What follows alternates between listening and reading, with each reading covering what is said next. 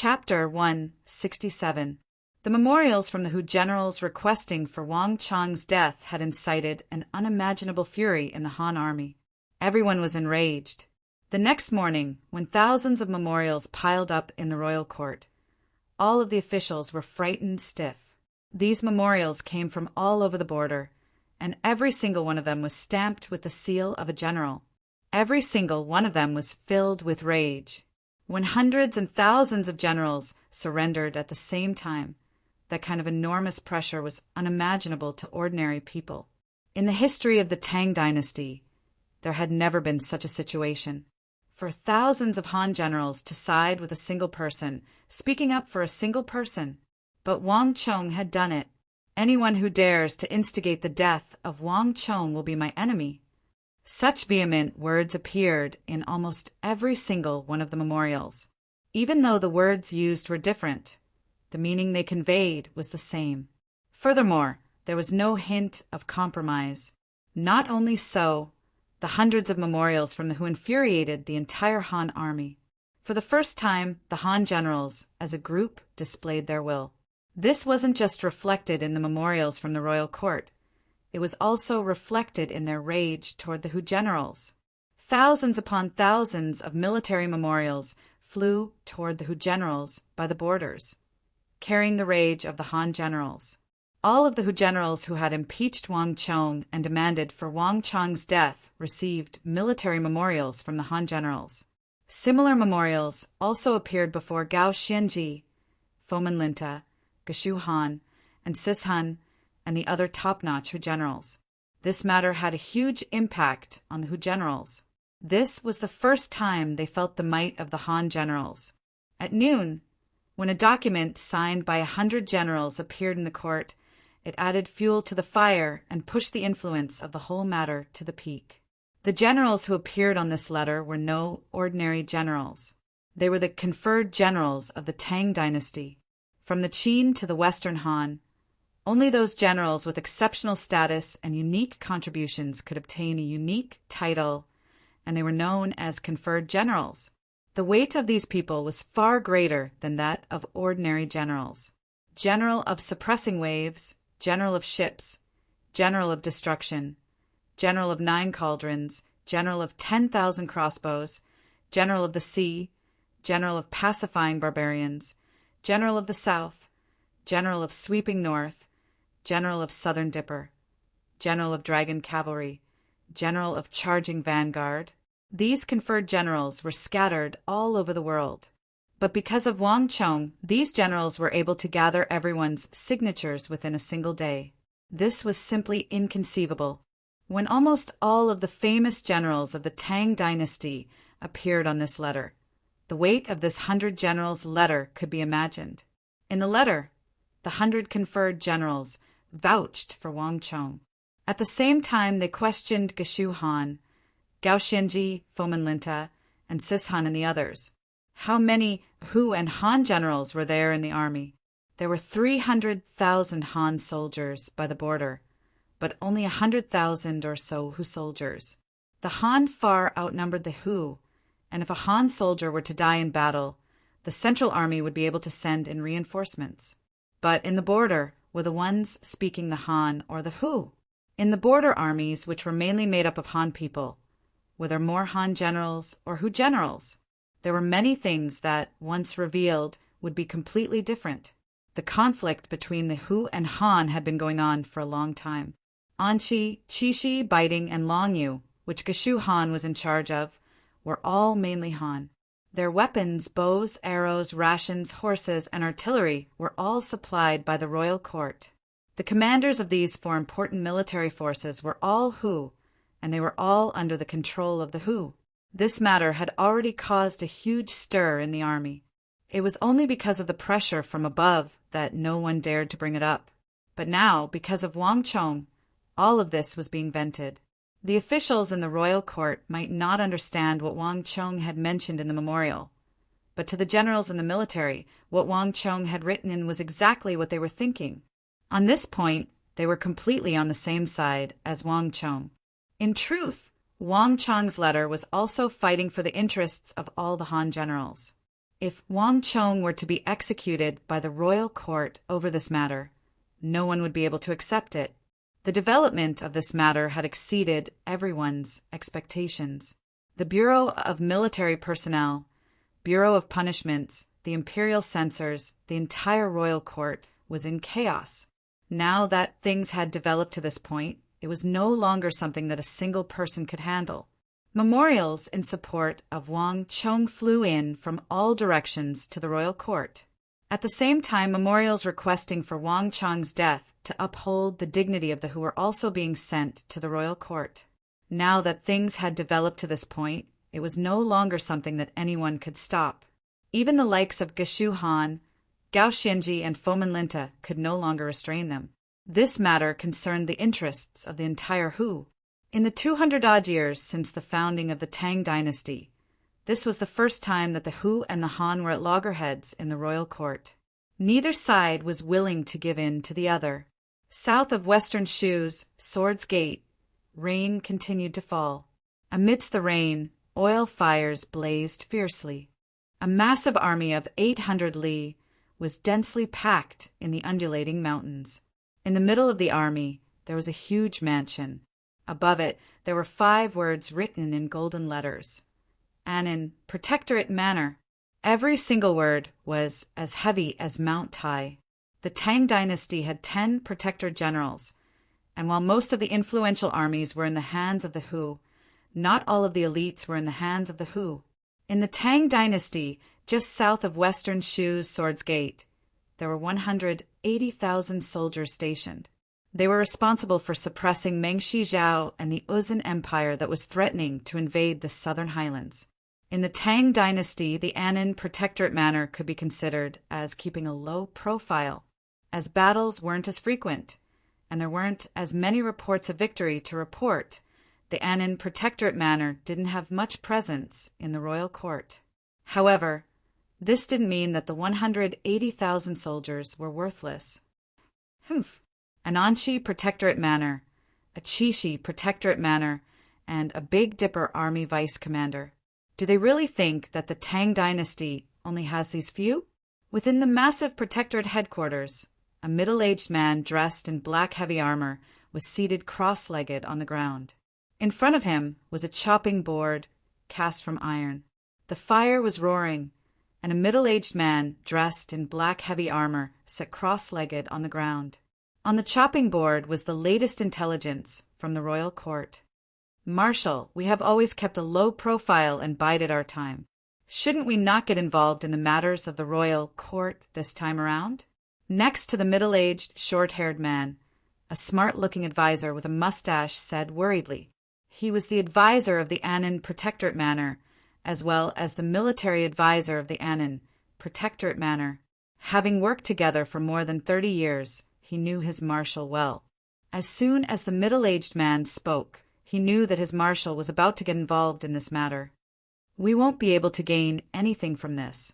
Instead, we'll attract the attention of the Anshi Protectorate Manor, Chishi Protectorate Manor, the Big Dipper Army Vice Commander, and all of the Hu. I beseech Marshal to reconsider, the mustached advisor said uneasily. The storm in the royal court was simply too huge, so huge that he was feeling uneasy. He didn't think that it was a wise decision to get involved in this matter. Ha ha ha, Jian, you still understand. There are things that a man should do and not do. It's right for us to keep a low profile and avoid trouble. However, this matter is different. Haven't you noticed? At this moment, anyone who dares to stay out of this matter will become everyone's enemy. Zhang Chou, Jinqiong chuckled. There was a sharpness in his eyes that belied his appearance. Zhang Chou was a compound surname. Even though it sounded like a Hu, Zhang Chou Jinqiong was a Han through and through. Zhang Chou was a later surname, just like Chao, which didn't exist in the original 100 family surnames. But regardless of whether it was a compound or a compound surname, Zhang Chou Jinqiong was undoubtedly a Han, and he was the powerful southern protector general of the Tang dynasty. His standing wasn't beneath that of Anshi's Gao Xianji, Chishi's Fomin Linta, or the Big Dipper Army's Geshu Han. Do you still not understand the meaning behind the joint name of the 100 family generals? Xi, and this is no longer a matter of Wang Chang's life or death. Rather, it is a conflict of interests between the Han and Hu. Whoever dares to play tricks and stay out of this matter will lose their standing in the military. Xi, and your scheme isn't bad, but you're still lacking in the grand scheme of things, Zhangqiu Jinxiong said calmly. Unknowingly, an imposing aura that felt as vast as the mountains and the sea flowed out from his body, distorting even the flames and space in the hall. The military advisor, whom Zhangqiu Jinxiong addressed as Xi, and was taken aback. For a moment he was speechless, and a contemplative look appeared on his face. Zhangqiu Jinxiong chuckled, but he didn't say anything. In his mind, he recalled the young man he had met in the capital. Just what kind of young man could have the courage to write such an incisive memorial? Did Duke Jiu teach him? Zhangqiu shook his head. Given Duke Jiu's personality, he would never stoop to such a thing. Could it be Wang Zhen? That person from the Wang clan wielded great authority in the royal court. If it wasn't Duke Jiu, it was most likely to be him. But did Wang Zhen have the courage to do so? Zhangqiu shook his head once more. He had met Wang Zhen a few times in his younger days. Lord Wang was definitely a far-sighted person, and his political acumen was formidable. But it was precisely for this reason that he found it even more difficult to write such a memorial. If even he couldn't write such a spirited memorial, how could he possibly teach his nephew? At this point, Zhangqiu couldn't help but sigh deeply. He had roughly understood the truth. To think that our Tang dynasty would have such a valiant figure. So what if I, Zhangqiu, put down my principles and support you? Zhangqiu Jinxiong sighed deeply as he stretched out his right hand. Bring me my brush. I'll be writing this memorial myself.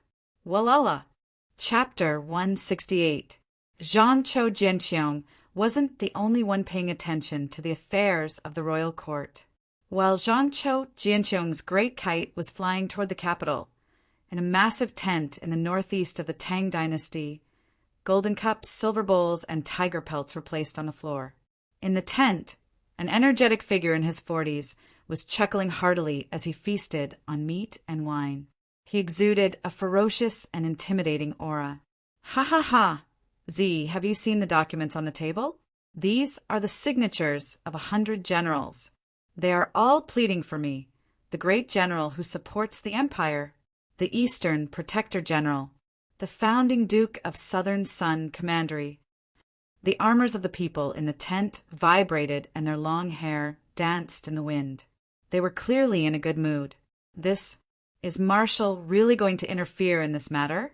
Back then, a single sentence from Duke Jiu delayed Marshal for nearly 20 years at the border. Not too far away, separated by a basin of charcoal, a scholarly middle-aged Confucian general was sitting cross-legged. His mustache drooped down from his lips, giving off the impression of a modest gentleman. He was Zhang Shougui's lifelong friend, Wu Zi, who had gone through life and death with him.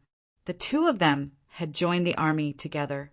From the Tang dynasty's Longxi garrison to Guazhou to the current Eastern Protector General, intimidating the Shi tribe, Khitans, and even the distant Turks, the two of them had always been the best partners, and they were best friends who had transcended life and death.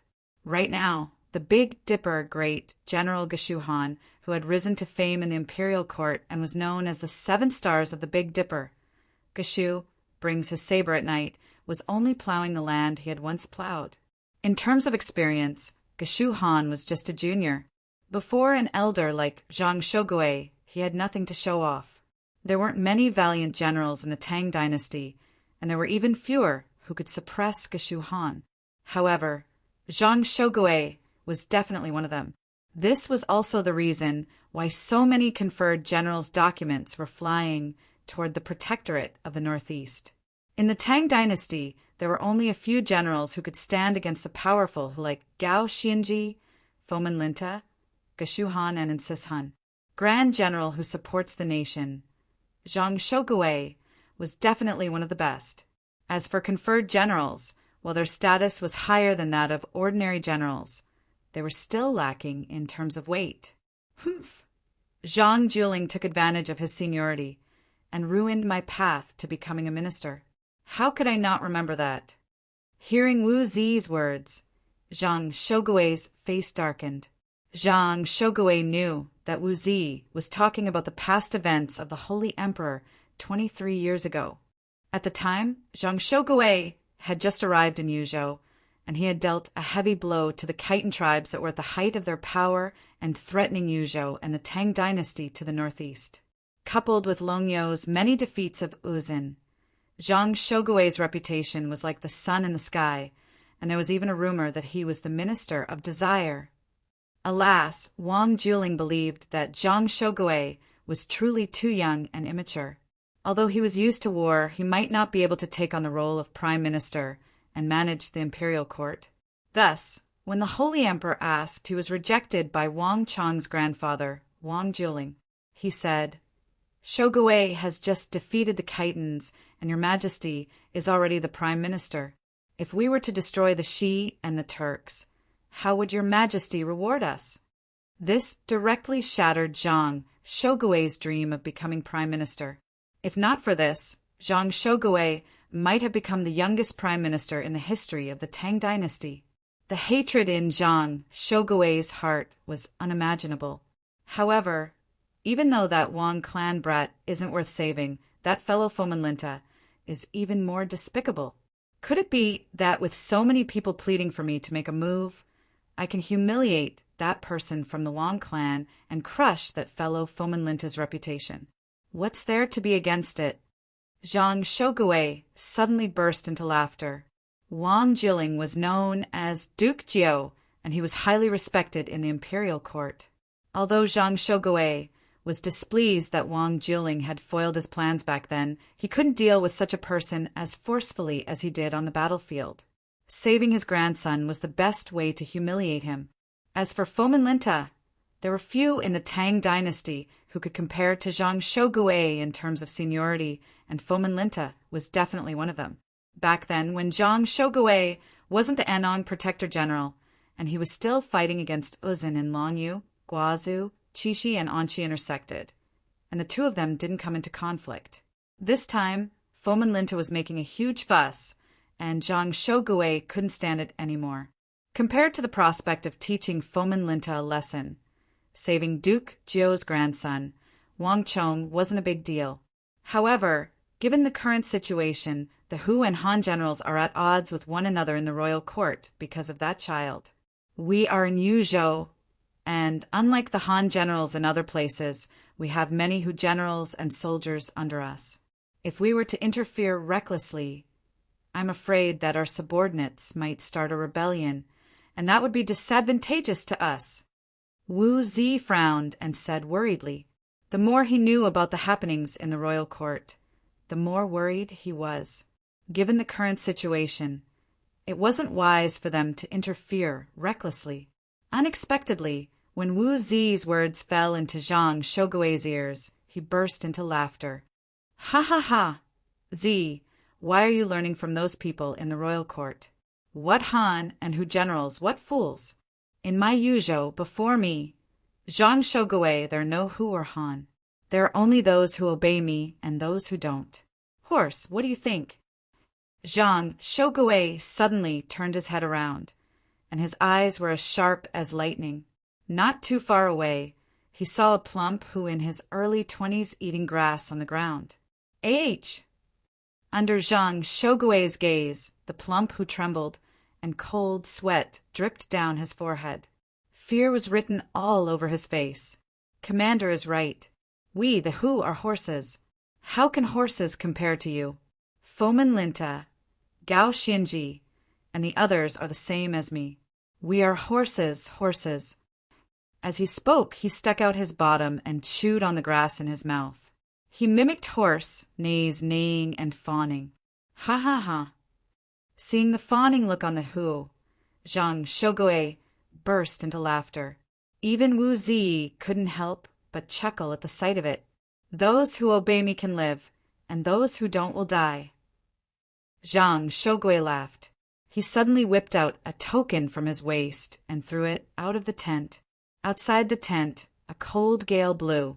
More than 100 bound Shi, Khitan, and Turkic who stood amidst the bone-chilling wind. Behind them were more than 100 executioners. Kill! Their heads fell to the ground, and fresh blood spurted out. The 100 Shi, Khitan, and Turkic who fell to the ground like wooden pillars.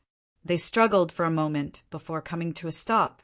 Soon, armored soldiers came over and dragged their corpses away. They threw them into a ditch and buried them. The thick stench of blood wafted through the rain. Here, the grass on the ground was red. To the east of the Tang dynasty, to the east of Yuzhou, Zhang Shogui was an existence that could stop a child from crying. Just as he had said, in Yuzhou, in front of Zhang Shogui, there were no Han. There were only those who obeyed and those who disobeyed. Those who obeyed would live, and those who disobeyed would die. Pum! The tent was torn apart, and that who had been pretending to be a horse and sucking up to Wang Chong flew out like a white meatball. Bring Ashina along? Come on. We 2 hunters. Let's get to work together. If we don't capture 200 Shi and Khitan who today, 2 more people will be sleeping in that ditch. Don't think about escaping. You should know that you won't be able to. That ice-cold voice was even more bone-chilling than the chilly wind. Caw! Almost as the 2 who scrambled out of Zhang Shogui's tent, a crow shot out of the tent like an arrow, flying against the clouds toward the Tang dynasty's capital. Grand General assisting the nation Zhang Shogui, Anong Protector General. When Zhang Shogui's name appeared in the imperial court, he would become the most important bargaining chip for the Han generals. In the military world of the Tang dynasty, Zhang Shogui was a figure of great stature, one of the 2 legendary existences of the Central Plains in the generation of the current Holy Emperor.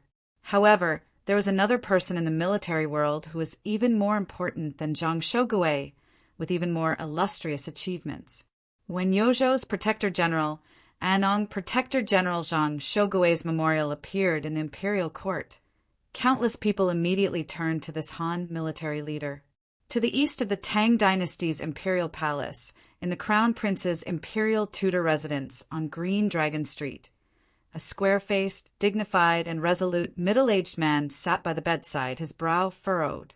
Although he didn't exude the slightest aura, the middle-aged man exuded the aura of someone who wielded supreme authority over the entire world.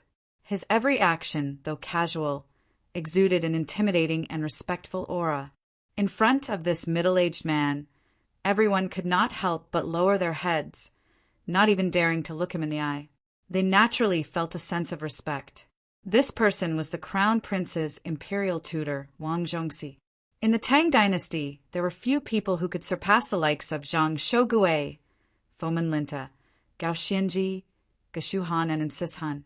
Wang Zhongxi was definitely someone who could do this. The reason was simple. The current vice commander of the Big Dipper Army, Big Dipper Great General Geshu Han, had been groomed by him. Wang Zhongxi didn't hold any illustrious position in the military. In fact, he had already relinquished his military authority, and he only held the title of the Crown Prince's imperial tutor. But in terms of the positions he had held, there was no one in the entire Tang dynasty who could match up to him. Daizhou Governor, Imperial Censor, Hedong Military Commander, Yunhui General, Zui Yulin General, and even the Northern Protector General, Chishi Protector General, Eastern Protector General, Southern Protector General. He had held all of these positions. In terms of achievements, there was no one in the entire Tang dynasty who could match up to him. When he was the Eastern Protector General, he defeated the Shi and the Khitans. When he was the Northern Protector General, he swept through the Eastern and Western Turkic Khaganates, defeating them and winning 20 years of peace. When he was in Longyu, he fought his way up to the Uzun Plateau, forcing even the monks of the Great Snowy Mountain to deal with him. In Wang Zhongxi's life, other than the western region's Sariya city, he had fought every single opponent he could lay his hands on. However, he was different from the other generals. Wang Zhongxi had never been a utilitarian. In every single battle, he would bring his military authority with him and return with it. On the battlefield, he was an invincible marshal, but when he returned, he would return as a nameless figure, carrying only the title of the Crown Prince's imperial tutor. Furthermore, unlike the other generals, Wang Zhongxi was compassionate towards his soldiers. Even though he had contributed greatly to the war, he wasn't willing to start one. Thus, throughout his life, Wang Zhongxi tried his best not to start a war.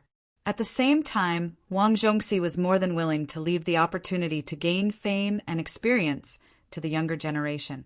This was also the reason why he was respected in the royal court. More importantly, even though Wang Zhongxi had made so many contributions and defeated so many opponents, he was still only 50 years old. Chapter 169. Old Master, someone has come to request an audience.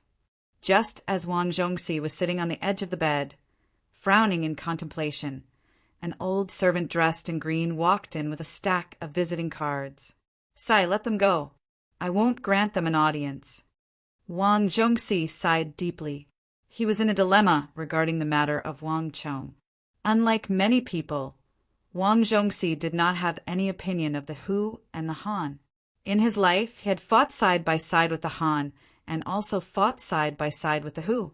If not for that, he wouldn't have promoted Geshu Han. It was impossible for him to stand against his former subordinate, Geshu Han, and the Hu generals who had fought alongside him. It was also impossible for him to stand on Geshu Han's side and oppose the Han generals. Thus, Wang Zhongxi was in a dilemma. "Elder Zhang, please help me deliver a private letter. This child doesn't have a bad heart. Advise His Majesty to stay if possible. This is the only thing I can do." Wang Zhongxi pondered for a long time before finally sighing deeply. "Yes, old master." The old servant replied before returning to his study.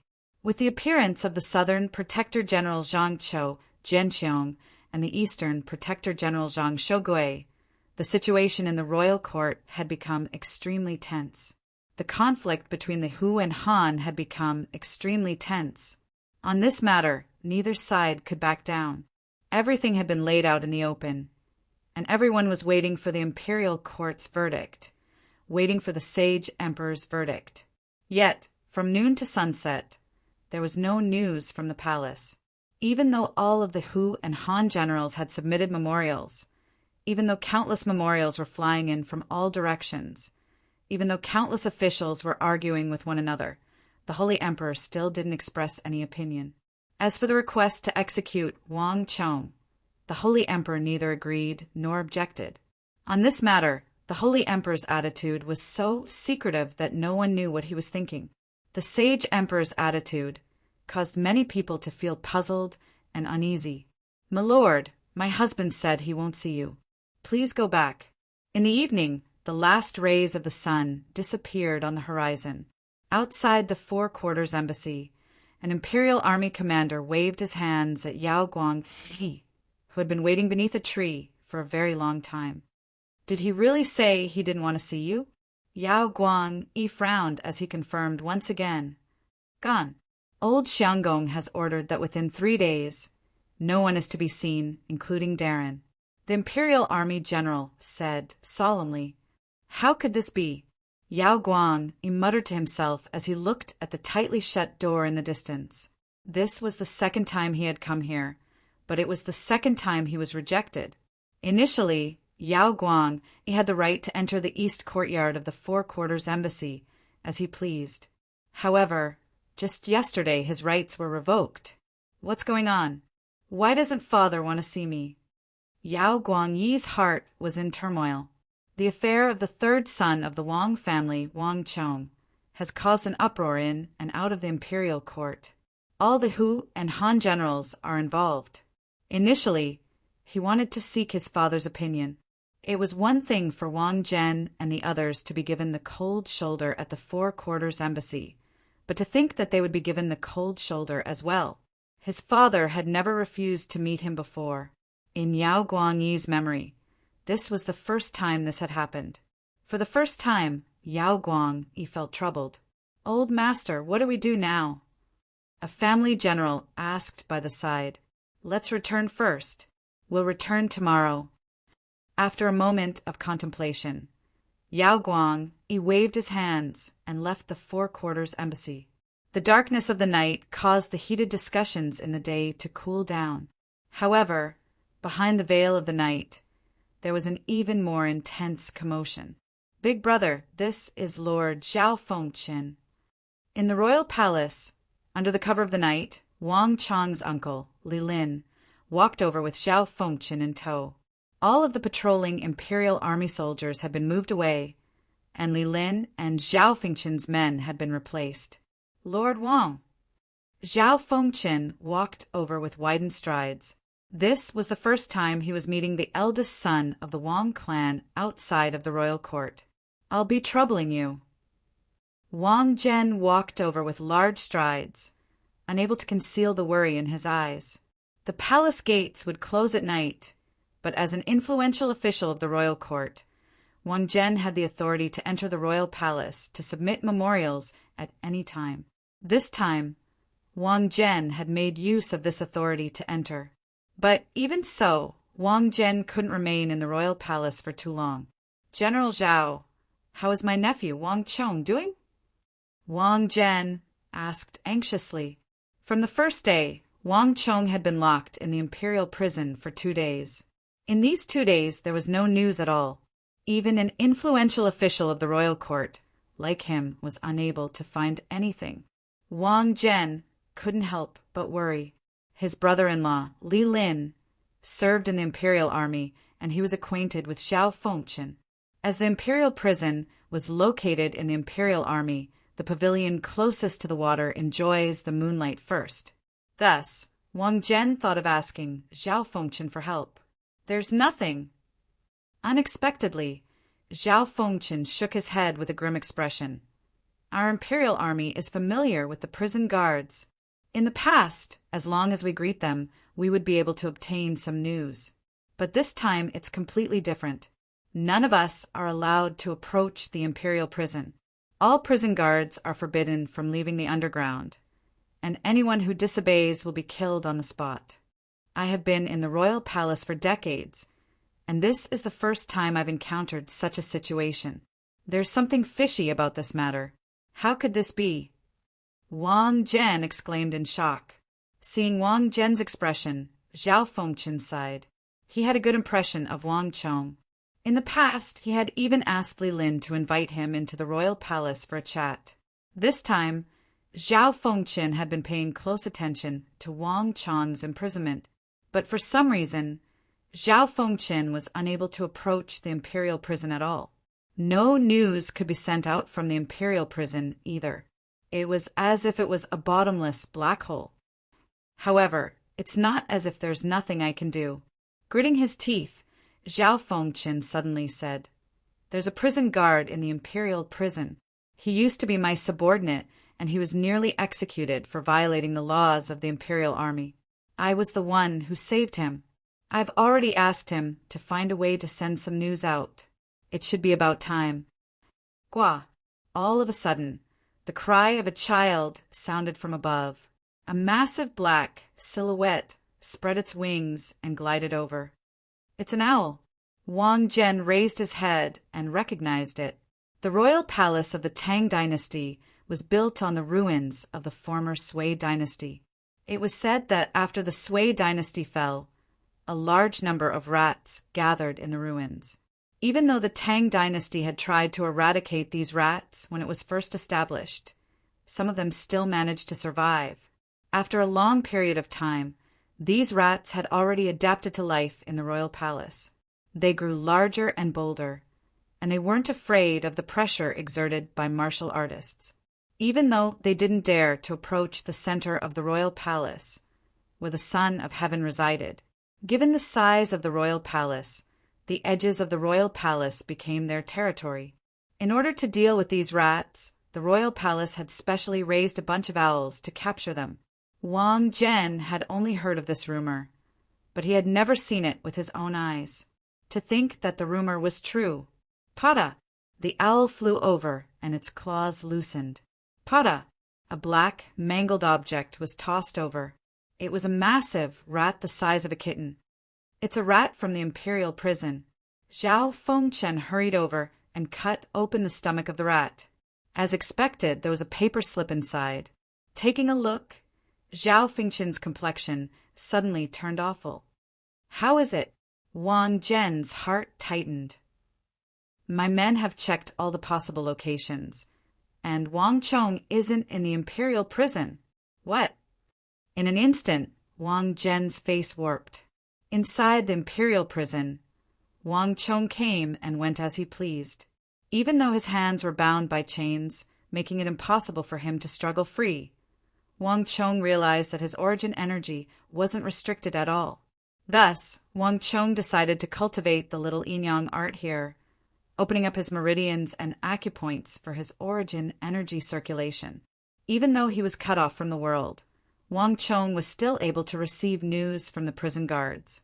The alliance of the 100 generals, the Anong Protector General and the Anong Protector General supporting him, the officials of the royal court falling out with one another, the old censor, Hitai suddenly appearing in the royal court and slapping Xiao He and the other censors who accused him of criticizing the royal court. And no one dared to retaliate. This news made Wang Chong feel vindicated, amused and moved. With so many people standing up for him, the risk he took to hand over the memorial wasn't in vain. From the looks of it, these royal guards were also standing on his side. Wang Chong tried to make use of these royal guards to send a few notes out to inform his family that he was safe. However, the palace guards, who were previously well informed, immediately waved their hands, their faces filled with fear. After a few more attempts, Wang Chong gradually realized that he could only enter but not leave the information here. Just as Zhang Xian was deep in thought, a scream suddenly sounded from the next cell. Frowning, Wang Chong immediately turned his gaze over. In the cell next door, a group of people was beating up a person. "You're not speaking the truth? I'll teach you a lesson if you don't speak the truth." The group of people punched and kicked as they cursed. The imperial prison was shrouded in darkness. After staying here for too long, one's personality would become distorted. Wang Chong had seen such beatings a few times already. Just as he was about to turn around, he suddenly heard a scream of agony. "I'm not lying. My name is really Zhang Manian. I'm just a lowly official in the Nanling Mountains." Wang. This voice sounded as though a bolt of lightning flashing by his ears. Wang Chong's body jolted, and he abruptly turned his head around. "Humph, you still dare to say that you're not speaking nonsense? What kind of place is the imperial prison? You're just a lowly official by the borders. How can you be locked up here? Beat him up." The group of people cursed. "Stop." Chapter 170. Release him. Wang Chong glared at the crowd coldly and ordered. In an instant, the entire room fell silent. The prison guard stared at Wang Chong fearfully. "Brat, why do you have to interfere in other people's business?" A prison guard who seemed to be the leader of the group cursed, but he didn't dare to look at Wang Chong. Instead, he lowered his head to avoid the latter's gaze.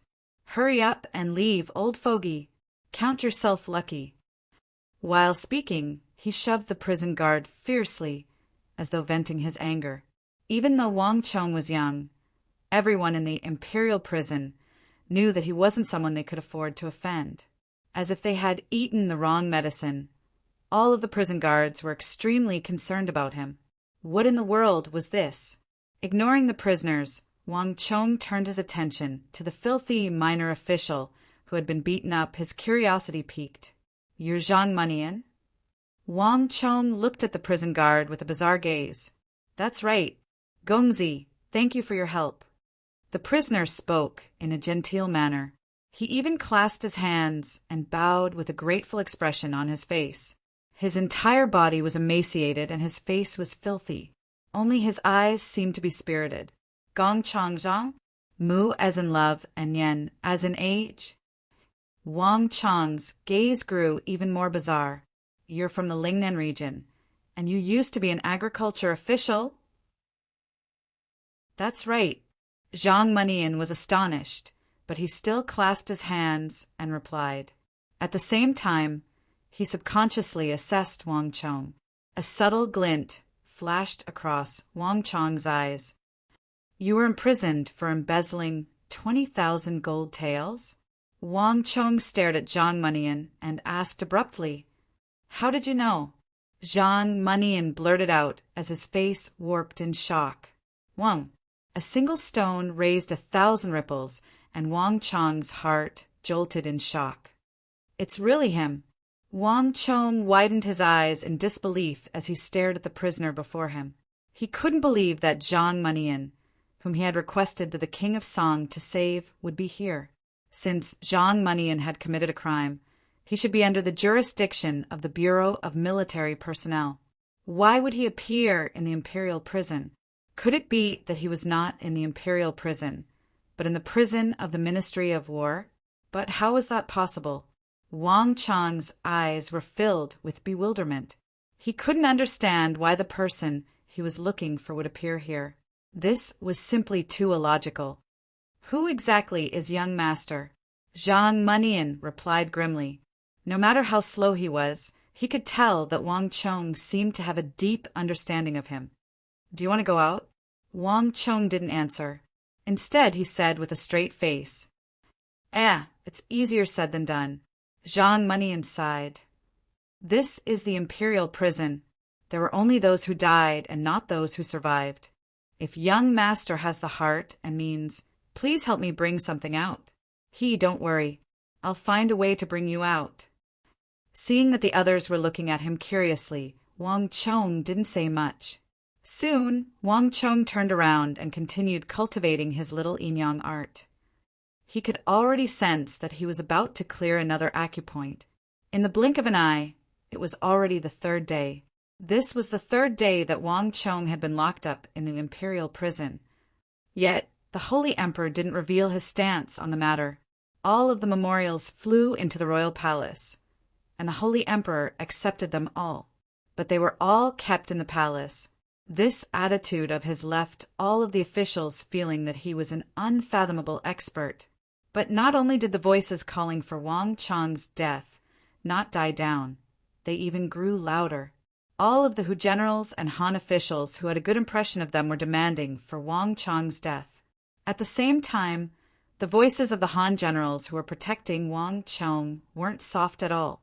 Furthermore, while the Hu generals were calling for Wang Chong's death, the Han generals were also discussing the issue of the Hu by the borders that Wang Chong mentioned in the memorials. The borders were mainly made up of Han soldiers, and the Han generals promoted the Hu to show fairness. But the Hu only knew how to promote and protect the Hu. As a result, the number of low-level Hu generals by the borders increased. Without an opportunity, the Han would be unable to stand out. Without an opportunity, the Han would be unable to temper themselves. Thus, there would be fewer and fewer Hu generals by the borders. This was no longer a mere prospect, but a fact. What Wang Chong said was becoming a reality in the Tang dynasty. And the most obvious example was when a group of Han soldiers fought to the death on the battlefield. But because their leader was a Hu, the greatest credit would always belong to the Hu. On the other hand, the low-level Han soldiers could only eat 2 pieces of meat and drink 2 bowls of wine, and they would still be considered soldiers. As time went on, without motivation, they would be unable to display their fighting prowess. Thus, it would be hard for them to stand out. This was no longer a hypothesis, but a reality. Thus, no one understood this problem better than the Han generals of the Tang dynasty. The Tang dynasty's Baiting and Anqi were frequently embroiled in battles, but there weren't many battles in other areas. Thus, a large amount of fresh blood flowed into those areas. The entire Tang dynasty was using their own flesh and blood to support the Hu in battle. Even the commanders by the borders and the soldiers at the bottom were all Hu. This was abnormal. When 2 sides met on a narrow path, the courageous would emerge victorious. The Hu were more valiant in battle, and naturally they would be in a higher position. The weak were prey to the strong, and wasn't it only natural for the stronger to be the leader? Towards the dissatisfaction of the Han, the Hu generals also refuted it with logic. In the royal court, the Holy Emperor sat on his throne, unmoving. The Holy Emperor listened to the entire royal court from the start to the end. At the very end, when the officials were debating intensely, the Holy Emperor turned around and left without saying a single word. His Majesty has decreed that he will announce the verdict on Wang Chong tomorrow. After the Holy Emperor left, a eunuch dressed in cloud-embroidered robes appeared in the royal court and announced the decree of the Holy Emperor with a sharp voice. Hong Long. His words caused an uproar in the royal court. After the eunuch's announcement, the debate regarding Wang Chong reached its peak. The capital was in an uproar. Regardless of whether it was the Han or the Hu, everyone was looking forward to the verdict on the very last day. Grandfather, you have to save Big Brother. Big Brother isn't a bad person. At the same time, at a place where no one was paying attention to, a 4 to 5-year-old plump boy kneeled before the Sioux residence, crying and pleading loudly. This was already the third day that Xiao Jianjian had appeared here. Children were innocent, and they believed that Wang Chong wasn't a bad person. So Yung Sun believed that he could save Wang Chong, so they came to plead every single day. Even their heads were bleeding from the kowtows. Sai, don't worry. Your big brother won't die. After a long while, an elderly voice sounded from behind the tightly shut gates of the Sioux residence. Grandfather. Little Jianjian raised his head abruptly with a look of pleasant surprise. This was the first time in the past few days that Su Zhang had responded to him. Your big brother is fine, but you are truly a foolish child. Come in. The tightly shut gates of the Sioux residence finally revealed a sliver of a gap. So Yung Sun's snow-white head appeared, and a hand reached out to pull Xiao Jianjian in. Old Master, the Old Master has summoned you. He wants you to head over now. What? I'll head over right now. Yao Guang, he was astonished. Tomorrow was the day where the fate of Wang Chong would be decided, and he was about to look for the Old Master. He didn't expect that the Old Master would summon him. Submit a memorial now and publicly declare your support for the Wang clan and Wang Chong. The oil lamp in the room was dim. The moment Old Master Yao saw Yao Guang, he immediately went straight to the point. What? Yao Guang, he was taken aback. The Wang clan is our mortal enemy. It's one thing if we don't oppose them, but why do we have to support them? Yao Guang, he couldn't understand. Humph. Let me ask you, was it King Qi's intention for you to look for me a few days ago? Did you want me to publicly declare the execution of Wang Chong? Old Master, Yao didn't reply. Instead, he asked about another matter. This? Yes, it was indeed King Qi's intention. Yao Guang, he was silent for a moment before he lowered his head and nodded. The old man was perceptive, and there was no need to hide anything in front of him. But if we were to do so, wouldn't we be going against King Qi? Yao Guang, he revealed a troubled expression. The one who supported the Hu and opposed Wang Chong the most was King Qi. You told King Qi what I said, right? Yes. Yao Guang, he didn't deny it. No wonder. Old Master Yao nodded, looking as if he had expected this. King Qi knew that the one who ruined his plans was Wang Chong, so naturally he wouldn't let him off so easily. Guang Yi, you must understand. This isn't a question of whether we should go against King Qi or not. It's a question of whether King Qi should go against His Majesty. Ah, Guang Yi, do you still not understand? The one we should support isn't the Wang clan, but His Majesty. If His Majesty doesn't wish for him to die, no one will be able to touch him. Old Master Yao sighed. But hasn't His Majesty made a decision yet? Yao Guang, he asked doubtfully. His Majesty's heart is hard to fathom, and he's becoming more and more like a sage. He's no longer the crown prince from back then. Old Master, Yao suddenly sighed in his heart. Initially, I wasn't sure of His Majesty's intentions regarding this matter. This is also the reason why I didn't meet you. But after observing for 3 days, I have already confirmed His Majesty's intentions. Wang Chong won't die. "Father, please guide me." With a stern expression, Yao Guang suddenly stood up and bowed, as though he was seeking guidance from his father. "He, do you still not understand? His Majesty is decisive in killing, and no one can refute his decisions, regardless of whether it was the matter regarding Consort Taijin or the regional commander's incident. But if His Majesty really wanted to kill Wang Chong, do you think that he would wait till now?" Old Master Yao chuckled as he tapped the ground in front of Yao Guang Yi with his walking stick. Boom! A single stone stirred up 1,000 ripples. Yao Guang Yi's mind was originally a pile of paste, but at this moment it was as though the clouds had been pulled out of the fog to see the moon. Under his father's guidance, some of the things that he didn't understand before suddenly became clear, and his mind became clear. "Father, thank you for your guidance. I understand now." Yao Guang Yi bowed respectfully and wholeheartedly. There were many things that had a difference between having someone to guide him and not having anyone to guide him. His father had followed the Holy Emperor for more than 40 years, and on this matter, Yao Guang Yi knew that his father wouldn't make a mistake. Just that, "Father, if that's the case, how will the Holy Emperor appease the Hu by the borders?" Let's see what His Majesty will do then. Chapter 171. Walala! Wang Chong was jolted awake by a flurry of footsteps. Raising his head, he saw a bright light at the end of the imperial prison. Amidst the dense sounds of footsteps, one of them was grand and bright, and it seemed to be especially special. Wang Chong had never felt such an aura before. It was majestic, and filled with the power of radiance, as though the sun was shining down on the world. "Who is that?" Wang Chong opened his eyes in astonishment. In just a moment, a majestic boot with cloud patterns seemed to have stepped out from the end of the corridor.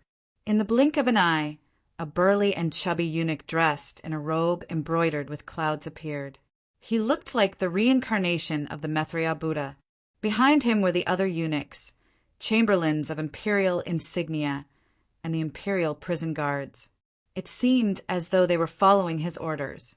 This person, Wang Chong's eyebrows twitched. Looking at the plump and amiable eunuch, he was bewildered. Be it in his previous life or his current one, Wang Chong had never met this person before. But for some reason, Wang Chong had a feeling that this person had a powerful background. Wang Gongzi, you've suffered. I'm here to visit you on behalf of His Majesty." The plump eunuch walked up to Wang Chong's cell and said with a smile. Anyone who saw this person couldn't help but feel a sense of closeness toward him, as though he was their kin. Even though this was the first time they met, it felt as though they had known each other for a lifetime.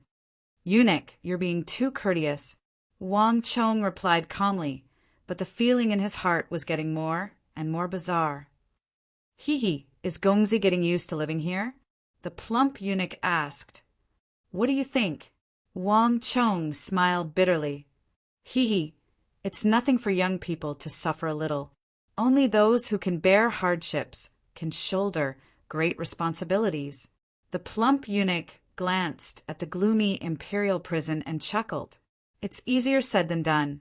This was the only feeling Wang Chong had. However, Wang Chong had a good impression of this eunuch. "Are you used to it, young master?" The chubby eunuch continued. "The food is not bad." Wang Chong still nodded his head. Although it was common to find rotten leftovers or even moldy food in the prison, Wang Chong had never eaten it before. Zhou Xing would always give Wang Chong a special set of food every time, which was completely different from the others. Because of this, although the prison was dark and damp, Wang Chong could still stay there. "That's good." The chubby eunuch nodded his head and asked a bunch of questions. Wang Chong was curious, but he answered all of them. The feeling this eunuch gave him was completely different from the others. Since that's the case, I'll report back to His Majesty. Guards! The chubby eunuch suddenly clapped his hands lightly. A commotion broke out at the back of the crowd. It was at this moment that Wang Chong realized that there were two beautiful palace maids hidden at the back of the crowd. However, due to their short stature, they were blocked by the tall and sturdy chamberlains of imperial insignia, so he didn't notice them. This person actually brought palace maids in here. Wang Chong looked at the eunuch before him in shock. At the same time, he was also curious about the other party's identity. Even the Ministry of Punishment's prison forbade women from entering. Needless to say, the imperial prison. To be able to bring palace maids into the imperial prison, this was no simple feat. Wang Gongzi, the imperial prison, is cold.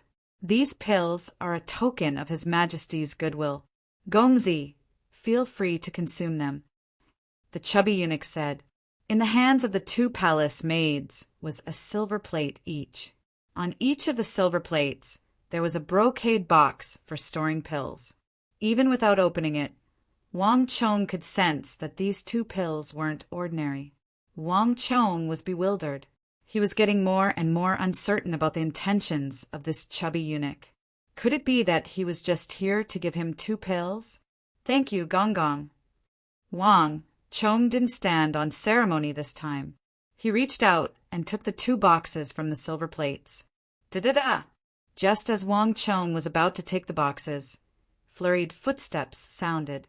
Chamberlain of imperial insignia rushed over from the side. Gong Gong, Gao! The chamberlain of imperial insignia swept his gaze across the surroundings and spotted the chubby eunuch. He walked over and whispered into his ear. Wang.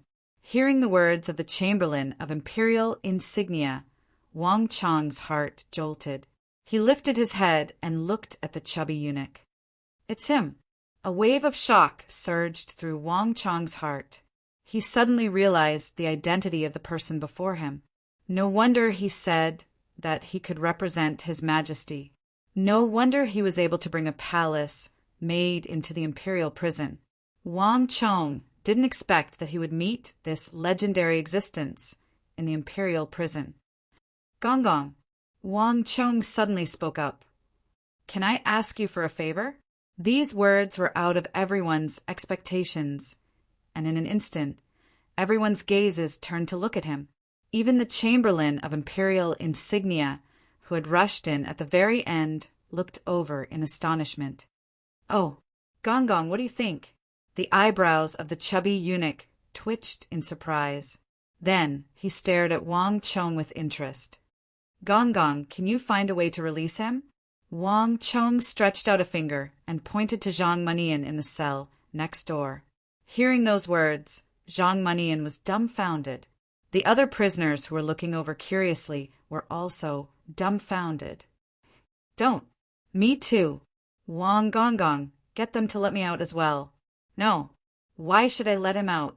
Let me out. I'm the one who should be let out. Lord, save me. I didn't do anything wrong. I don't deserve to die. I want to get out. The prisoners in the cell immediately grew agitated, and they began shouting frenziedly. The eyebrows of the chubby eunuch twitched, and he harumphed coldly.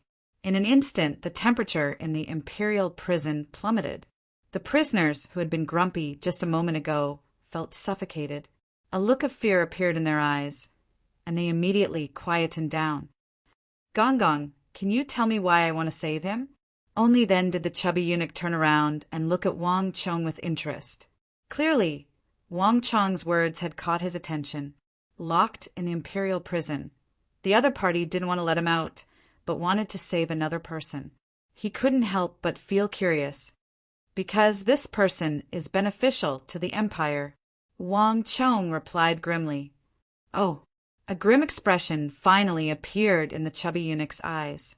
For the first time he looked at Zhang Manian. The latter's eyes were widened, but the shock he felt wasn't any less than his. Gong Gong, can you tell me why? The chubby eunuch asked. If someone else had said those words, he might have laughed it off. But the young man before him, after witnessing the other party's astounding feats, even he didn't dare to underestimate the other party's words, especially when Wang Chong said that this person is beneficial to the empire. I can't explain it clearly, but Gongon, you should trust me. Besides, he shouldn't be here in the first place. It was King Chi who, for his own selfish reasons, sent him here. Wang Chong replied calmly. In the prison, Wang Chong gradually got to know Zhang Manian, and he also learned some things regarding the latter. Zhang Manian should have been locked in the Bureau of Punishment's prison. Some time ago, Zhang Manian was supposed to be transferred out, but for some reason he suddenly changed his mind and was escorted from the Bureau of Punishments to the Imperial Prison. From the very beginning, Zhang Manian was still confused about this matter, unable to make sense of what was going on. He couldn't understand what was going on. Just that, as he was a prisoner on death row, Zhang Manian didn't think too much into it. However, Wang Chong was different. After asking Zhang Manian about the timeline, Wang Chong finally understood what was going on. The King of Song had indeed helped him, and Zhang Manian's case was sent back to the Bureau of Punishments. But later on, Zhang Manian's case was rebuffed. Judging from the timing, it happened to be around the time when the King of Song was demoted and King Qi intervened in the Bureau of Military Personnel and Bureau of Punishments. King Qi might not know who Zhang Manian was, but he knew that there was nothing wrong with supporting the King of Song and opposing the King of Song. Thus, Zhang Manian's case was rebuffed. On top of that, he was sent to the Imperial Prison, which was even more heavily guarded. In other words, Wang Chong was the one who caused Zhang Manian's imprisonment. King Qi, the chubby eunuch, frowned, and he seemed to have thought of something. I understand. Tell your warden that His Majesty wants this person. Bring him out. The chubby eunuch flicked his wrist and flashed a token. Wang Chong wasn't able to see the token clearly, but the other prison guards had a look of respect on their faces. It seemed like the token was an incredible object. The prison guards nodded and immediately opened the cell. They walked in, unlocked the shackles, and dragged Zhang Manian out from the cell. Putting aside Zhang Manian and the other prisoners, even Wang Chong was dumbfounded. He was more and more certain of the chubby eunuch's identity. This isn't fair. This isn't fair. Why did you release him, but not me? I want to go out as well. Release me. The prison guards seemed to have received a huge blow. Their eyes reddened, and they grabbed onto the bars and bellowed furiously. Entering the Imperial Prison was equivalent to being a dead man. Shut up. Everyone quiet down. A few chamberlains of imperial insignia walked over and berated them. I still have matters to attend to, so I'll be leaving first. Lord Sun, I'll leave this to you. This time, the chubby eunuch didn't say anything. After leaving a few guards behind, he led Zhang Manian out of the imperial prison. Almost at the same time, a middle-aged man who looked like an official walked over. Lord Sun. Wang Chong stared at the other party in astonishment. This person was none other than Lord Sun Qian, who was in charge of finance in the royal court. Chapter 172. Sun Qian came prepared. He brought a brush and paper with him. Someone beside him also brought ink and inkstone, as though waiting for Wang Chong's explanation. Wang Chong looked at Sun Qian, and an indescribable feeling welled up in his heart. Jinyuan notes was a question he mentioned at the end of the report he passed to the Holy Emperor. Wang Chong had long noticed that when he was buying and selling the Hyderabad ores and auctioning the Wuxi steel sword, the prices of the items reached hundreds of thousands of gold taels. Based on his calculations, the total weight of the notes reached hundreds of thousands of kilograms. The density of gold was high, such that even hundreds of thousands of kilograms of gold wouldn't be large in size. But it was still inconvenient. Once it involved large-scale transactions, it would have a serious impact on the economy. Not only that, with his advantage as a person from the future, Wang Chong acutely sensed the dangers and problems behind the gold standard. Gold was limited. If the mining of gold couldn't keep up with the development of the economy, it would severely restrict the economy. In other words, there wasn't enough money. In Wang Chong's memories from another time-space continuum, When there wasn't enough gold and silver, they would excavate large amounts of iron and copper ores to forge large amounts of copper coins. The disparity in the quantity of gold, silver, and copper coins would result in chaos in the currency system. Today, one tael of silver could be exchanged for 100 copper coins. Tomorrow, it might turn into 110, 120, or even more. This, in turn, contributed to the instability of the society. And in some dynasties, due to insufficient money, the central government would hand over the coinage to the local governments, and the local governments would privately create their own currency. Furthermore, it wasn't just the central continent. The problem of currency existed everywhere. In the other time-space continuum where Wang Chong was born, even the powerful and developed American kingdom couldn't help but call upon the world to establish the Bretton Woods system. In the end, he managed to decouple the relationship between currency and gold in one go. The main reason was that the gold standard would severely restrict the economy. Even the powerful American kingdom was restricted by the gold standard, needless to say, other countries. The Central Plains was currently welcoming its strongest era in history, and the Tang dynasty was flourishing and prosperous. After Wang Chong came into contact with it and participated in such a large transaction, he immediately sensed the crisis hidden under the calm surface of the Tang dynasty. This was also the reason why Wang Chong mentioned the currency issue in his memorial. Using the reputation of the country as a guarantee, the Jinyuan note was issued and the Jinyuan note was linked to gold. The first step was to allow people to freely exchange for gold. This way, once the initial confidence of the people was established, they would be able to issue Jinyuan notes on a large scale and completely replace gold. In the future, he could gradually dilute the gold content in the Jinyuan notes. Once everyone had gotten used to the Jinyuan notes, they would be able to release the restrictions on the Jinyuan notes being exchanged for gold. Gold would be completely withdrawn from the economic activities of society and placed under the custody of the empire. In this way, the Jinyuan notes could still be used to purchase gold, and the price would remain the same. Through this method, it would be more convenient for large transactions involving gold. Secondly, the empire could completely break free from the shackles of gold mining, and the economy would become more developed. The currency system was the foundation of social stability. Only with a stable currency could the society be stable. This was Wang Chong's suggestion. Wang Chong had only mentioned it in passing. He didn't expect the Holy Emperor to pay much heed to it. After all, in a feudal society, it was impossible for such a concept to be accepted, let alone implemented. Just that, Wang Chong didn't expect the Holy Emperor to listen to his suggestion. On top of that, he even sent the influential Lord Sun Qian, who was in charge of the finances of the royal court, to the imperial prison to question him. So, this is the true motive behind eunuch Gao's trip. Wang Chong looked at Sun Qian as his heart pounded furiously. In that instant, he seemed to have understood something. "Lord, feel free to ask me any questions you have. I'll do my best to cooperate with you." Wang Chong sat on the floor and said solemnly. Sun Qian nodded and began asking about every single matter in detail. His questions were extremely detailed, such as how to make the Jinyuan notes, what materials should be used, how to issue them, where to issue them, how much to issue them. There were also many other miscellaneous questions, some of which even Wang Chong hadn't thought of before.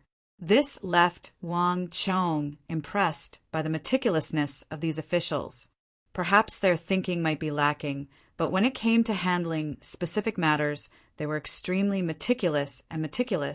For a simple question regarding the Jinyuan notes, Wang Chong only wrote a few hundred words on it. Yet, Sun Qian spent more than 4 hours on it, writing more than 200 pages of 7,000 to 8,000 words. "Gongzi Wang, thank you. I'll bring this matter to the royal court and discuss it with the other officials." Sun Qian's face was still as impassive as before, but Wang Chong noticed that his tone was much more polite than before, and his eyes were much gentler as well. "Lord Sun, you're being too polite." Wang Chong smiled. Sun Qian nodded. and he left the imperial prison with a thick stack of papers. In the dead of the night, in the Four Quarters Embassy, a single lantern was lit. "Father!" Wang Zhen bowed respectfully. This was the first time he had seen his old man in the past few days. "Sit." The old master stretched out his hand and knocked on the seat beside him. Wang Zhen nodded and sat down beside him. "Are you still thinking about Chong'er's matter?" The old master asked impassively. "Yes. Tomorrow is the day of the sentencing, and I haven't been able to fall asleep." Wang Zhen said. Unlike the kidnapping of a commoner, the matter Wang Chong had committed this time was no small matter. With so many Hu generals demanding for Wang Chong's death, even Wang Zhen felt powerless. Don't worry. Chong'er will be fine." The old master smiled faintly. Surprisingly, he wasn't as nervous as Wang Zhen. Tomorrow would be the day of the verdict. Initially, Wang Zhen had intended to have his old master submit a memorial to persuade the Holy Emperor. In the Wang clan, only he had this ability. But hearing the old master's words, Wang Zhen found himself at a loss for words. "Father, are you serious?" Wang Zhen said agitatedly as he subconsciously grabbed his father's hand. You don't have to worry about him. The fact that this child was chosen by the Holy Emperor was also his good fortune. In the future, with this fortuitous encounter, even if I'm no longer around, I'll be able to help you. Our Wang clan doesn't have to worry about losing the Emperor's favor." Duke Ju smiled. Wang Zhen stared blankly at his father, his mind unable to process the situation. Wang Chong was locked up in the dungeon, and it was unknown whether he was dead or alive. Moreover, with so many Hu generals opposing his execution, it was unknown whether Wang Chong would be fine the next day. But the old man actually said that this was Wang Chong's good fortune? What was going on? Even though Wang Zhen had been in the royal court for many years, he was still unable to react to Duke Jiu's words. Do you still not understand? By locking Chong'er in the dungeon, His Majesty is protecting him. He isn't punishing him. Think about it carefully. When did Wang Chong get locked up? It was precisely when Chong'er's memorial infuriated the Hu, but the matter didn't reach its peak. Furthermore, if His Majesty didn't lock Chong'er in the dungeon, do you think that you would still be able to sit here quietly? Duke Jiu said calmly. His eyes shone with wisdom and insight, as though he had seen through the ways of the world. Seated in his seat, Wang Zhen was stunned. When Wang Chong was locked up in the dungeon, all he could think of was a way to save him. He didn't think that there would be such a twist. Instinctively, Wang Zhen felt that his father's words weren't without reason. On the second day after Wang Chong was locked up, the matter spiraled out of control. If Wang Chong hadn't been locked up in the dungeon, the Wang clan would have long been thrown into a huge mess. Every day, there would be countless people knocking down the gates of the Wang clan to question them. But it was precisely because Wang Chong was locked up in the dungeon that the Wang clan managed to avoid the eye of the storm. On top of that, it also caused the entire royal court to be filled with sympathy for Wang Chong. This was one of the reasons why so many Han generals stood up for Wang Chong. If Wang Chong hadn't been locked up, it would have been impossible for him to achieve such an effect. The situation might turn out to be even worse for Wang Chong than it was now. It's a blessing for Chong'er to be locked up in the dungeon. It'll be beneficial to him in the future, to receive the grace of the emperor. This was something that many people couldn't even dream of, even if they were to contribute greatly to the country. However, it wasn't wise for too many people to know of this matter. Otherwise, it would be a disaster instead of a blessing. That's why I've been refusing to meet you all for the past few days. Duke Jiu said calmly. I see. Wang Chong heaved a long sigh of relief. The doubts that had plagued him for the past few days had finally been resolved. It was no wonder why his father had been avoiding him all this while. It was no wonder why his father chose to remain silent on such a huge matter despite the Hu's demand for Wang Chong's death. Even though he found it hard to believe, he knew that his father wouldn't lie on such a matter. Hee, go back and have a good rest. Tomorrow will be the day when the Holy Emperor announces his verdict. If I'm not wrong, that person from the Yao clan should be submitting a memorial in support of Chong-er tomorrow morning. Duke Ju stroked his beard with a smile. Ah, how could this be? Wang Zhen abruptly lifted his head in shock. Duke Jiu chuckled, but he didn't explain this time. The moon set and the sun rose. Finally, it was time for everyone's attention.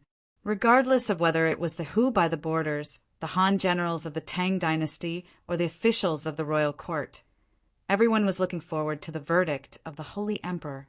To most people, this wasn't just a matter of Wang Chong's life or death. It involved the authority and standing of the Hu and Han generals in the Tang dynasty. By the decree of the heavens, the emperor declares, the regional commander system will continue to be implemented. Regardless of whether it's Hu or Han, they will be able to assume the position. After the royal court has agreed on it, it will be officially implemented.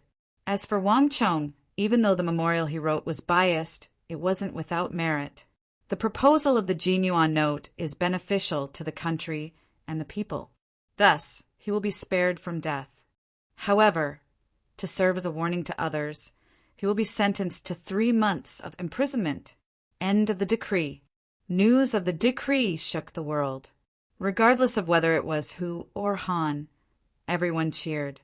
To the Hu, it was a huge improvement that the regional commander system wasn't abolished. On top of that, a Hu could be appointed as a regional commander. This also showed how highly the royal court regarded the Hu generals. And to the Han generals, even though so many Hu generals requested for Wang Chong's death, he was only sentenced to 3 months of imprisonment. This was a huge victory for them. More importantly, the regional commander system and the strategy of utilizing Hu were only left with the regional commander system and the strategy of utilizing Hu. Chapter 173. And just 1 day later, another order from the Sage Emperor was sent to the border in the form of a follow-up. In order to balance the conflict between the Hu and Han generals, as long as 50% of the soldiers in the border troops are Han, 20% of the generals must be Han. This decree was spread across the borders by the Holy Emperor. Fomin Linta, Gao Xianji, Geshu Han, and Sis Han, all of the Hu generals in the empire had a copy of this decree placed on their desks. However, this decree didn't cause too much of a commotion by the borders.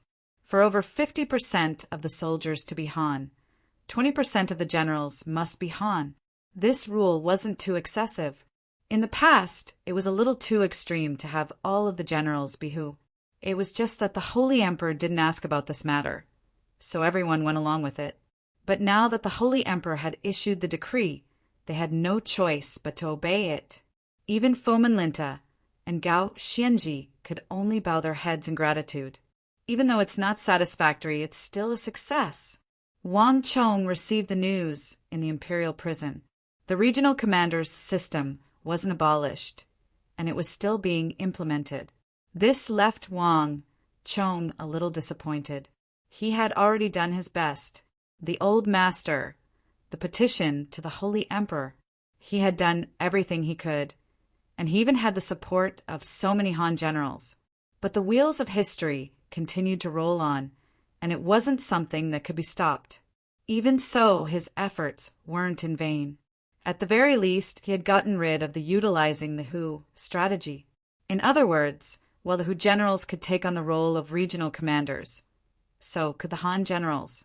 This also reduced the threat of the Hu wreaking havoc in the world in the future. On top of that, as long as 50% of the soldiers in the border troops were Han, 20% of the generals must be Han. This was also a huge improvement. At the very least, there was still room for improvement for the Han soldiers. As for the 3 months of imprisonment, Wang Chong didn't mind it at all. It didn't matter where he stayed. In the imperial prison, he could practice the little Yinyang art in peace. In terms of time, it was just enough for him to master it. Walala! As the chain shook, Wang Chong quickly calmed down and focused on cultivating. Waves of red light circulated within his body. I didn't expect him to survive even like this. Within the Yuzhen Palace, Yang Zhao held the Holy Emperor's verdict and muttered to himself in shock. Many people were watching this verdict, and Yuzhen Palace was one of them. This was because the outcome of this matter would determine the attitude of Yuzhen Palace and other powers toward the Wang clan and Wang Chong in the future. It would determine whether they would get close to them or distance themselves from them, whether they would support them or oppose them. In this incident, countless Hu generals had stepped forward to demand Wang Chong's death. Fomen Linta, Gao Xinji, Geshu Han. Just hearing the names of these Hu generals made Yang Zhao's scalp tingle in fear. Under such immense pressure, he thought that Wang Chong would be doomed. At the very least, he would be severely punished. Who could have thought that it would only be 3 months of confinement? Big brother, do you know of the Jinyuan note system? In the tent, Consort Taizhen suddenly spoke. The Jinyuan notes had played a crucial role in Wang Chong's trial. Little sister, you've asked the right person. Even though those people in the royal court are all muddle-headed and think that the Holy Emperor is helping Wang Chong, I can tell you that it's not the Holy Emperor who is helping Wang Chong. They are still underestimating the usefulness of the Jinyuan notes. If this system were to be implemented, it would be a huge credit to the royal court. Even if we were to be treated as nobles, generals, or ministers, it would still be within our rights. Yang Zhao said indifferently with a rather arrogant expression. Even though he spent his days wandering around the gambling dens, Yang Zhao was skilled in calculation and had a natural talent for things related to money. Many people were still confused about Wang Chong's Jinyuan note system, and not many people were discussing it. However, Yang Zhao could sense the importance of it at first glance. Oh, big brother, aren't you exaggerating a little? Is the Jinyuan note really that formidable? In the tent, Consort Taizhen was astonished.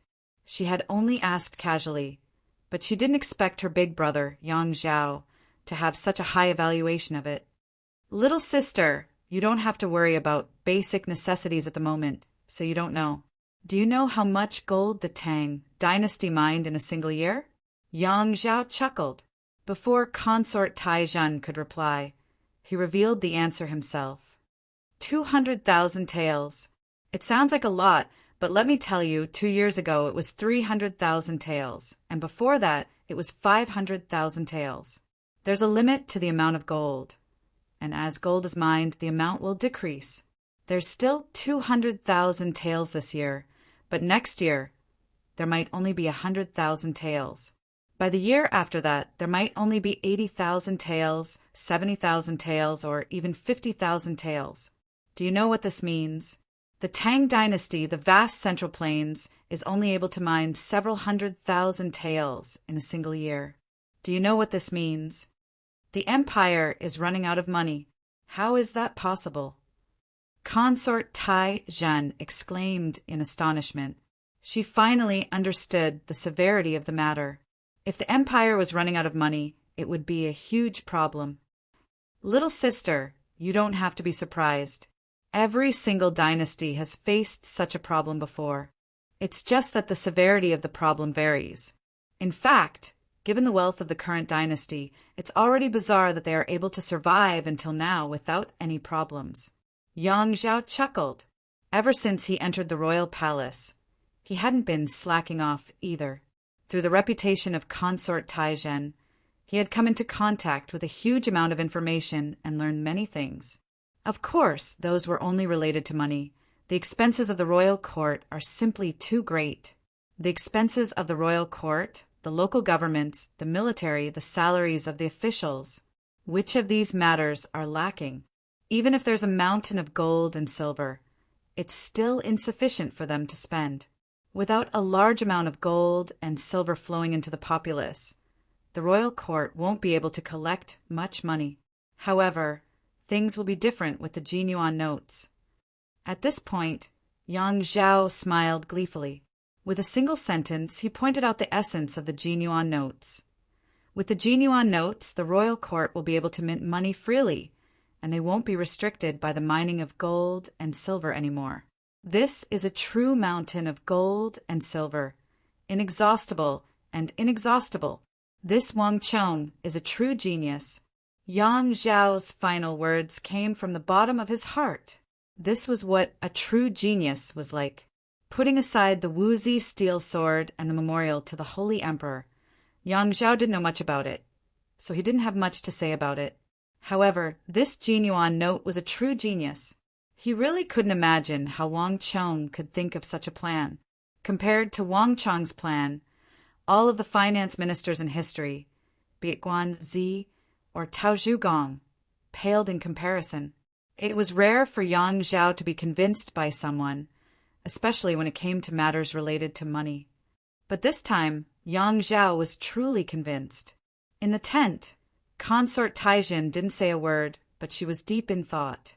Cheers! In the Wang family residence, Wang Chong's big uncle Wang Zhen, big aunt Wang Rushuang, uncle Li Lin, little uncle Wang Mi, mother Madame Wang, little sister, cousin Wang Zhuyan, and cousin Wang Liang were all gathered in the main hall. Their faces were flushed with excitement, and a joyous mood could be seen. After the verdict of Wang Chong was announced, the happiest ones were none other than the Wang clan. Even though the Wang clan had its own internal conflicts in the past, this time, everyone was truly working together to celebrate this news.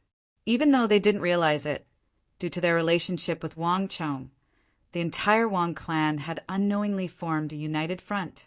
Not even they had realized that because of their relationship with Wang Chong, the entire Wang clan had unwittingly coalesced into an iron plate. Even the usually strict big uncle had a smile on his face when he appeared in the Wang family residence. He even took the initiative to pour a few cups of pomegranate juice from the western regions for his little sister. Such a situation was unimaginable in the past. Thank you, everyone, thank you.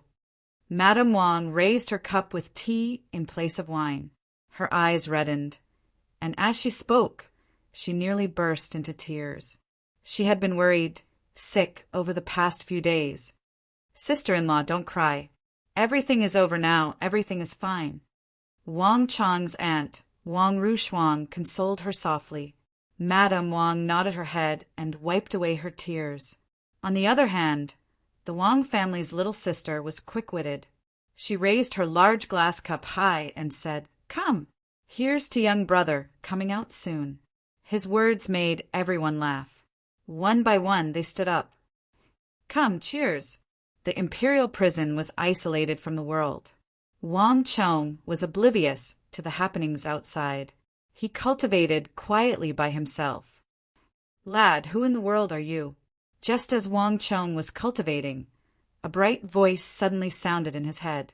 At the same time, the stone of destiny, which had been silent for a long time in Wang Chong's head, spoke the voice that Wang Chong was familiar with. Destiny change. Mysterious prisoner of the underground prison mission reward. 100 destiny energy. Wang. Hearing this voice, Wang Chong was taken aback. Who? Who is it?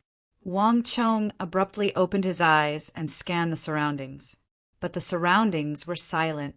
Other than him, no one else seemed to have heard the voice. A few of them even glanced at Wang Chong curiously. Humph. I'm asking you a question. How did you get in here?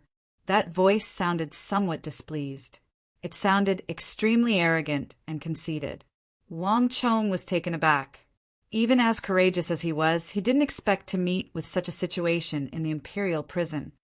There's a reason for me to be locked up in the imperial prison. I wrote a memorial and offended the Holy Emperor, so I was locked up here. May I know why Elder is locked up in the imperial prison? Wang Chong said. The other party's voice sounded directly in his head. This was undoubtedly an extremely profound mental technique, and almost everyone in the imperial prison was a prisoner. Without a doubt, the other party was also a prisoner here. Imperial prison? Ha ha ha, you think that this is the imperial prison? Chapter 174. Isn't this the imperial prison? Wang Chong was even more surprised than the other party. He had been here for so long, but this was the first time he heard someone say that this wasn't the imperial prison. The palace of the previous dynasty's great sway, is actually called the imperial prison. How ironic. However, it's not wrong to call it the Imperial Prison. The Imperial Prison has a total of 9 floors. This is the 10th floor, so let's call it the Imperial Prison. The man sneered. The Great Sway's Palace? Wang Chang's heart skipped a beat. He raised his head and looked around in disbelief. He had been here for so long, but he never knew that this was the Great Sway's Palace. The Tang Dynasty replaced the previous Sui Dynasty, and the Tang Dynasty's palace was built on the ruins of the Great Sway's Palace. Wang Chong knew all of this. However, Wang Chong didn't know that there was a complete Great Sway's Palace under the palace. Senior, it's not that I don't believe you. It's just that if this isn't the Imperial Prison, why are these people locked up here? I can't sense whether this is the Imperial Prison, but can't they sense it?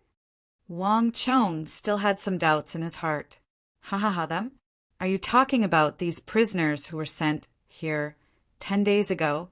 These prisoners, as long as they're thrown into a cell, how can they tell whether this is the Imperial Prison or not? I was wondering why there was no one else on the 9th floor apart from me. Why are there suddenly so many people here? Now I understand. It's all because of you. These prisoners were transferred here because of you. Ah. That person's reply left Wang Chong flabbergasted. Wang Chong had always thought that these people had been here for a long time, and it had always been so. But from what the man said, these people were only transferred here temporarily. This was hard for Wang Chong to accept. But Wang Chong believed that the other party had no reason to lie to him about this. How is this possible? Wang Chong raised his head and muttered to himself. The truth that had suddenly emerged made Wang Chong feel an indescribable and huge drop in his heart. According to that person, the surrounding prisoners were actually transferred here at the last minute. Moreover, it seemed like they were transferred here because of him to form this temporary prison. This statement left Wang Chong dumbfounded. But this was not the only thing that left Wang Chong stunned. He had been here for many days now, and he had never seen anything like this before. It was only today that he found out that there were people imprisoned below him. More importantly, the last time he changed the fate of his family and unlocked the title of Destiny Struggler, he was only rewarded with 50 Destiny energy. And this person's mere voice had actually alarmed the Stone of Destiny, causing it to give a reminder of the reward of 100 Destiny energy. Wang Chong found it hard to imagine what kind of person could be so important. Let me ask you, how long have you known him? With this thought in mind, Wang Chong raised his head and pointed at another prisoner. Him? I don't know him. I was only transferred here 10 days ago, no 1 month, no 3 months. How long is it? How long has it been? The prisoner who was questioned was still very normal at first, but as time went on, his answers became more and more chaotic, until he seemed to be in a psychotic state. Seeing this, Wang Chong quickly stopped. The other prisoners looked as if they were not surprised at all. In the prison, it was so dark that it was impossible to sense the passage of time. Staying here for too long, it was very easy for one to go insane. This kind of thing could not be felt normally, but once there was a trigger, it would immediately act up. Wang Chong could only judge how much time had passed by observing the number of water droplets. Looks like he's right. Wang Chong thought to himself. Even though the other party's answers were all over the place, there was one thing he was sure of, and that was that these people had only been transferred here for a short period of time.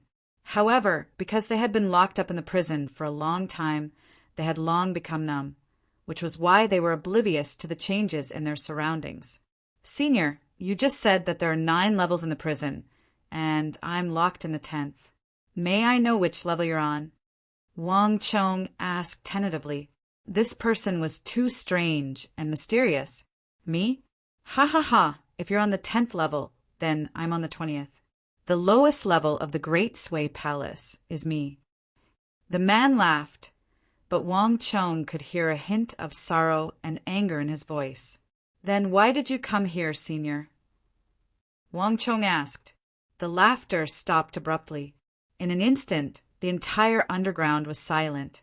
Wang Chong waited for a long time, but there was no reply. It was as if everything was just an illusion to Wang Chong. "Senior." Wang Chong frowned and asked tentatively, "Young man, don't ask too many questions. Sometimes knowing too much isn't necessarily a good thing. Aren't you going out soon? You can ask me again the next time you come here. I've never liked to take advantage of others, especially those of the younger generation. Just take this as the price for talking to you." Before Wang Chong could react, he felt the ground beneath him tremble. Then a powerful force tore through the air. This energy pierced through the earth and slammed into Wang Chong's body like a thunderbolt. Wang Chong's little Inyang art had originally encountered a bottleneck, and there was an acupoint that he couldn't open. However, under the effect of this force, it instantly opened up. Not only that, this powerful force didn't stop there. After opening that acupoint, boom, boom, boom, it helped Wang Chong open up the entire circulation of the little Inyang art in his body. Then, it circulated once before disappearing without a trace.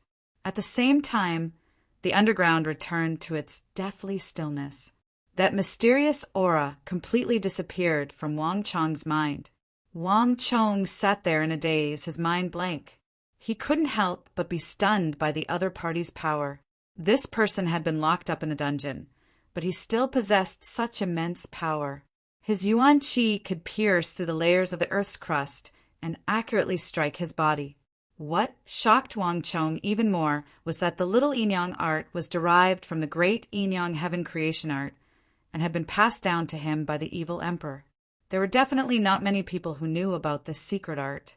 Wang Chong didn't know if the other party had known about this secret art beforehand, or if the other party had observed him while he was cultivating the little Inyang art in the dungeon and deduced the complete little Inyang art. But no matter which one it was, they were both astonishing to Wang Chong. "Senior, senior, senior." Wang Chong tried calling out 3 times, but the ground was completely silent. There was no response at all. It was so quiet that it was as if nothing had happened. However, the surging yuan qi in his body clearly told Wang Chong that this wasn't an illusion. "Who is this person? He's so powerful, but he's been locked up in the dungeon. And from the looks of it, he's been locked up for a very, very long time." Wang Chong couldn't help but think. Wang Chong had seen many things in his previous life, and he knew many experts. The evil emperor, So Yung's son, Wang Chong knew all of them. But Wang Chong didn't know that there was such an expert locked up in the depths of the dungeon. And of all the experts he knew, there wasn't a single one who could match up to this person. "Who is this person?" Wang Chong mumbled to himself. This was the first time he felt something unexpected, and he was deeply curious about it. But no matter how confused Wang Chong was, no matter how curious he was, the mysterious existence beneath the ground had truly vanished.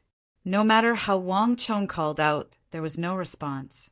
It was as if the existence had never existed in the first place. After trying a few times, Wang Chong could only give up.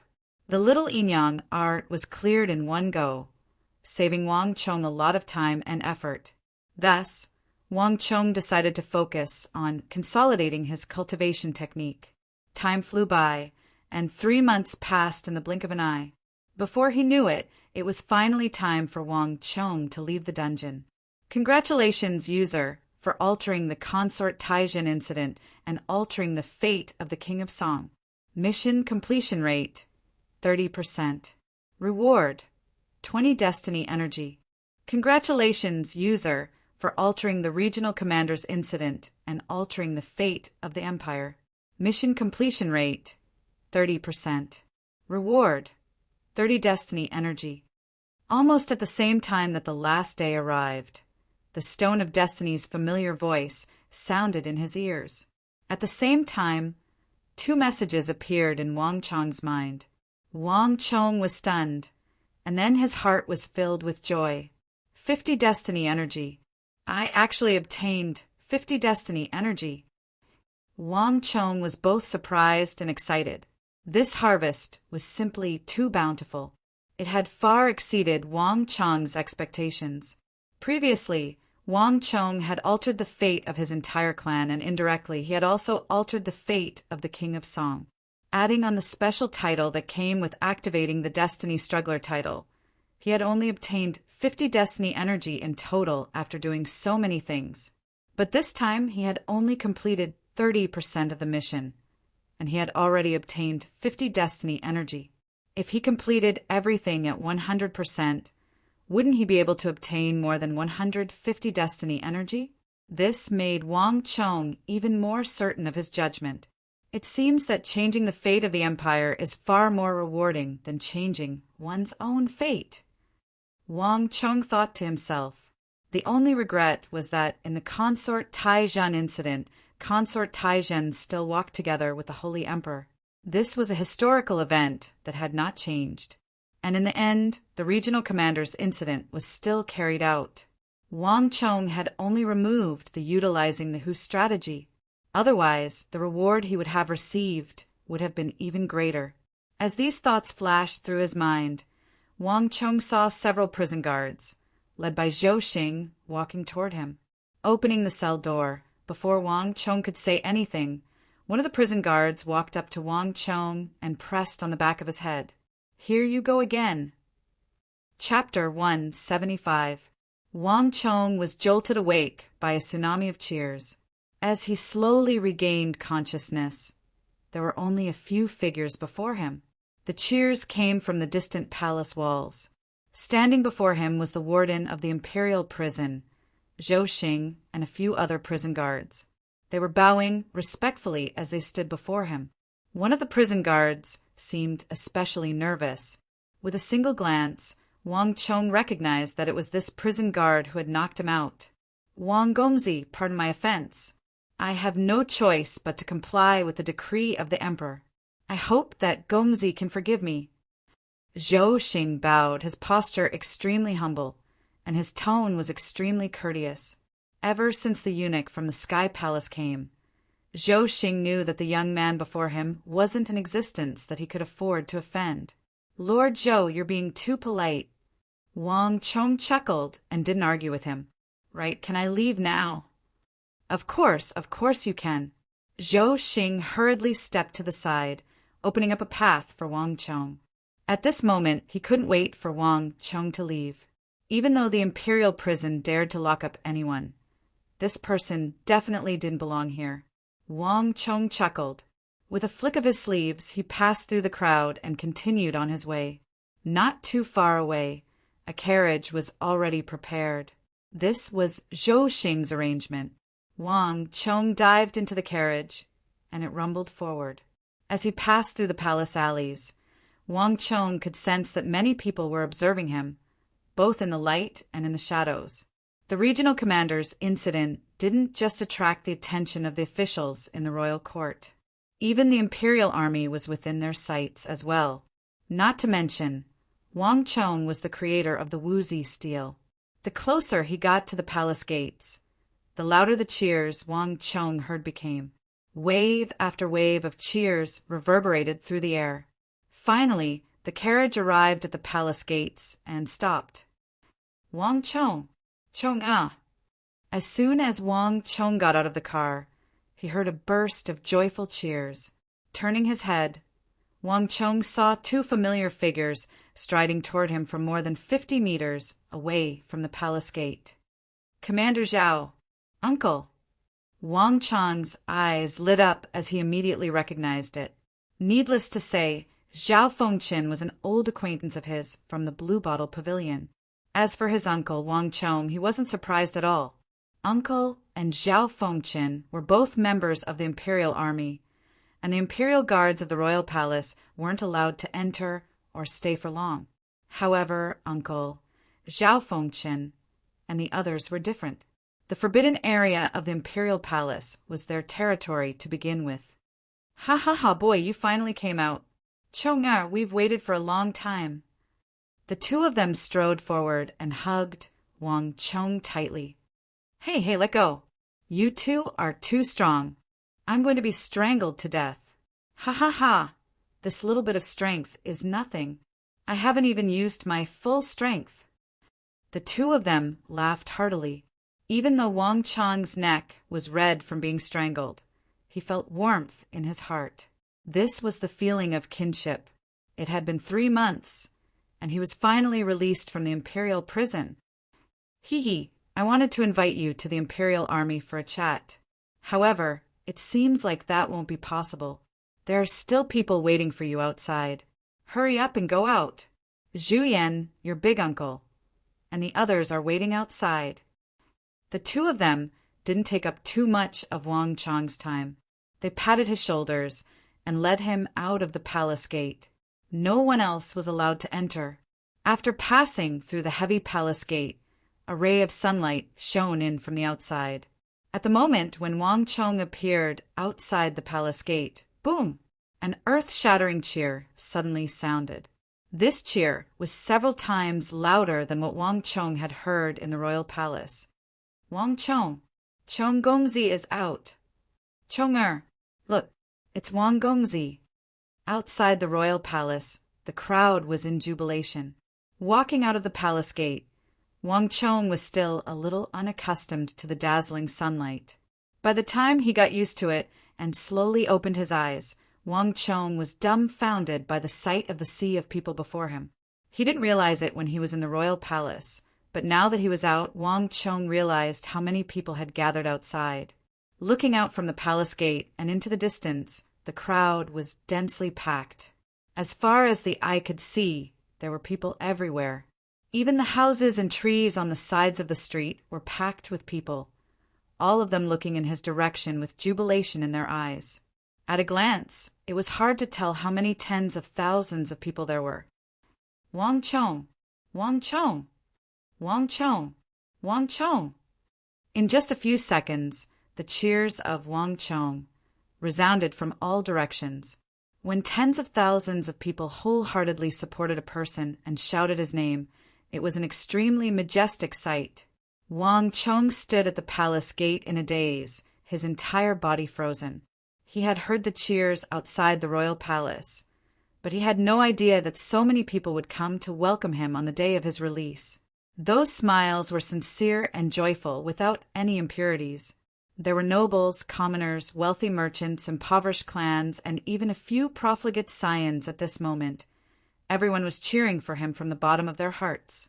Many of these people had probably never seen or heard of him before. But on the day of his release, they had all gathered together to celebrate and cheer for him. This was the first time in his life that Wang Chong had received the cheers and support of so many people. Standing under the sunlight, Wang Chong felt a warmth in his heart.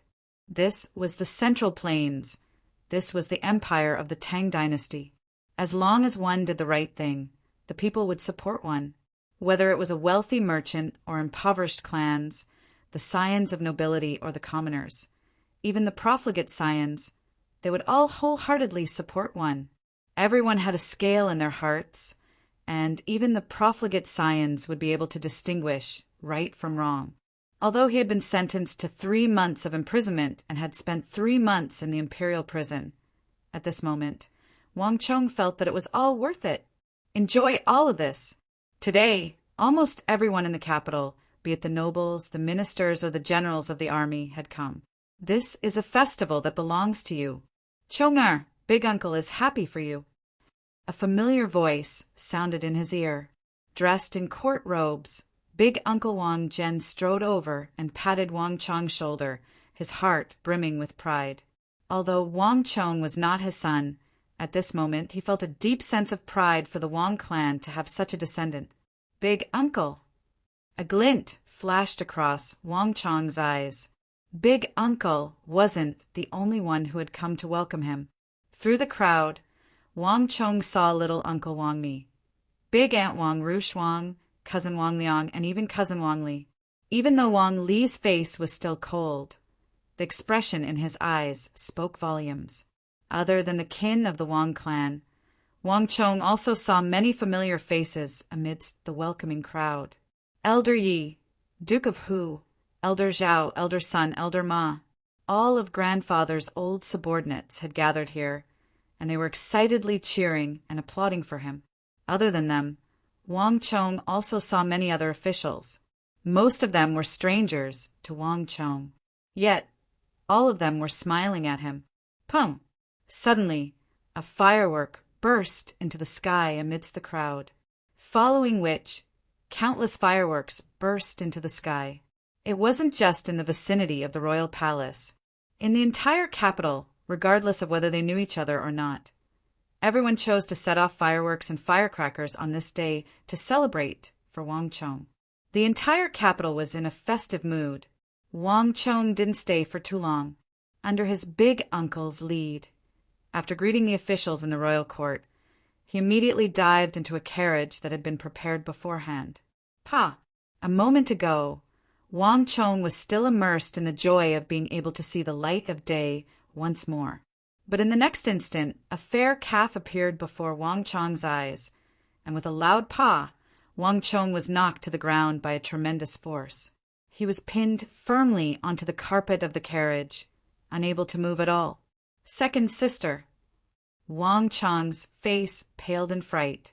Even though it was just a fleeting glance, Wang Chong could clearly see that the figure dressed in red with a stern expression leaning against the wall of the carriage was none other than his cousin, Wang Zhuyan.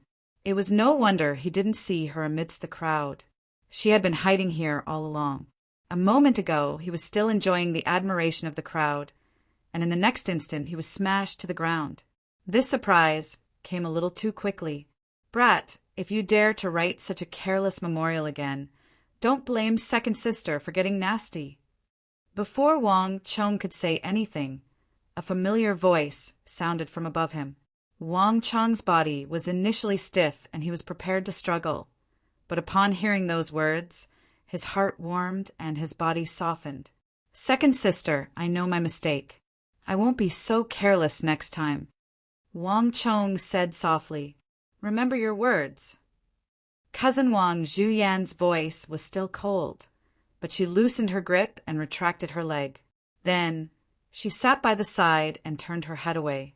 For some reason, Wang Chong felt that his cousin's eyes were moist, as though she had been crying. I'm sorry, second sister. Wang Chong sat up and apologized seriously. Although they weren't biological siblings, and although she sometimes treated him violently and was unreasonable, his second sister treated him so well that nothing could be said about it. There were many times when Wang Chong felt that his cousin was his blood-related second sister. If not for the fact that she was concerned about him and loved him, she might not have gotten so angry. Do you know how big of a trouble you have caused this time? This isn't a small matter. Do you know how worried little uncle, my father, your mother, and all of us are? Cousin Wang Zhuyan's face was still cold, but her expression was much better than before. This regional commander's incident was a huge blow and test to the entire Wang clan. Even though the outcome was positive and Wang Chong was released, only those who were personally involved in the matter knew how dangerous it was. For so many of the Hu generals by the borders to demand for Wang Chong's death, including many of the generals by the borders and the protector general of the empire, this was something unimaginable to many people. Wang Zhuyan almost thought that Wang Chong was really going to die. Wang Chong had gotten into trouble before, but it wasn't as big as this one. How could Wang Zhuyan not be worried and angry? Hee, second sister, aren't I fine now? Right, second sister, I have a small present for you this time. Wang Chong suddenly took out an object and said with a fawning smile, Don't give me that. I'm trying to divert my attention again. And what's this? It looks so ugly. This is called a hair clip. I made it from a piece of metal. It can be used to fix your hair. If your hair clip is ugly, I can redesign it and add a butterfly on it. That way, it will definitely look better. Wang Chong said with a smile. Wang Chong's hair clip was actually just a thick piece of metal wire made into a U shape. This was the simplest hair clip.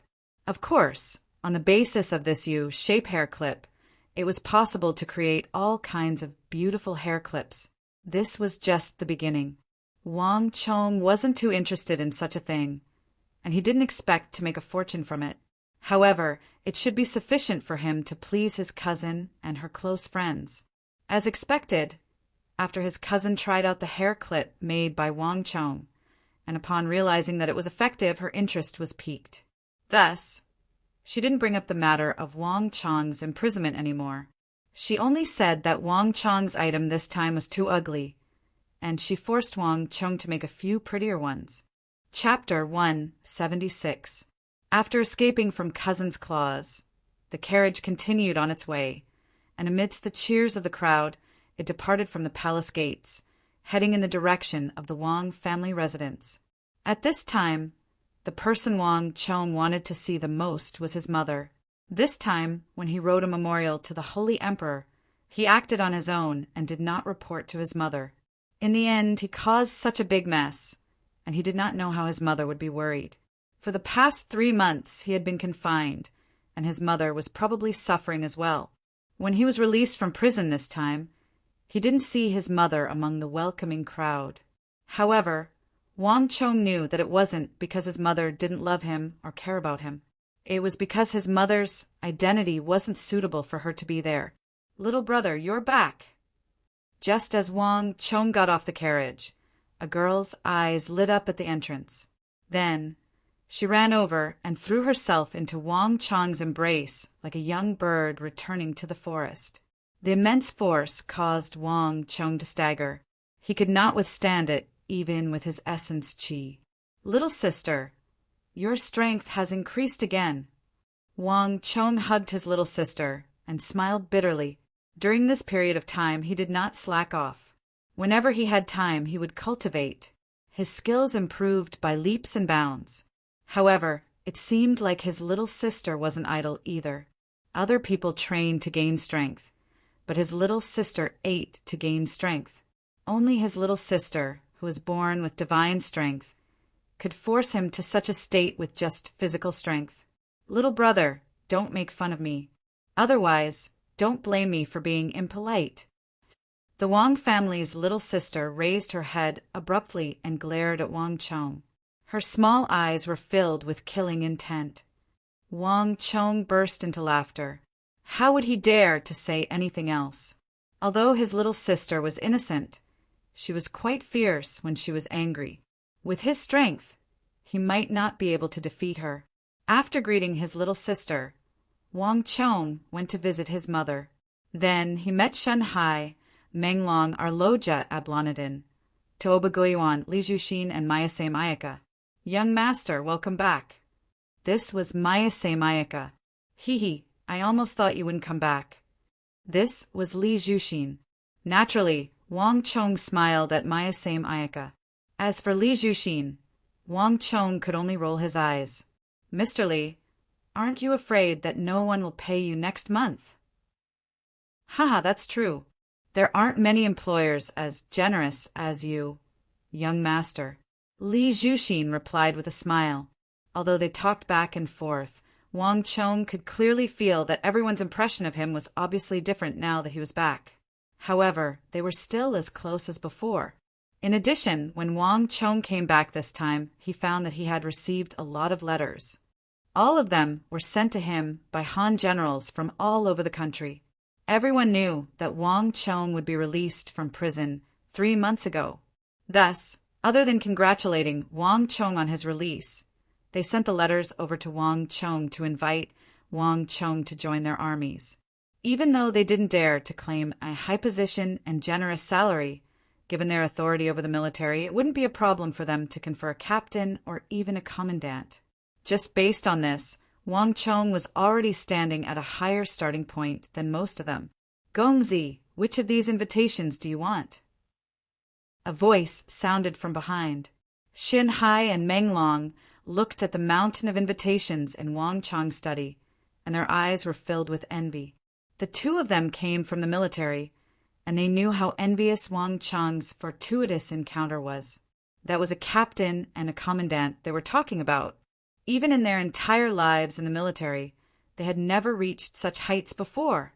To think that their young master would be able to achieve such a position as soon as he entered the military. To most people, this was something that they would never be able to achieve in their entire lives. But to Wang Chong, all he had to do was nod his head. If it was someone else, it might cause a huge controversy. However, if it was his young master, he believed that from the top to the bottom, from the officials of the imperial court to the generals and even the soldiers, no one would say anything. Even the Holy Emperor would be happy to see it happen. Otherwise, he wouldn't have withstood the pressure from the Hu generals to protect Wang Chong. Even though it looks tempting, you are thinking too much. I won't choose any of these invitations. Wang Chong looked at them for a moment before placing the invitations back on the table. Why? The two of them were dumbfounded. Gongzi, this is a captain and commandant. If you can become a captain and commandant the moment you enter the military, Gongzi can save many years of hard work. Shinhai and Meng Long were astonished.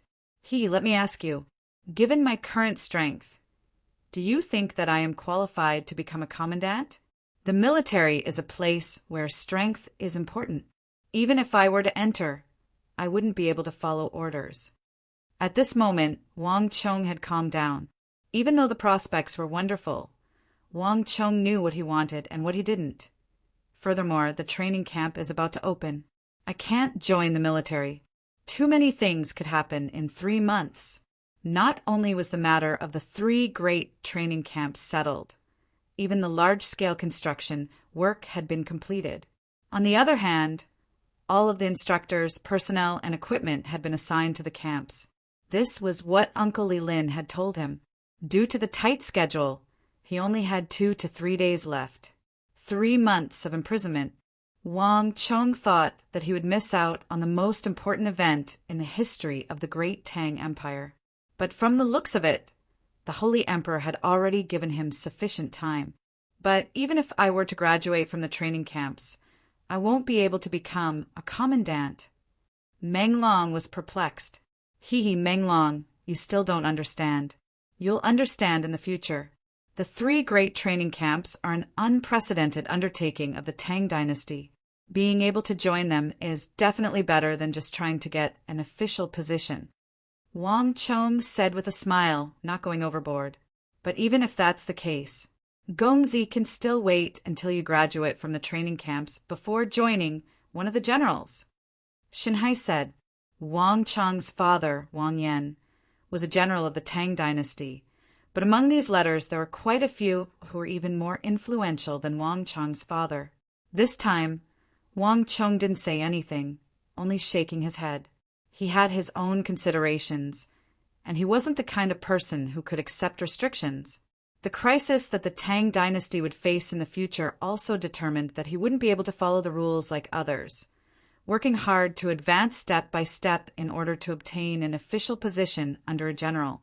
Wang Chong's ambitions didn't lie in this. Becoming a high official was just a means for him to achieve his dreams, but it wasn't his true goal. Leaving the study, Wang Chong welcomed his first batch of guests, paying respects to Gongzi. 8 burly men, the instructors of Imperial Army, stood in a row before Wang Chong. These Imperial Army instructors looked to be in their 40s or 50s. Every single one of them had a dignified bearing, and they exuded a sharp and capable aura. Such a person would definitely be looked up to by everyone in the Imperial Palace. But before Wang Chong, the 8 Imperial Army instructors lowered their heads and straightened their backs. We were all recommended by Lord Wang Mi. The instructors of the Imperial Army have strict rules. Even after retiring from the army, they aren't allowed to casually teach others. We were worried that Gongzi might have some ulterior motives, but from the looks of it now, we were overthinking it. Just based on Gongzi's actions, no matter what Gongzi wants to do, we are willing to lend our meager strength to you. It's too polite to talk about money. Just based on Gongzi's reputation, we are willing to serve Gongzi for free. The 8 of us are only the first batch. We are helping Gongzi get in touch with 8 other experienced instructors. We are willing to serve Gongzi for free. They will be going around tomorrow. The 8 of them spoke respectfully to Wang Chong, as though he was their most respected person. Great! Wang Chong was taken aback for a moment before he rejoiced. Those experienced Imperial Army instructors were notoriously difficult to invite, and every single one of them had a stubborn personality. Even if one were to offer a high price, they might not be willing. That was also the reason why there hadn't been any movements from Little Uncle's side. Just that Wang Chong didn't expect that after the regional commander's incident, he would actually manage to convince these stubborn Imperial Army instructors. It would already be a blessing if 2 or 3 Imperial Army instructors agreed to Wang Chong's plan. By then, he could make use of the students taught by these Imperial Army instructors to select the best among them and expand the scope of his plan. Even though it would take a long time, it wasn't a bad idea either. But now, 8 experienced Imperial Army instructors had come, and this was only the first batch. This had far exceeded Wang Chong's expectations. Furthermore, these stubborn Imperial Army instructors were even willing to help him without asking anything in return. This was something that Wang Chong didn't dare to imagine at the start. With these people, he would be able to carry out his plan faster and more comprehensively. To Wang Chong, there was no better news than this. It could be said that this was the best news that he had heard today. Everyone, I'm honored to receive your help. Wang Chong was overjoyed. However, the matter of the betrothal fee was something that had been discussed from the start. Thus, it would be best to go by the agreement. I'll pay everyone according to the betrothal fee we agreed on. As for the matter of free, Wang Chong appreciates your kind intentions. Wang Chong said, Wang Gongzi, we've already discussed beforehand that we're willing to help you for free. It's out of respect for you, as well as your actions, that we agreed to your request. It's not for the betrothal fee. If Gongzi insists on paying us the betrothal fee, are you intending to humiliate us? One of the instructors of the Imperial Army, who looked like a bear, said with a solemn expression. This, Wang Chong was stunned. Chapter 177. Everyone, the reason why Wang Chong is doing this is because he hopes to recruit more Imperial Army instructors to help me. If they were to know that I don't pay any engagement fees, wouldn't it mean that no one would come to me in the future? Why don't we do this instead? If you find it hard to accept, I'll just change it to half of the original amount. Wang Chong suddenly said with a smile, all right then. The 8 Imperial Army instructors glanced at one another. Thinking that Wang Chong's words made sense, they reluctantly nodded their heads. Upon seeing this sight, Wang Chong finally smiled. What came next was the details of the matter. It was already certain that Wang Chong's training camp would be built on top of the spirit vein, with his teacher, the evil emperor, presiding over it, and these powerful Imperial Army instructors. It was an impregnable fortress. Ordinary powers wouldn't be able to lay their eyes on Wang Chong's spirit vein. As for the construction of the training camp, Wang Chong had already started investing money into it a long time ago. Even though it wasn't guaranteed to happen so quickly, Wang Chong believed that it would take shape within 3 months. Great! To think that Gongzi would have a spirit vein. It's no wonder why Gongzi wanted to recruit so many Imperial Army instructors. Gongzi, don't worry, will set off in the next few days and do as Gongzi says. The 8 muscular and burly instructors of the Imperial Army were overjoyed. Even though the Wang clan was famous, they didn't have a deep foundation. In the first place, they were impressed by Wang Chong's character, so they volunteered to help him. Just that, they didn't expect Wang Chong to be so well prepared. Spirit veins weren't something that just any power could possess. The Imperial Army instructors were swift and decisive, and their promises were worth their weight in gold. After agreeing to Wang Chong's request, a Wang clan guard led the way to the spirit vein in the middle of the mountain range according to the map Wang Chong had given him. Hee, Wang Gongzi, it has been a long time. Not long after the 8 Imperial Army instructors left, another wave of students arrived. A middle-aged man wearing a white robe that dragged on the ground, with an outstanding demeanor and a simple hairstyle, slowly walked in from the outside. Wang Chong's memorial to the throne had stirred up the court and the world. Now that he had been released after 3 months, it was unknown how many people's attention he had attracted. It was destined that Wang Chong would not be able to relax easily. "You are." Wang Chong frowned and looked in surprise at the strange man who had just walked in. Wang Chong believed that the guards at the entrance wouldn't allow a random person to barge in. However, Wang Chong did not look familiar. "Ha ha ha, Wang Gongzi, we just met a few months ago. At that time, young master even gave me 1,000 taels of gold." Could it be that young master has forgotten? The newcomer laughed out loud. 1,000 gold taels? Wang Chong was even more confused. Although he was now truly wealthy, 1,000 taels of gold was not a small amount. If he had given it to someone before, it would have been impossible for it not to have happened. How is this possible? What is the background of this person? Wang Chong narrowed his eyes as a thought flashed through his mind. Wang Chong knew that he had not reached the level of forgetfulness. If it was someone whom he had met before, he would surely be able to remember them. However, this person before him, Wang Chong had no impression of him at all. "Hee, young master sure is forgetful. Do you still remember the person you helped near the Blue Bottle Pavilion?" The smile on the newcomer's face finally retracted as he spoke. Boom! As though a bolt of lightning flashing across his mind, Wang Chong widened his eyes in disbelief.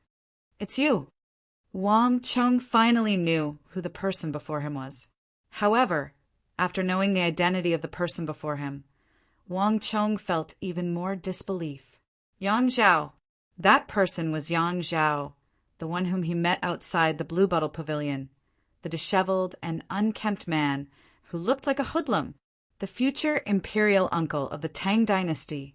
The reason why Wang Chong had such a deep impression of him was because he would have an even more shocking name in the future. Yang Guozhong.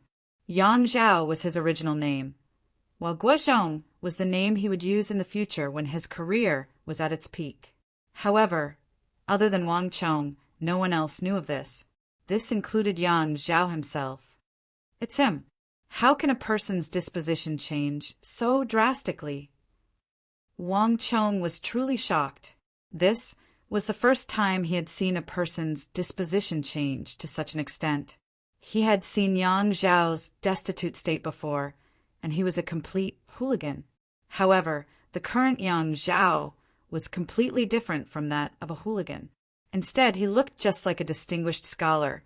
At this moment, Yang Zhao's every single action and demeanor was something that even the officials of the royal court would feel inferior to. He was even more like a physician than a physician. No wonder he could rise to fame in the royal court in the future and stir up a storm. Just based on his temperament and appearance, he is definitely not inferior to those important figures in the imperial court. Wang Chong knew Yang Zhao's background, but at this time, Wang Chong could not help but be deeply impressed. Even he himself could not achieve this kind of appearance. "Ha ha ha! Young master should not know who I am. My surname is Yang, and my name is Zhao. Consort Taizhen is my closest cousin." Yang Zhao bowed and announced his name with a proud look on his face. Just this smug look on his face had completely destroyed the image of a distinguished scholar that he had painstakingly built up. In essence, Yang Zhao was still a commoner. "So you are Consort Taizhen's cousin." Wang Chong pretended to be surprised, but he was secretly laughing in his heart. From the first time he met Yang Zhao, he had already known about the latter's background, but he could not say it directly in front of Yang Zhao. "Hee, I am indebted to young master for giving me 1,000 taels of gold last time." But Yang Zhao did not have the chance to thank young master. Yang Zhao has already prepared 1,000 taels of gold outside and placed it in the carriage. In a while, I will have someone send it up and return it to young master. Yang Zhao said with a straight face. "It would be weird if I believed you." Wang Chong laughed in his heart. Knowing who the person in front of him was and his style of conduct, it would be weird if Wang Chong believed that there was 1,000 taels of gold in the carriage. In his previous life, Yang Zhao was famous and everyone knew about him. Although he was ignorant and incompetent, as long as it was related to money, he would immediately become extremely shrewd. This could be considered as showing his true colors. He had spent most of his life in the gambling house, and although he did not learn anything else, he was very shrewd in this aspect. It was impossible for such a person to spit out what he had eaten. Lord Yang is too polite. Giving it away is giving it away. That is also a small token of my appreciation. There is no need for Lord Yang to stand on ceremony. Wang Chong said, "He, since that is the case, then I will not stand on ceremony with young master." Yang Zhao was just being polite, and he knew when to stop. If Wang Chong really wanted to accept it, he really did not have 1,000 taels of gold in the carriage. "Oh, right, actually this time, I am also here on a mission. This is a letter written by Her Highness. Why don't young master take a look?" "Oh." Wang Chong glanced at Yang Zhao and was greatly surprised. After all this time, it turned out that the person who wanted to see him was Consort Taizhen. He took the letter from Yang Zhao's hands and glanced at it. The handwriting on the title page was written in silk, and it had the aura of a scholarly family. It really is Consort Taizhen's handwriting. Wang Chong was secretly surprised. Consort Taizhen had a habit of hiring others to write for her. Although her handwriting was neat and elegant, it was not her own. In his previous life, there were very few authentic Consort Taizhen's handwriting. Who would have thought that he would receive one? Consort Taizhen's handwriting was thin, somewhat similar to the thin golden figure in Wang Chong's memory. However, there was a hint of feminine embroidery. Smelling it, there was also a faint fragrance of an orchid and musk, causing one's heart to flutter. Wang Chong's heart skipped a beat. Knowing that he was in danger, he quickly calmed down and opened the letter, reading it carefully. The contents of Consort Taizhen's letter were very ordinary. First, she scolded Wang Chong, saying that Wang Chong was extremely daring to impersonate the King of Song and write a poem for her. Then she praised him again. She said that his poem was extremely beautiful and full of spirituality. He praised his poem and asked. The last sentence was, "Since there is a poem of purity and peace, there is naturally a second. Young master is very talented. I wonder if you can compose one as soon as possible so that I can reward you. There is not only a second poem of purity and peace, there is a third." When Wang Chong saw this, he understood what Yang Zhao was here for. The poem of purity and peace in his memory was indeed very powerful. He was not the only one who suffered from the 3 months of imprisonment. There was also that person in the palace. Otherwise, she wouldn't have sent Yang Zhao to his house in a hurry to ask for a poem on the first day he was released from prison. After all, that person was someone who loved poetry. I don't know anything about poetry. I don't know how to appreciate it either. However, Her Highness did say that your poems are very good. If you have the time, I hope that you can come to Yuzhen Palace more often. Yang Zhao touched his nose and said embarrassedly. What Yang Zhao liked was money, but Consort Taizhen sent him to ask for a poem. In this aspect, Yang Zhao really couldn't be said to have any accomplishments, let alone say anything. If Wang Chong invited him to talk about poetry, it would be awkward. It was better to expose his shortcomings to avoid embarrassment. Lord Yang is too humble. Since Her Highness wants to see it, I will do it immediately. Wang Chong didn't expose his shortcomings. There was a ready-made brush, ink, paper, and inkstone in the room. Wang Chong didn't stand on ceremony. After a moment of silence, he began to write the second poem of purity and peace in his memory. Wang Chong didn't give this poem to Consort Taizhen.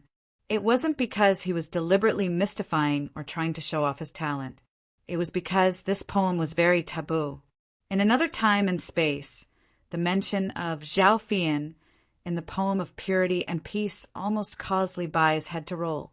It was also because of this reason that Wang Chong didn't write the follow-up. However, 3 months was enough for Wang Chong to think of a countermeasure. With this thought in mind, Wang Chong quickly wrote down the famous song of purity and peace, Ci Tu. A fragrant red dew. clouds and rain on Mount Wu's broken intestines. May I ask who is similar in spring and autumn? Poor Shizi, her makeup covered in tears. 4 lines of 28 words were written in the time of a few breaths. Yang Zhao couldn't help but stare at it. Although he was ignorant, he wasn't completely clueless. Every talented person would need to prepare in advance. Although the number of words in a poem was small, it took a long time. An hour was considered short. There were many people who couldn't write a sentence in hours or even days. But Wang Chong wrote in a hurry, not even taking a few breaths. This ability left Yang Zhao dumbfounded. He finally knew how impressive Wang Chong's poetic talent was. The youth in front of him couldn't be understood with common sense. How impressive! Chapter 178. Wang Chong ignored Yang Zhao. Looking at the Song of Purity and Peace, he nodded his head in satisfaction. In another time-space, Li Bai was drunk and obeying the emperor's orders.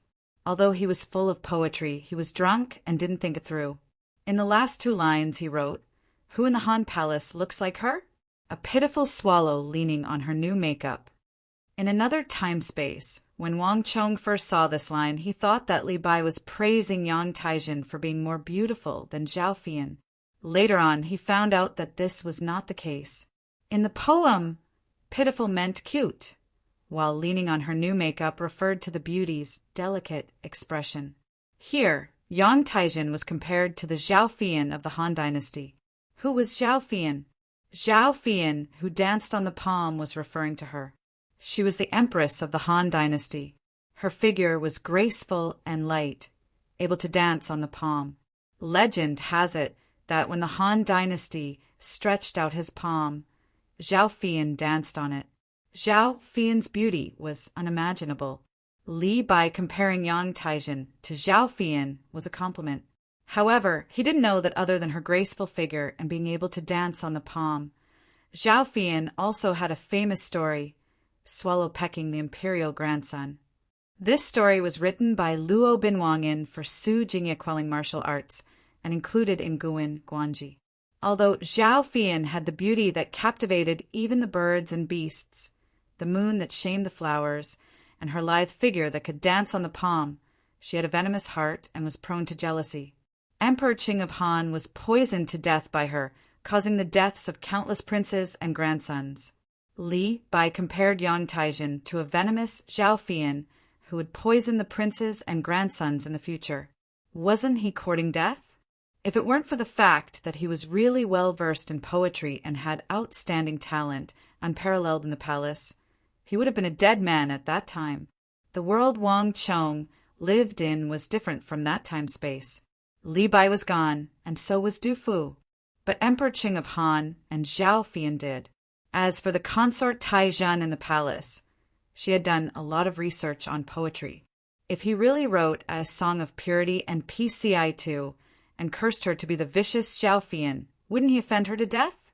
There was no need to mention the friendship of the Song of Purity and Peace that he had written before. They were about to become mortal enemies, and they would not rest until one of them was dead. There was no way Wang Chong would dare to give it to her. However, it would not be a problem if he made some slight changes. Shizi was also one of the 4 great beauties. The beauty that could captivate even the birds and beasts, and the beauty that outshines the moon and shames the flowers, came from her. It was said that her beauty had reached the pinnacle. When she washed up by the lake, the fish were suffocated by her beauty and forgot to breathe, sinking to the bottom of the water.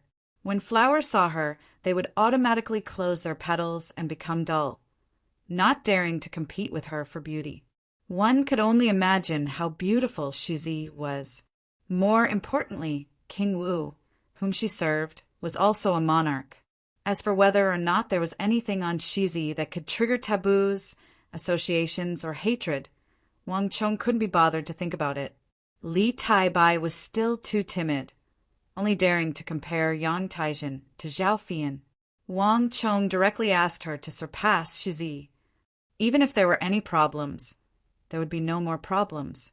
He, the consort, has entered the palace. Wang Chong had nothing to congratulate her for being conferred the title of consort. Let's write another poem to celebrate, Wang Chong suddenly said. Since he had already written the Song of Purity and PCI 2, he might as well write the Song of Purity and PCI 3 as well. Good, good, good. That would be great. The consort will definitely like it very much. Yang Zhao's eyes lit up and he applauded. This was not flattery. Only those who lived in the palace would know how much the consort loved poetry. The words that Wang Chong wrote previously were so crooked that even the consort kept it close to her body. She did not despise it at all and took it out to read almost every day. If Wang Chong were to take out 2 poems at once, she would be overjoyed. Furthermore, Wang Chong's current poems were not simple. Perhaps even he himself did not know about it.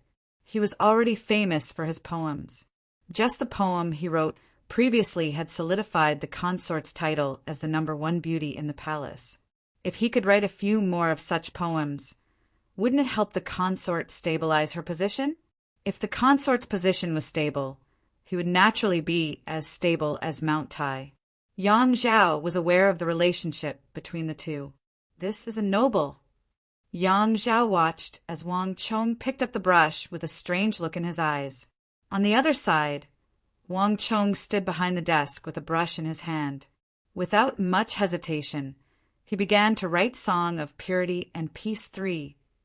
Compared to the extremely controversial Song of Purity and Peace 2, which almost brought about the disaster of being beheaded, this poem was much more peaceful.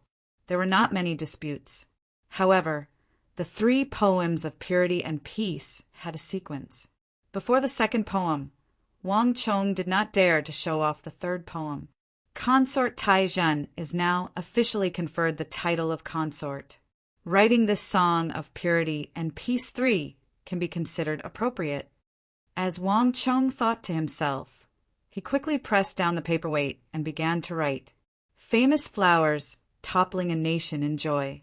The 7 words were crooked, but between the lines there was a kind of fresh elegance. A different kind of charm came out of the paper and assaulted one's face. Wang Chong did not delay. After a pause, he continued to write. Looks like the emperor will smile. Explains the infinite hatred of the spring breeze. Agarwood Pavilion leaning against the north railing. After writing the 28 words, Wang Chong heaved a sigh of relief. I heard that the scenery of the Agarwood Pavilion in the palace is very beautiful. When Lord Yang goes back, you might as well tell Consort that if Consort is free, perhaps she can go there to have a look. After saying this, Wang Chong flicked the paper and gave it to Yang Zhao. Thank you. Thank you. Yang Zhao hurriedly took it, carefully folded it, and put it in his sleeve. Young Master Yang is very talented. Not only do you do business, but you also write essays. You can also be appointed by Emperor Song and have the protection of hundreds of officials. I hope that we can have more contact in the future. Of course, of course. If Lord Yang wants to come in the future, Wang Chong will welcome you at any time. Wang Chong returned the courtesy. The current Yang Zhao had already embarked on the Guozhong path that was destined for him. In Wang Chong's memory, he would probably become the imperial uncle in less than a year, leaping from Yang Zhao to that Yang Guozhong.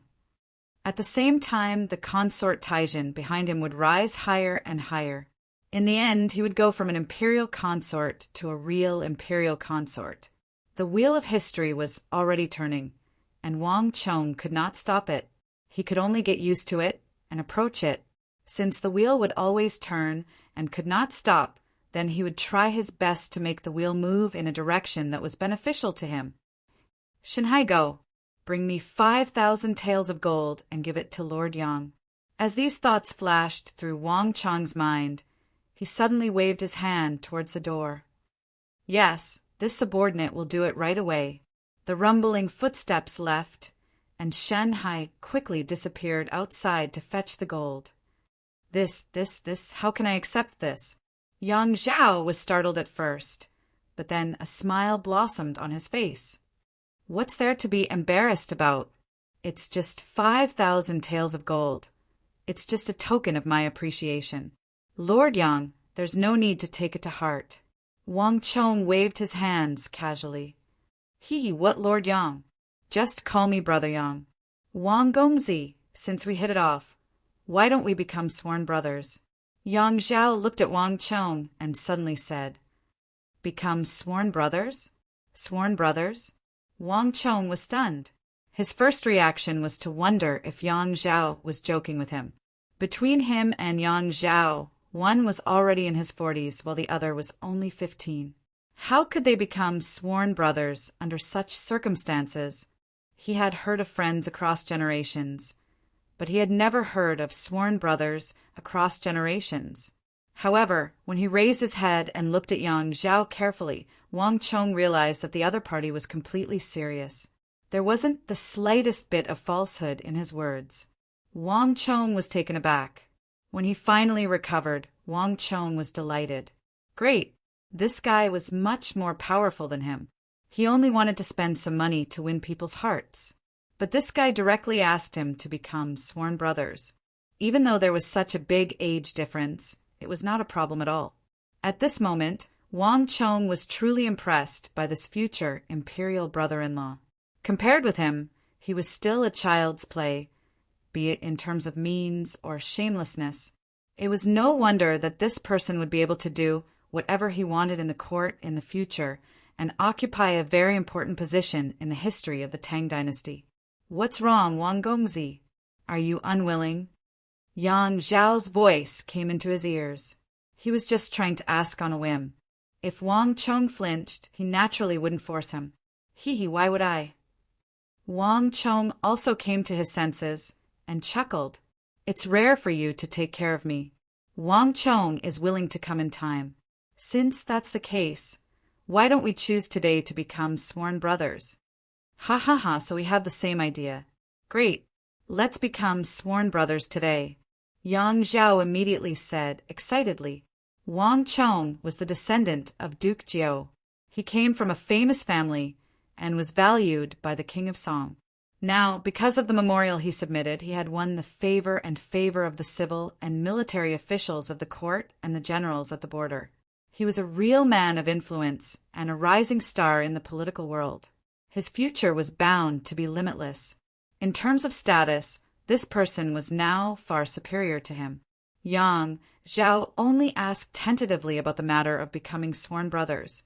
He didn't expect that Wang Chong would actually agree.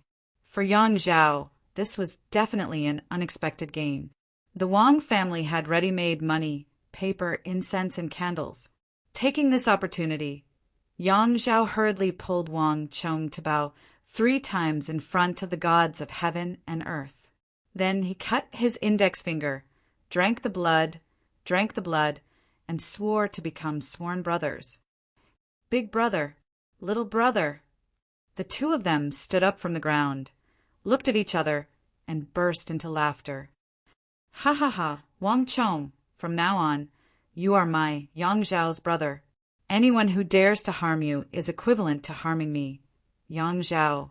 Her Highness is my younger sister, and in the future, she will be your older sister as well. In the future, you should come to the royal palace more often to play. We brothers need to get closer and interact more. Yang Zhao patted Wang Chong's shoulder vigorously. Big brother, there's no need to stand on ceremony. If you need anything in the future, feel free to speak. Wang Chong also laughed. Big brother, I am really poor right now, so I won't stand on ceremony with you. However, as your elder brother, I didn't come empty-handed this time.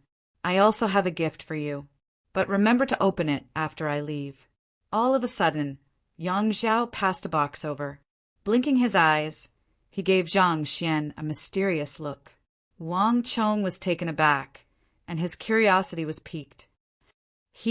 Don't forget that you can only open it after I leave. Yang Zhao smiled as he pressed down on the box. It won't be long. Her Highness is still waiting in the royal palace. You just got out of prison today, and there are many people you need to meet. I won't disturb you any further. I'll be leaving first. "Big brother, I'll send you off." Wang Chong didn't stop him. He personally walked Yang Zhao to the door. Accompanying Yang Zhao on the carriage was a huge gift. Of course, this gift wasn't just 5,000 gold taels, but 50,000. Chapter 179.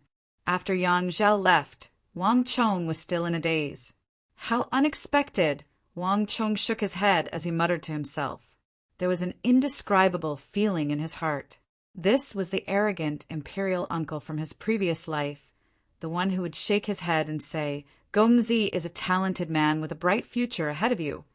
In reality, his words were insincere and insincere. As for Wang Chong, they became sworn brothers when Wang Chong was still in a humble position. This was something that had never happened in his previous life, and it left Wang Chong with an indescribable feeling. However, there was one thing that Wang Chong was certain of. Yang Zhao's existence was crucial to him, changing the fate of the empire and dealing with the hidden crocodile in the royal court. Becoming sworn brothers with Wang Chong was beneficial to him. I wonder what he gave me. Wang Chong suddenly recalled the gift that Yang Zhao spoke of. Before Yang Zhao left, he had said that he could only open it after Wang Chong left.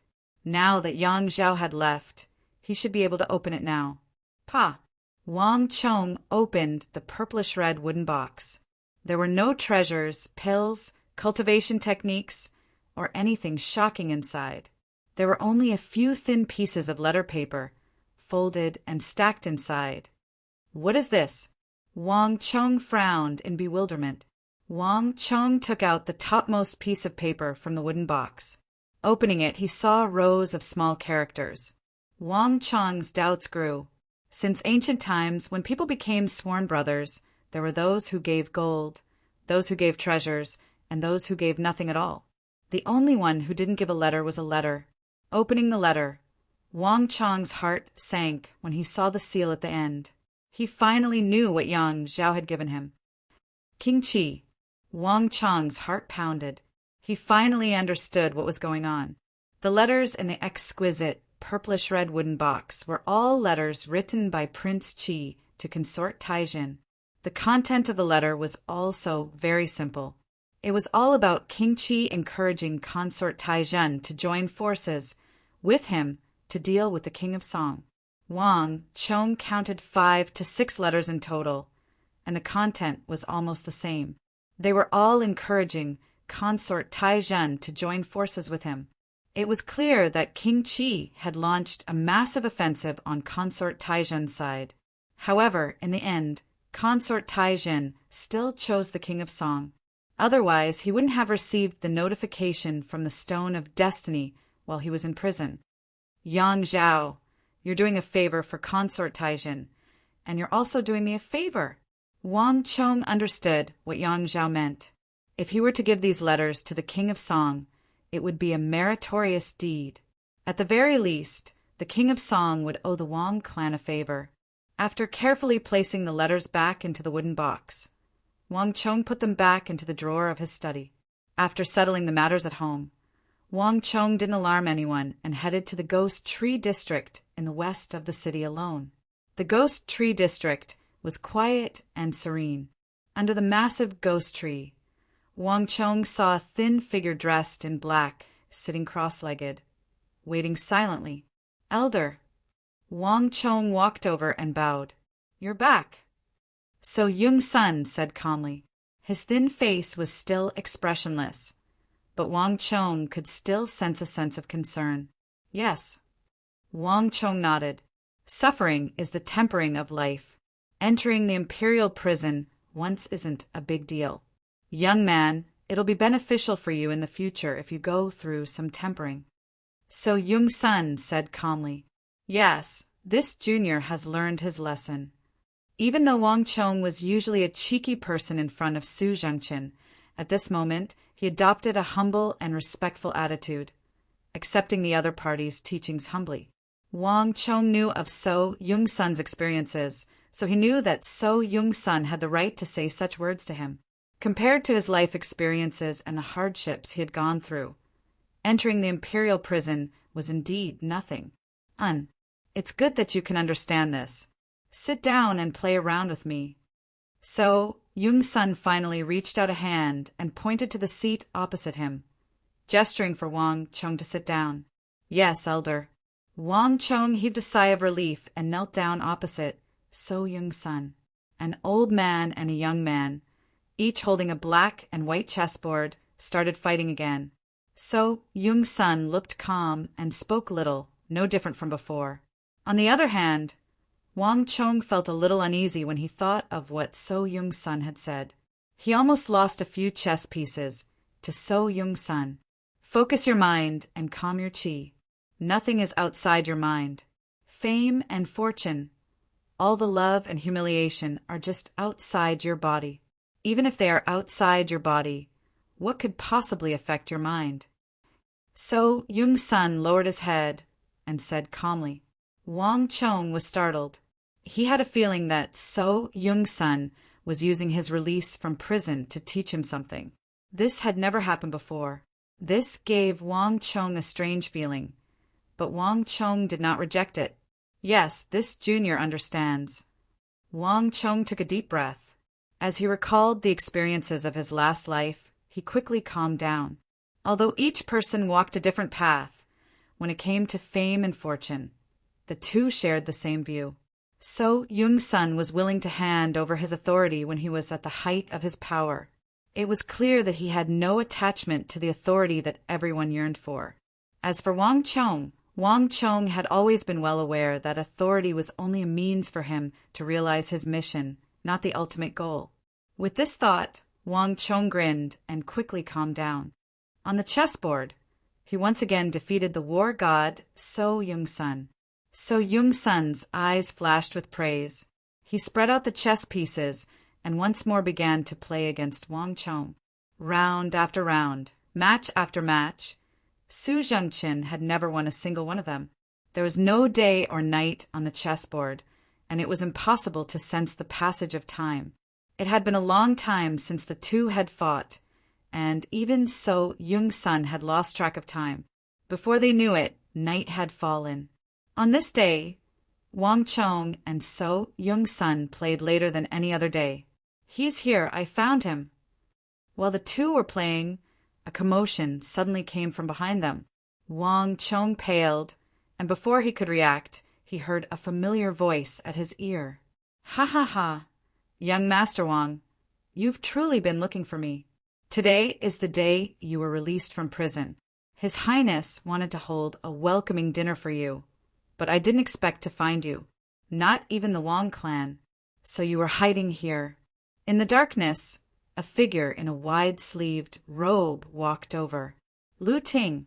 In the darkness of the night, as the distance closed, the person's face immediately became clear. It was the King of Song's aide, Lu Ting. Few people came to the Ghost Tree District, and Wang Chong had never brought anyone here before. Wang Chong didn't know why Lu Ting was here, nor did he know why he was here. If it was in the past, Wang Chong would definitely be overjoyed to see Lu Ting here, and he would even be willing to drink and chat with him. But now was definitely not the time. "Ha ha ha, no wonder I couldn't find you. So you were playing chess with someone here, playing chess."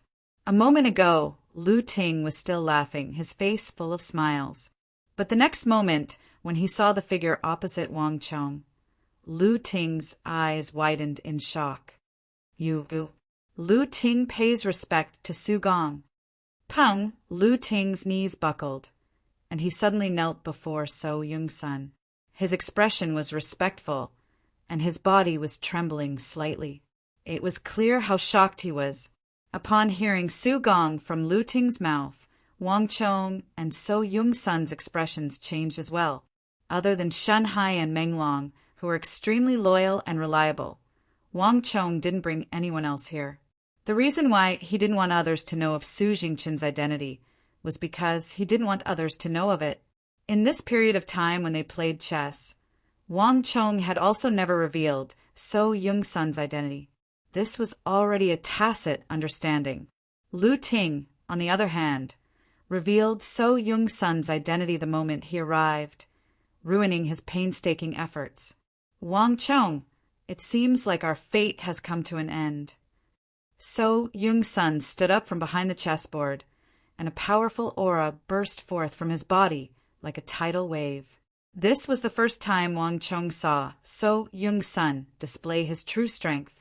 In an instant, Wang Chong seemed to see a majestic mountain rising from the ground in front of him. Moreover, it was growing at a speed that was several times faster than before. In the end, it reached the clouds and disappeared into the depths of the great void. In the face of this enormous aura, anyone could not help but feel a sense of insignificance. Ever since Emperor Taizong's death, So Yung-sun had never revealed his name to the world. As such, many people thought that he was dead. The reason why he set up the chessboard in the Ghost Tree District, a place with ordinary people, was so that no one would know of his identity and attract attention.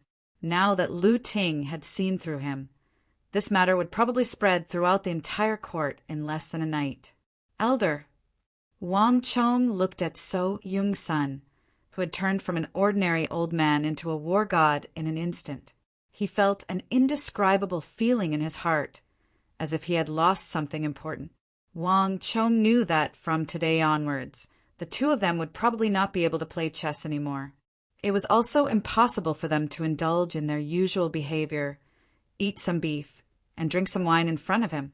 Just like So Yung-sun said, "Our fate has come to an end."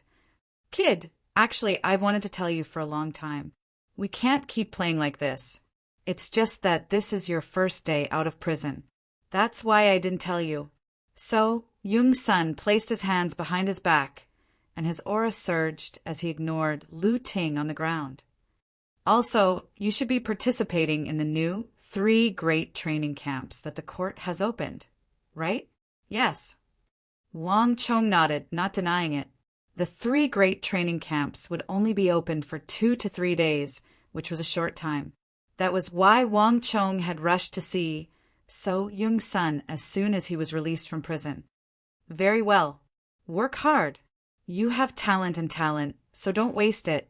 So Yung-sun opened his palm, and a white chess piece flew up from the chessboard and into his palm. Fate comes and goes. Fate comes and goes. This white chess piece is my gift to you. Take good care of it. I hope that you will be like this chess piece. No matter what happens, you will always be true to yourself and never forget your original intentions. Whoosh! The white chess piece entered Wang Chong's palm, and the originally calm space was suddenly filled with a strong gust of wind. So Yung-sun's robes fluttered in the wind as he strode forward. This time he was faster than he had ever been. Don't forget your original intentions. Perhaps we will meet again. Otherwise, we will never meet again. Chapter 180. Sigh, Lu Ting, you spoiled my plans. After So Yung-sun left, Wang Chong couldn't help but stomp his feet and sigh. It wasn't easy for him to keep this secret for several months. Even Shen Hai and Meng Long didn't know the identity of this old man who played chess with them every day, even though they had met So Yung-sun before. In the end, Lu Ting's arrival ruined everything. Plans? What plans? Wang Chong, tell me, how did you get to know Su Gong, So Yung-sun? Furthermore, you even know how to play chess with him. Lu Ting climbed up from the ground and grabbed Wang Chong. His expression was even more agitated than Wang Chong's. Lu Ting grew up listening to the legends of war god So Yung-sun. There was even a portrait of him in Lu Ting's house. Many people said that Su Gong had already passed away.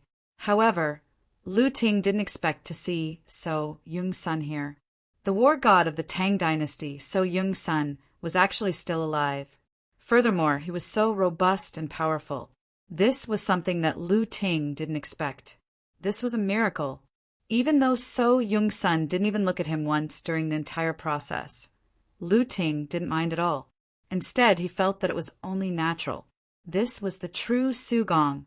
This was the true war god who looked down on the world with disdain.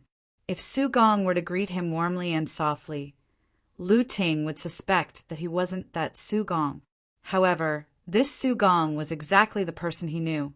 Lu Ting was so agitated that he couldn't control himself.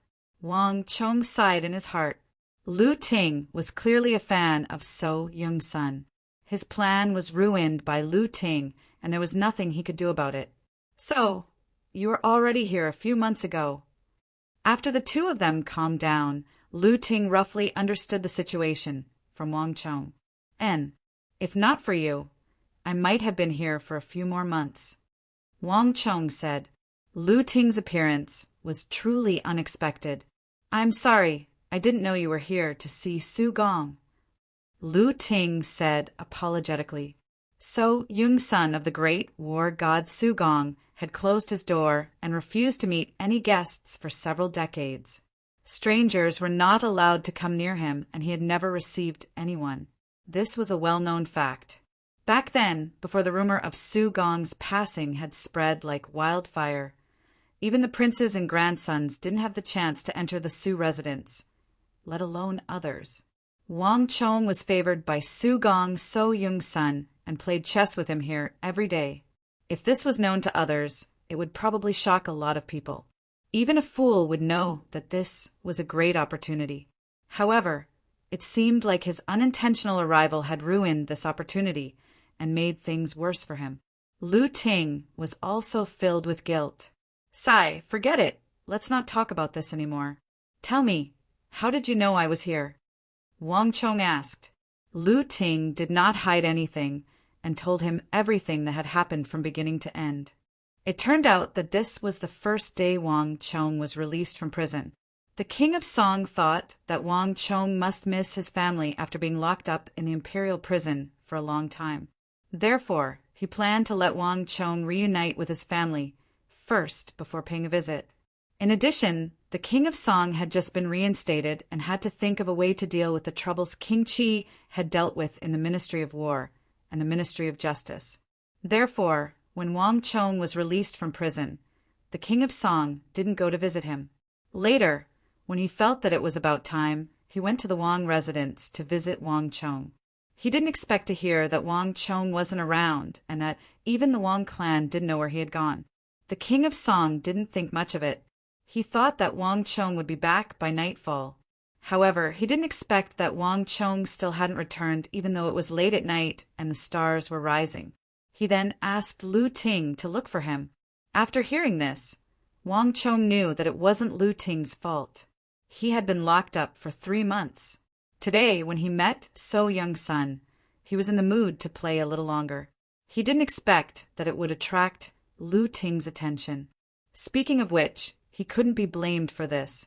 Perhaps, as So Young-sun said, this was heaven's will. The fate between the two had come to an end. After playing chess for several months, it was destined to end today. Lu Ting, how did you know that I was in the Ghost Tree District? Wang Chong suddenly asked with a frown. Isn't that easy? I've asked hundreds of hooligans in the capital to help me look for him. How could I not find him? Lu Ting said with a smile. However, as he spoke, he suddenly realized something and his expression changed. You finally realized it. The reason why Su Gong kept a low profile for so many years was that he didn't want others to know about him. You found so many hoodlums this time. I'm afraid that the news that Su Gong is still alive will spread like wildfire tomorrow. Who knows how many people will go to the Su residence? Wang Chong said calmly. Lu Ting glanced at the silhouettes around him, and his face immediately turned ashen. Su Gong was much older than him, so he was filled with respect for him. Not just him, even his father, as well as those of his generation. As long as they had experienced and knew of Su Gong's deeds, Su Gong held an extraordinary weight in their hearts. He was a meritorious official of Taizong's era, a godlike existence in the entire Central Plains Tang dynasty. They couldn't even wait to respect and protect him. So how could they be willing to disturb his peace and disturb his peace? Wait a moment. In the darkness, Lu Ting's expression was grave. He suddenly turned around and walked toward those hoodlums. Wang Chong already knew what he wanted to do, so he didn't stop him. This was an unavoidable result, and it couldn't be changed no matter what. As expected, after a while, Lu Ting came over with an ashen face and boarded the carriage with Wang Chong. The two of them tacitly didn't mention So Young-sun. Ha ha ha, Wang Chong, welcome back. Wang Chong met the king of Song in the Wang clan. The latter seemed to have been sitting there for a while.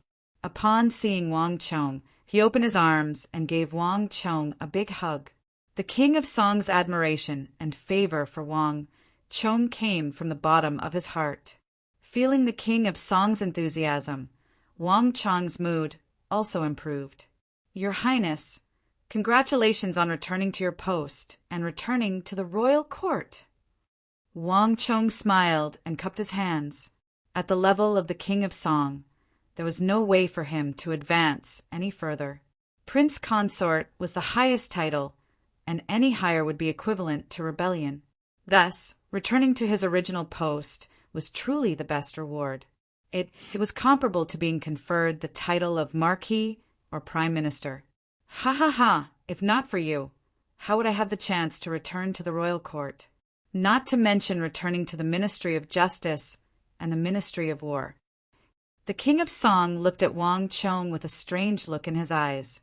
He didn't hide his admiration and favor at all. If Wang Chong hadn't reminded him in time and discovered the strangeness of the consort Taijin incident, he and all the other officials in the royal court would have been demoted and exiled. Although Wang Chong was only 15 years old, he was the real hero who helped him return to his original post and escape the disaster. For the real hero, Wang Chong was not stingy with his rewards. Wang Chong, you've helped me so much. Tell me, what reward do you want? No matter what it is, I'll agree to it. The king of Song said generously. Obviously, he was very happy. Wang Chong doesn't want anything. Thank you, Your Highness. Wang Chong shook his head and said, it wasn't his style to ask for rewards based on one's achievements. Ha ha ha, you don't want it, but I insist on giving it to you. Someone, help me bring that white-hoofed shadow over. The king of Song suddenly shouted outside, White-hoofed shadow. Before Wang Chong could react, he heard the faint neighing of Nei's horse coming from the direction of the stable in the courtyard outside. The sound was clear and childish, with a hint of metal to it. It was completely different from ordinary horses. A foal! Wang Chong was both surprised and delighted. He suddenly understood what the king of Song wanted to give him. It should be a foal, and when a foal grew up, it would be a war horse.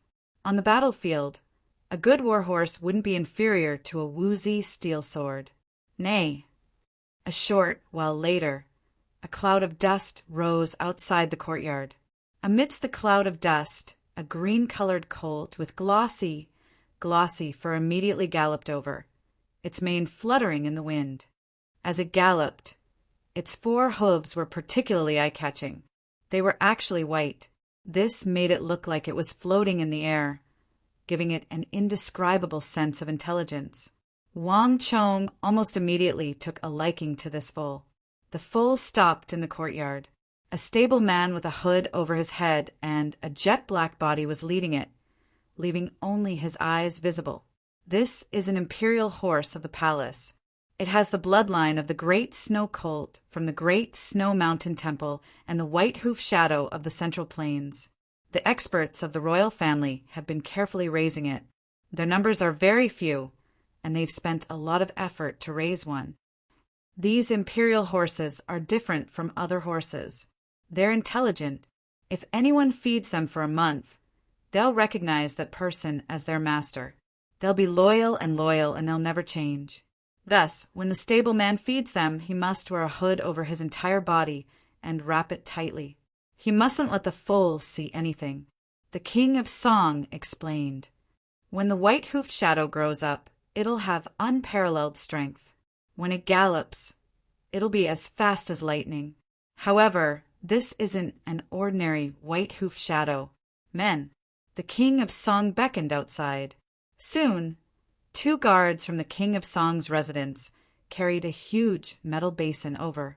The metal basin was filled with water, and it was more than a foot deep. It was clear that these things had been prepared beforehand. The stableman led the foal into the huge basin. The next moment, to Wang Chong's astonishment, the foal didn't sink into the water. Instead, it floated on the surface like a goose feather. Water ripples automatically spread out from beneath its feet, making the colt look even more spirited and spirited. How is this possible? Wang Chong was dumbfounded. Similarly, the surrounding Wang clan members were also dumbfounded. The weight of this foal was definitely not low, but when it stepped on the water, it was as light as a feather. It didn't sink at all. This was simply inconceivable. This is the white-hoofed shadow raised by the palace. It treads on water and crosses rivers. The experts in the palace have done a great deal of hybridization and improvement on them. Perhaps you'll discover even more things in the future. How about it? Do you like this gift? The King of Song shook his sleeves as he said proudly, I like it, I like it. Wang Chong hurriedly nodded. What a joke. There was no way he would refuse such a high-quality horse. There weren't many such good horses in the world. In his previous life, by the time he became the Grand Marshal of the world, these spirited horses would have long been dead, injured, or exhausted in the years of war. Thus, even though he was the Grand Marshal of the world, Wang Chong had no fate with these top-notch spirit horses. Chapter 181. Ha ha ha, a good horse, a good horse. Wang Chong was overjoyed. Since the King of Song had given it to him, Wang Chong did not stand on ceremony. He walked over and took the white-hoofed shadow from the coachman. Although Wang Chong had never raised a horse before, he knew that the best horses on the battlefield were raised from a young age.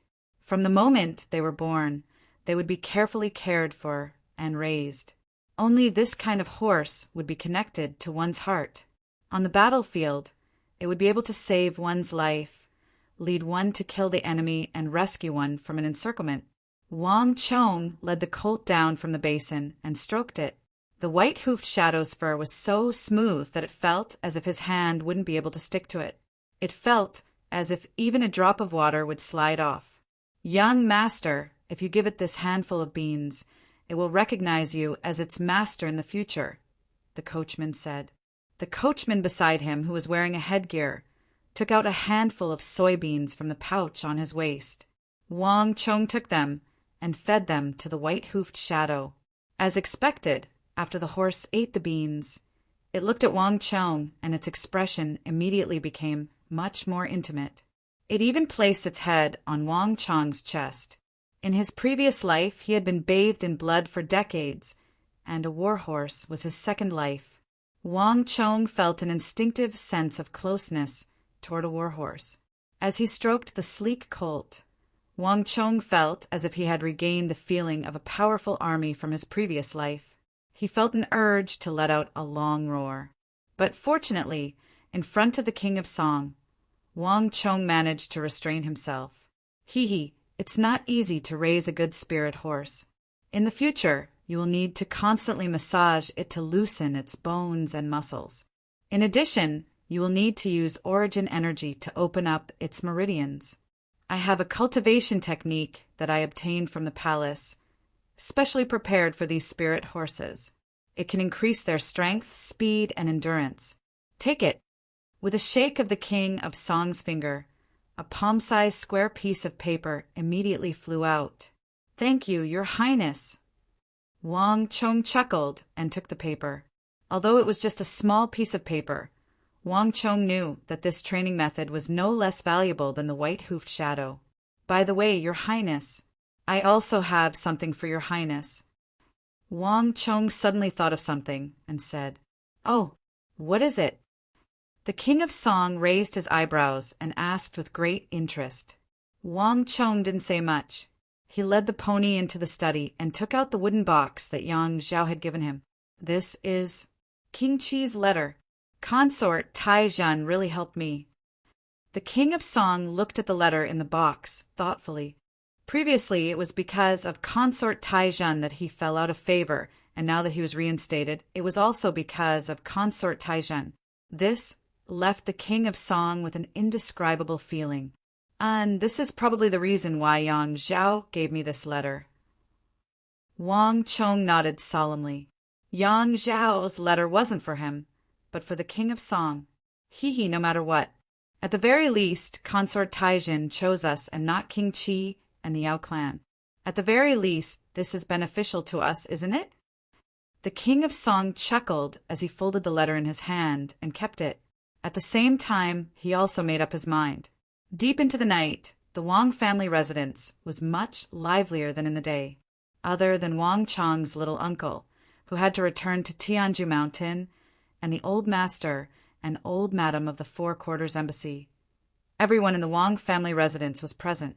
The friendship between the Song and Wang clan, which spanned several generations, had missed in the day. Naturally, they couldn't miss out on such an important show. The King of Song, Lu Ting, and the old butler were all gathered together. The group of people put together 4 large tables and placed 50 to 60 dishes on the table. They ate happily and enjoyed themselves to their heart's content. In the past few months, this was the happiest meal that Wang Chong had ever had. Your Highness, do you still remember the promise you made to me before I was sent to the imperial prison? When the banquet came to an end, just as the King of Song was about to leave, Wang Chong suddenly spoke up. Hee, of course I remember. Speak, no matter what it is, I'll agree to it. King Song chuckled, a forthright expression on his face. Wang Chong was currently the most outstanding rising star and advisor of the younger generation of the Song and Wang clan. At the same time, he was also the future strategist that the King of Song had high hopes for. After the Consort Taijin incident and the regional commander's incident, the King of Song was confident in Wang Chong's capabilities. I hope that your Highness can transfer my big brother, Wang Fu, to the southwest of the Tang dynasty. If possible, transfer my father over as well. Wang Chong suddenly lowered his head and said earnestly. In the darkness of the night, the surroundings suddenly fell silent. Even the chirping of the cicadas had become much softer. Other than Wang Chong and the King of Song, there was no one else in the surroundings. Why? The King of Song stared at Wang Chong in astonishment. He didn't expect this to be the request of Wang Chong. Is this your big brother's wish? The King of Song's first reaction was that Wang Fu wanted to be transferred to the southwest. No. Wang Chong shook his head, an indescribable disappointment in the darkness. This is also why I hope that your Highness can keep this a secret from my big brother. Right now, the entire empire's attention was focused on the north of the Yin Mountains, the increasingly powerful eastern and western Turkic Khaganates, the Anong Protectorate controlled by Zhang Shogui, and the Anchi Protectorate led by Gao Xinji. This was currently the most frequently fought front in the empire. But Wang Chong knew that in the future, the empire's most bitter, most intense, and most costly war would be in the southwest, not the north. This war would shake the foundation of the empire. Its effects would linger for decades to come. Wang Chong didn't know if he could stop this war. He could only do his utmost to take precautions and prepare in advance. In his last life, he hadn't been able to participate in this war, hadn't been able to contribute his meager strength. This was a deep regret in Wang Chong's heart.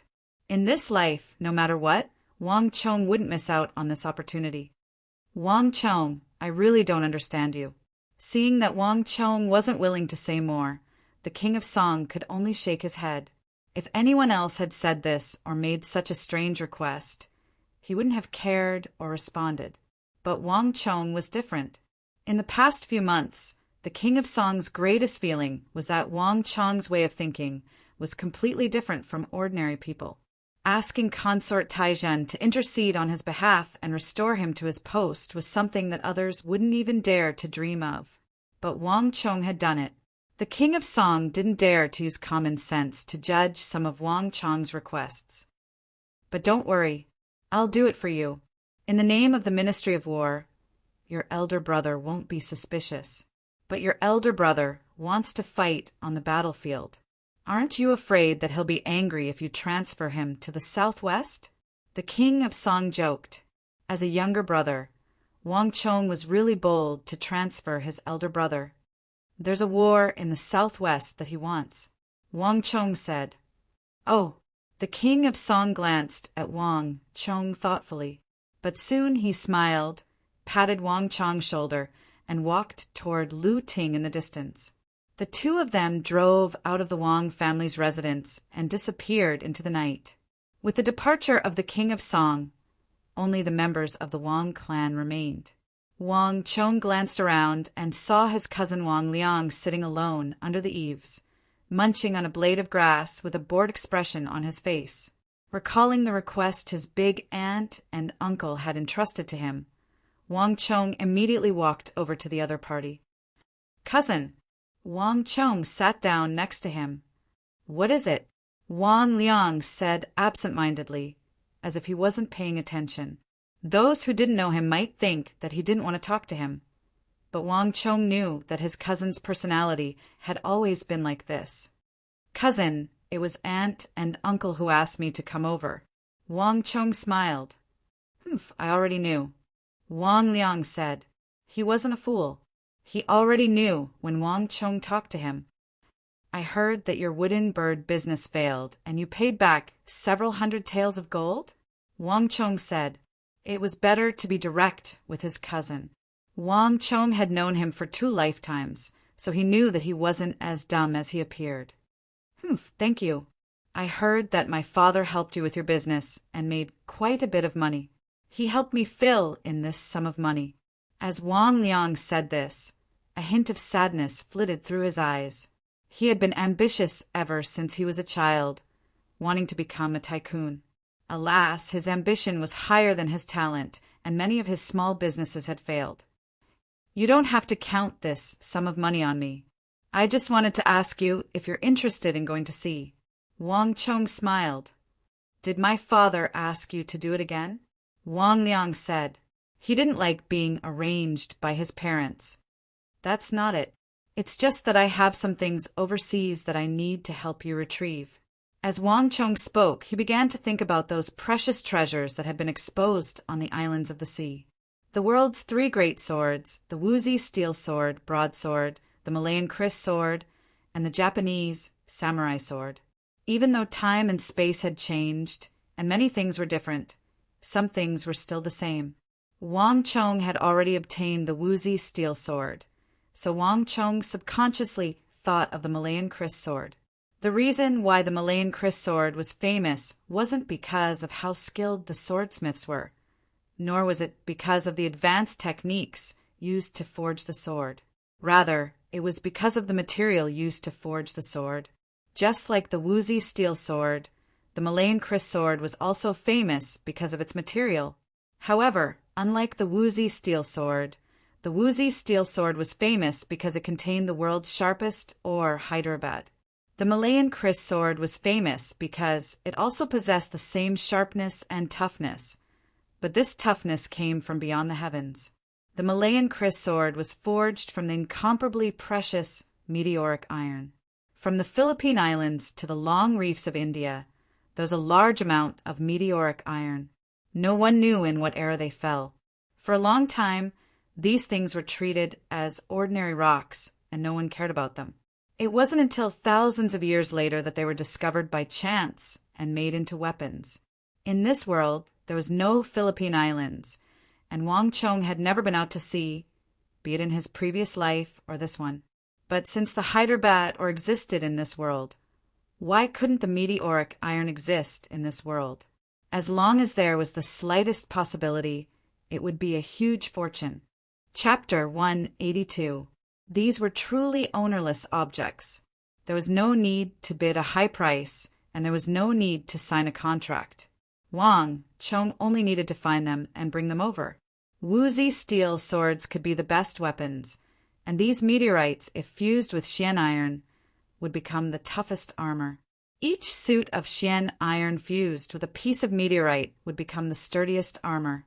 The meteorites on these islands could definitely be used to forge thousands of sets of sturdy armor. And when these sturdy armors were combined with the armies of the Tang dynasty and his own Wuxi steel swords, they would become an invincible and unstoppable force. For Wang Chong, this was the plan he had come up with from the very beginning, and it was also the direction he had always wanted to advance Indiana. The only problem was that the ocean was filled with all sorts of phenomena. The violent waves and the vile weather were enormous factors that needed to be overcome. Besides this, Wang Chong also needed someone who understood the ocean, or at least had a spirit of adventure. Wang Chong could not possibly go by himself. He simply had no time to split himself. Thus, Wang Liang was the best choice for Wang Chong. "So, you want me to help you bring those stones back from overseas?" Wang Liang asked suspiciously after listening to Wang Chong's rough introduction. "Correct. Going overseas is very risky. The waves, the sea beasts, the weather, the direction, all of these are dangerous. The risks are great, and if you're not willing to go, I won't force you. But if you're willing, all the ships, guides, escorts, hired experts, food needed for the journey. I can arrange all of this for you. All the money needed will be on me." Wang Chong said, "But do you know how much money this will cost?" Wang Liang said, "I do." Wang Chong chuckled. A trip like this would take a very long time. It was already quite good to be able to come back once every half a year. And the cost of buying the ships and all the other miscellaneous expenses would probably not even be enough to cover 300,000 or 400,000. Unless it was an aristocratic family that specialized in sailing, many aristocratic families would not be able to afford such expenses. "But I don't care." Wang Chong said, "Are you serious?" Wang Liang seriously said, "Of course." Wang Chong nodded and said frankly, "We are relatives. How could I lie to you about this kind of thing? Let me think about it." Wang Liang's expression was a little panicked. Going to sea was something he had never thought about. In his entire life in the capital, he had never left this circle. He had never imagined that he would suddenly end up on a barren island tens of thousands of miles away. Wang Chong's words were too sudden. "Of course." Wang Chong smiled and didn't force her. "However, whether you agree or not, I hope you can discuss it with aunt and uncle before you make a decision." With that, Wang Chong stood up and walked into the house. Wang Chong. But after walking for a while, cousin Wang Liang's voice came from behind him. Wang Chong turned his head and looked at him in surprise. He realized that cousin Wang Liang was looking at him in the darkness. His eyes were bright, and he was biting his lip as if he had come to some sort of decision. "I've thought it over. I promise you. I promise to help you find that meteoric metal." Wang Liang's voice seemed to be struggling with the first sentence, but by the end, his voice had become incomparably firm. It was like a butterfly finally breaking free of its cocoon. In the end, Wang Liang's mind yearned for the extraordinary. Grandeur, adventure, incomparable experience, and ambition. These were all things hidden deep in his soul. As he looked at Wang Liang under the eaves, Wang Chong's lips curled into a smile. In the blink of an eye, a day had passed. Although it had been a day since he had been released from prison, the effects of this matter were still far from over. Paying respects to young master. On the morning of the next day, a dense crowd of more than 100 boys and girls stood in the courtyard of the Wang clan, bowing to Wang Chong on the steps with deferential expressions. So many. Standing on the steps, Wang Chong was shocked to see these youths who weren't any younger than him. "Hee, didn't you say that you wanted to recruit some people?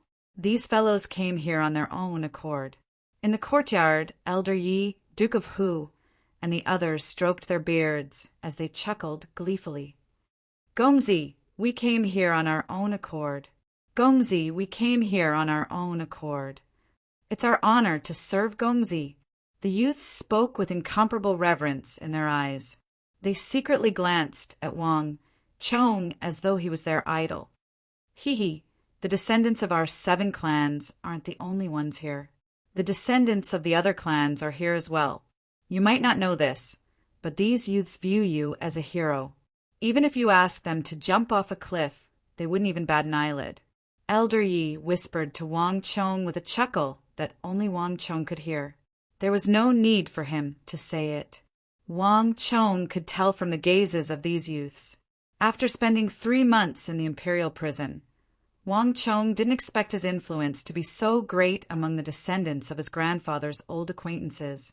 However, given the respect and reverence they were showing toward him, they wouldn't hesitate no matter what he asked them to do.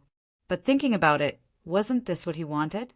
Wang Chong knew that his grandfather's prestige and influence in the royal court was slowly adding an invisible halo to him, and this halo was swiftly taking effect.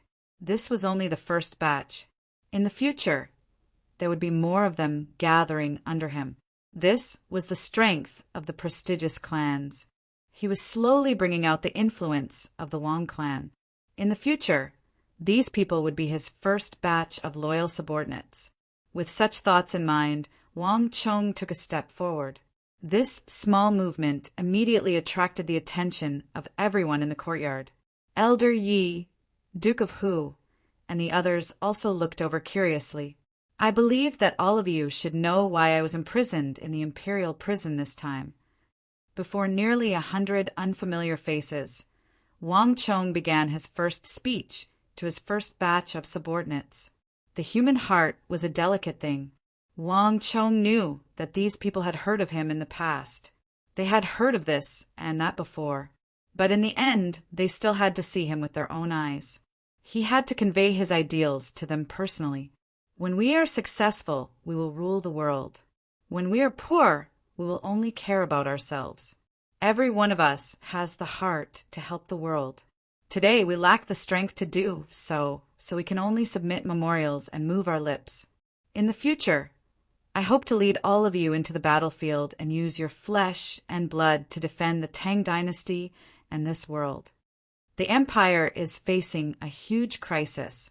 The conflict between the Hu and Han this time is only the tip of the iceberg.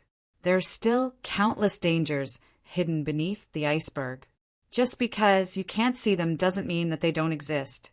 The rise and fall of the empire is everyone's responsibility. In this era, you can choose to be mediocre and passively accept it. You can also choose to fight bravely and defend this world with your own strength. This is the reason why I gathered all of you here. You won't be able to enjoy glory and wealth, but every single one of you is a scholar of the empire. Even if no one remembers you, this land and the Tang dynasty will always remember you. Wang Chong's voice was deafening. Not only the 100 boys and girls, even old Man Yi, Duke of Hu, and the others were dumbfounded.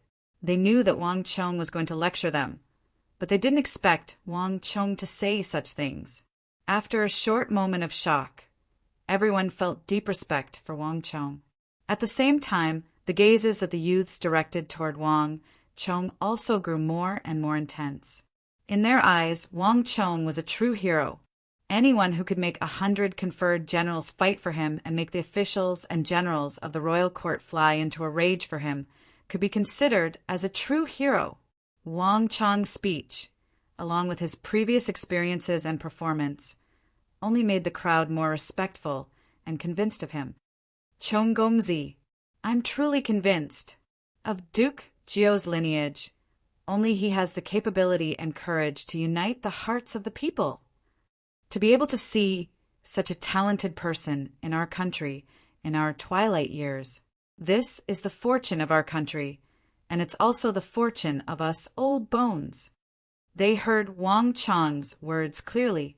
Although they didn't understand why Wang Chong's words were suffused with a solemn and stirring flavor, whether it was the insight of when one is successful, one can rule the world, and when one is poor, one can only care for oneself, or the bold words of every man is responsible for the rise and fall of the world. These novel words had struck a chord in the hearts of the elders. The more they liked Wang Chong, the more they wanted to protect him, help him, and protect him. Under Wang Chong's arrangements, the 100 young men and women were swiftly led by a guard of the Wang clan to the spirit vein. Looking at their backs, Wang Chong couldn't help but sigh. Elder Yi, Duke of Hu, and the others thought that his words were too tragic, and the young men and women didn't understand his words at all. However, Wang Chong knew that he was speaking from the bottom of his heart, and it was the tragic reality that everyone would have to face in the future. The danger that the Tang dynasty would face in the future was far greater than what everyone could imagine. At least half of those who appeared in this residence would have to crawl by the borders of the empire, slumbering for the rest of their lives. To benefit the country, one's life and death is at stake. How can one avoid it because of misfortune? Since one had chosen this path, there was no room for retreat, regardless of whether it was him or them. As these thoughts flashed across Wang Chang's mind, he quickly buried them back into the depths of his heart. Let him in. Wang Chang waved his hand and said to the door. Not long after, a thin figure swayed as he staggered into the room. Chapter 183. Zhang Manian pays respect to Gongzi. Thank you for saving my life. Looking at Wang Chang in the courtyard, Zhang Manian's body trembled slightly. He bowed respectfully and bowed deeply. It's you. Wang Chang was delighted. Meng Long had only said that an old friend of his had been waiting outside for a long time, but he didn't mention that the other party was Zhang Manian. Mister, please come in. Even if Zhang Manian didn't appear, Wang Chang would still have gone to look for him personally. It wasn't to extort a favor from him, but for another matter. Now that Zhang Manian had come knocking on his door, Wang Chang had been spared a lot of effort. Wang Chang led Zhang Manian into the lounge and had the maid serve some fragrant tea before sitting down. Gongzi, please forgive me. I should have gone over to welcome you when you were released from prison yesterday. However, there were many noble figures in Gongzi's sect, so I didn't dare to be rude. Thus, I waited a day and came to thank you personally. Zhang Manian said, Haha, so you came yesterday. If Mr. had informed me yesterday, I would have surely gone out to welcome you personally. Hearing those words, Wang Chang's eyes lit up. Where is Mr. staying at the moment? This, in the maple tree culvert in the west of the city. Zhang Manian didn't expect Wang Chang to ask about this, and he hesitated for a moment before answering. What? Wang Chang was taken aback. Didn't Zhang Manian mean that he had been roaming the streets for the past few days? Didn't that eunuch Gao give you any money? He didn't. Instead, one of his guards gave me some silver coins. Zhang Manian said. Wang Chang was taken aback. That eunuch Gao wasn't just an authoritative figure. He was deeply favored by the emperor. At the same time, he was also a magnanimous merchant.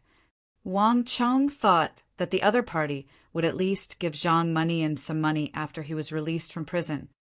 Nobles tend to be forgetful. Given the other party's standing, he might not have noticed such a small matter. Perhaps he might even think that we are old acquaintances, and I have already made arrangements for him. I have been negligent. Wang Chang reacted immediately. Given that person's identity and standing, it was impossible for him to be bothered by a mere few thousand taels of gold. It was more likely that he had forgotten about it or misunderstood it. Do you have any plans for the future, sir? Wang Chang said. Zhang Manian fell silent. The questions asked by Wang Chang were difficult for him to answer. What kind of future does a man on death row have? This time, when he was released from prison, he originally wanted to return to his hometown. However, not to mention the long journey and the lack of travel expenses.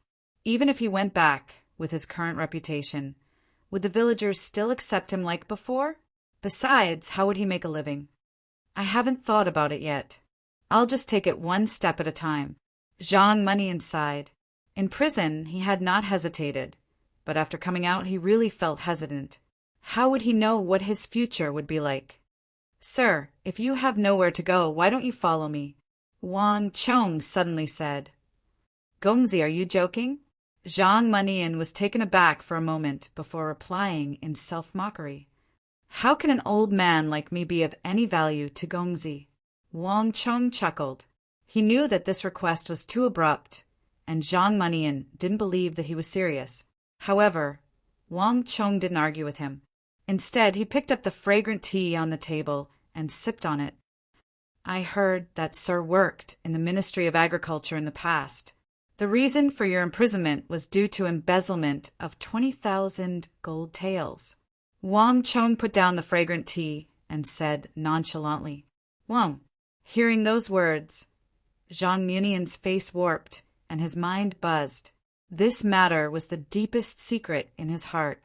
In the prison, even when he was being beaten up, Zhang Munian had never once mentioned this matter to Wang Chong.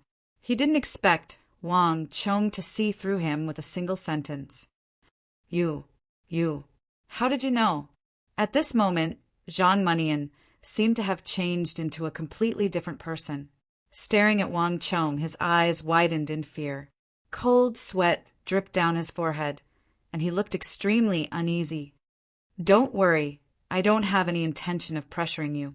Wang Chong's expression was as calm as ever. A lowly agriculture official of low standing had embezzled 20,000 gold taels.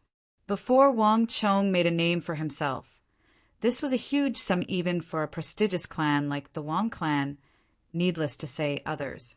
For Zhang Munian to have embezzled so much money, those who didn't know him would think that he was a brazen scoundrel.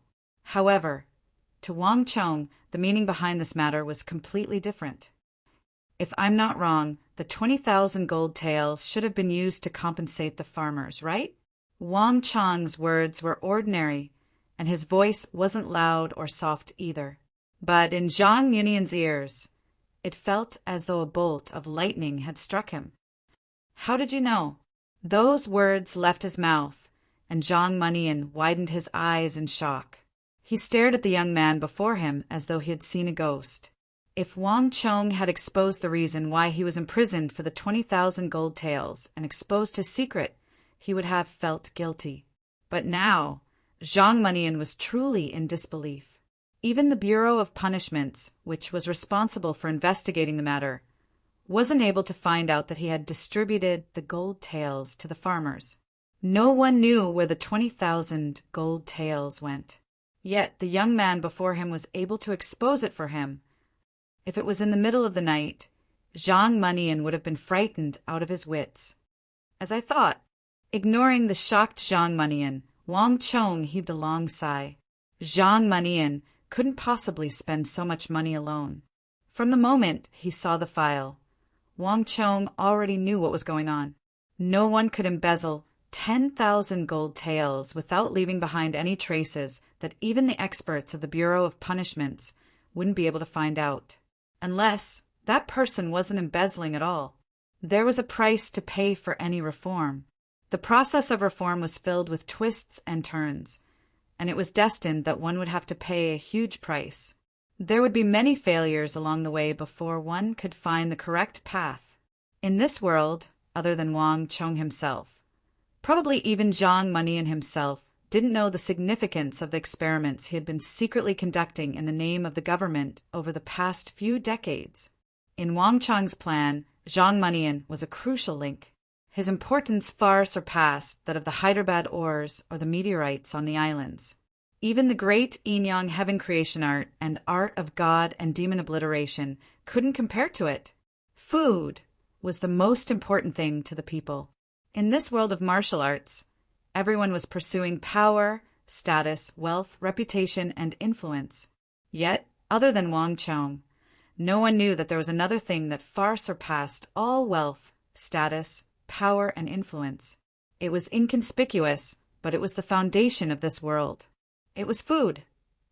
How long would it take for the most powerful empire to fall from the glorious peak of having a luxurious life to the point of eating grass roots and tree bark? 10 years? 20 years? 50 years? 100 years? None of them.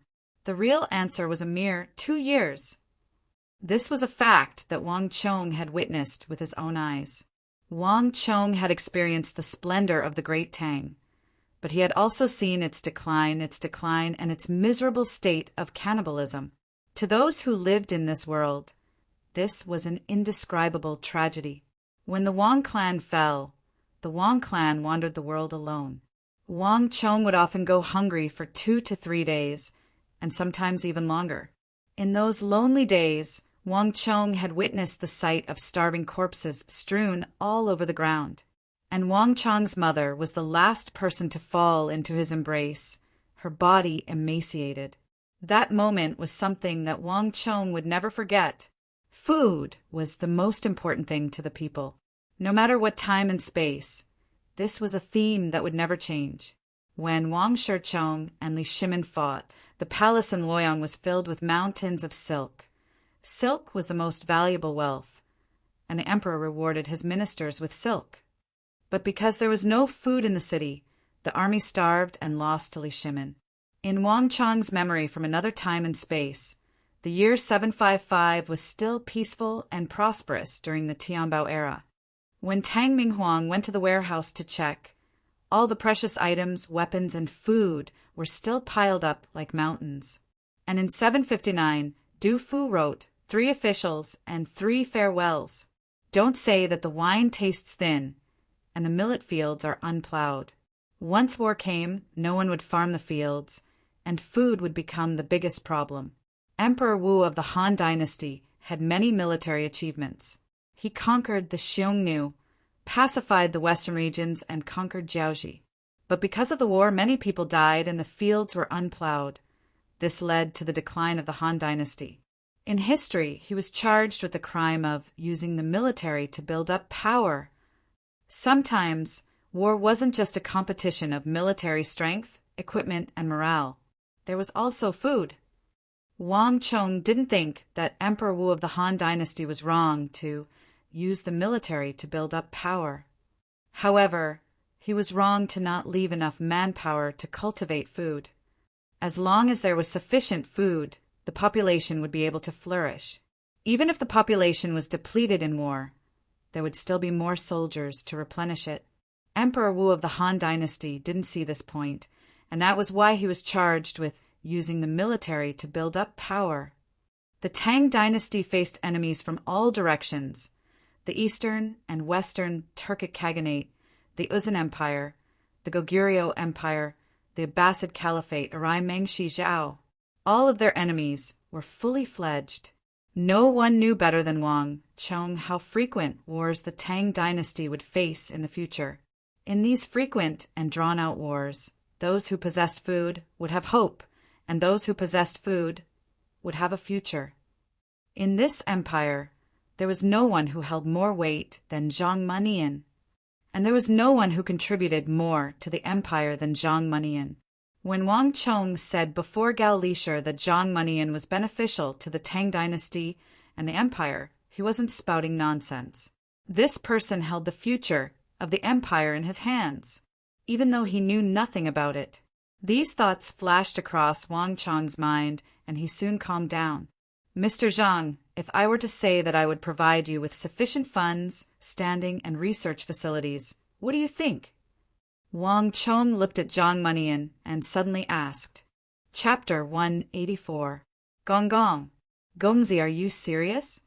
Zhang Manian finally lost his composure.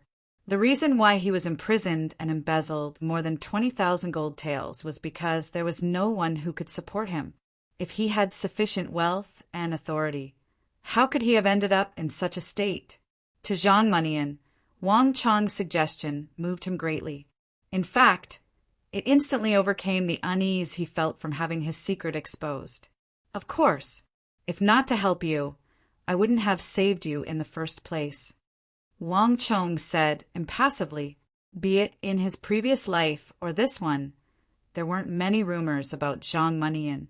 Wang Chong only knew that some of the paddy crops that he created after his death had slowly spread. Even though he wasn't able to change the fate of the Central Plains or the Tang Dynasty, at the very least, Wang Chong knew that there was a person named Zhang Manian who had been contributing to the Central Plains with his own strength. But at the very least, Wang Chong knew that there was a person named Zhang Manian who was silently contributing his strength to the nation. But at the very least, Wang Chong knew that there was a person named Zhang Manian who had been contributing to the Central Plains with his own strength. But to this world, their contributions were immense. From Shang to Xia, Zhou to Han, and finally Sui and Tang, the reason why humans were able to break away from hunting and increase their population was due to people like Zhang Manian. It was their silent contributions that created the current Central Plains. Xia's grain production exceeded Shang's. Zhou's exceeded Xia's, and Han's exceeded Zhou's. By the time the Tang dynasty came into power, it had already far surpassed any of the previous dynasties. Just that, to Wang Chong, this bit of grain production was far from enough. It was far from enough to support the rapidly expanding Central Plains. Wang Chong's goal was to raise the grain production of the Central Plains to a whole new level. It was impossible for Wang Chong to achieve this with just his martial arts. There was nothing in this world that could achieve this. Wang Chong could only rely on his knowledge and experience from the other world. Great, Wang Gongzi, as long as you can give me sufficient support, I will definitely be able to breed a grain with a higher yield than what we have now. On the other hand, Zhang Manian didn't think too much into it. He had no idea what Wang Chong was up to. Hearing that he was truly willing to support her, she was incomparably excited. Mr. Zhang. As Wang Chong poured a cup of tea for Zhang Manian, he pondered over how he should break the news to him. You've worked in the Ministry of Agriculture for so long, I'm not sure if you've noticed. Some grains had a very high yield per plant. Is it even more productive than other grains? Of course. Taken aback, Zhang Manian was taken aback. Wang Chong, a young master from a wealthy family, actually knew about grains. However, when he thought about how Wang Chong was willing to support him, he naturally had some understanding. Our Ministry of Agriculture's job is to find these high-yielding plants. Then he would collect their seeds and think of ways to expand their cultivation. But it was useless. When these seeds were found, they might have a high yield. But when we planted it, it became a very ordinary plant. Some crops don't even bear fruit. Out of 100,000 experiments, it's already not bad if we can find a single high-yielding crop and maintain it. Throughout the generations, the mission of the Ministry of Agriculture was to search the paddy fields one by one.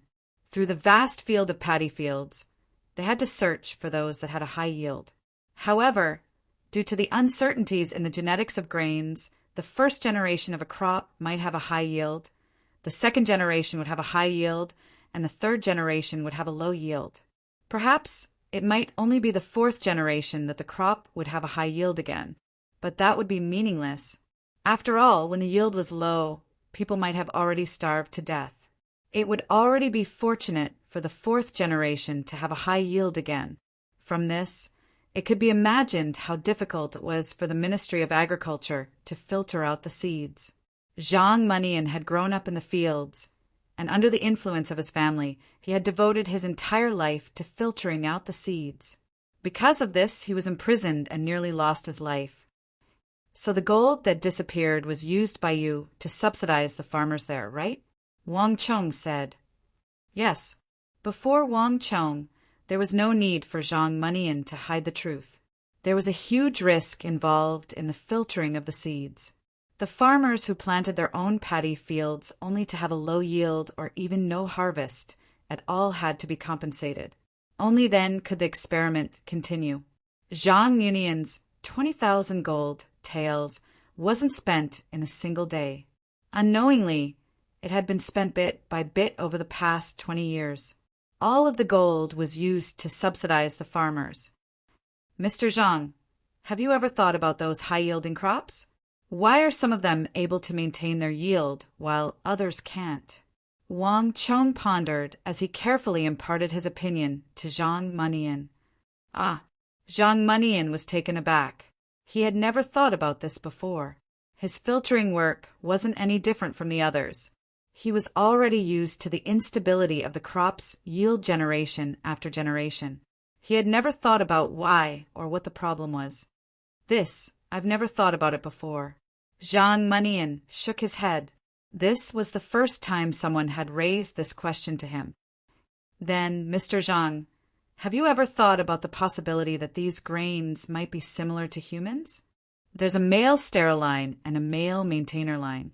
This would explain why a high-yielding crop might not reap a single harvest the next year. Wang Chong finally revealed his opinion. Zhang Manian stared at the young man before him as though he had seen a ghost. He had never heard of such a theory in his entire life before. You must be joking to know that plants could be divided into males and females. However, Wang Chang's words had opened up his train of thought. Furthermore, it wasn't entirely unreasonable. This was indeed a brand new way of thinking in the filtering of paddy fields. I've never thought about it before. Zhang Manian fell into deep contemplation. He didn't reject Wang Chang's theory. Whoosh! Wang Chong had been staring at Zhang Manian's eyes the entire time. Upon seeing that the other party didn't reject his suggestion, he heaved a long sigh of relief. It was a brand new theory, a theory that was ahead of its time. The biggest problem was that it could not be accepted by others. Clearly, Zhang Manian wasn't such a person. He had found the right person.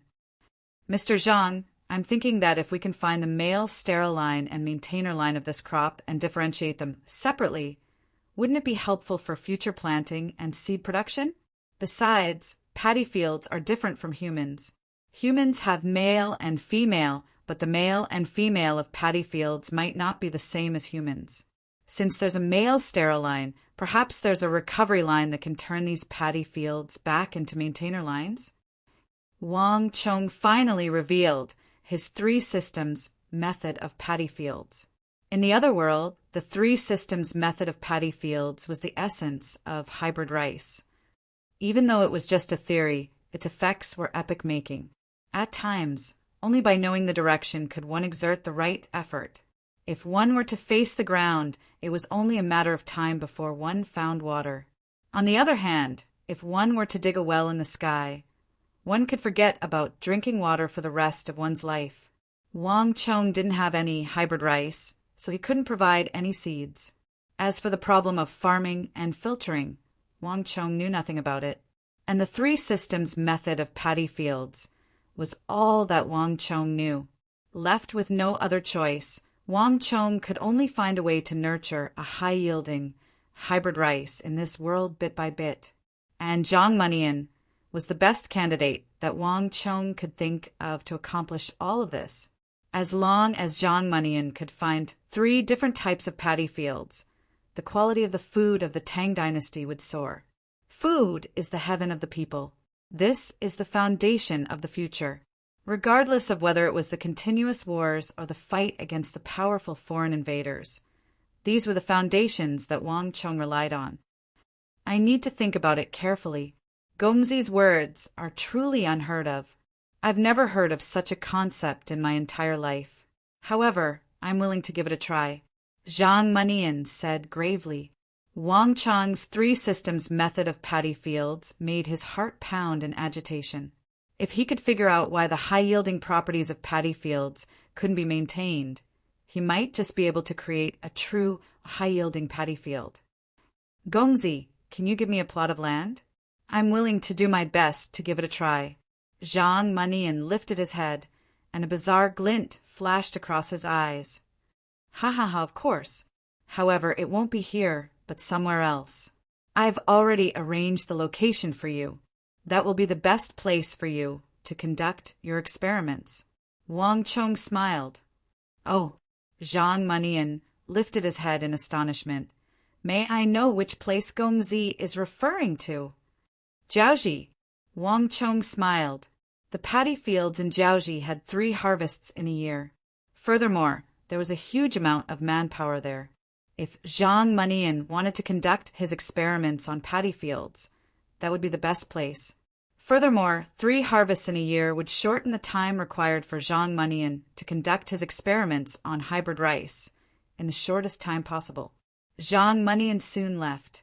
Along with him were 100,000 gold taels and 50 guards that Wang Chong had mobilized from big Uncle Wang Zhen, the Wang clan, Elder Yi, and Duke of Hu.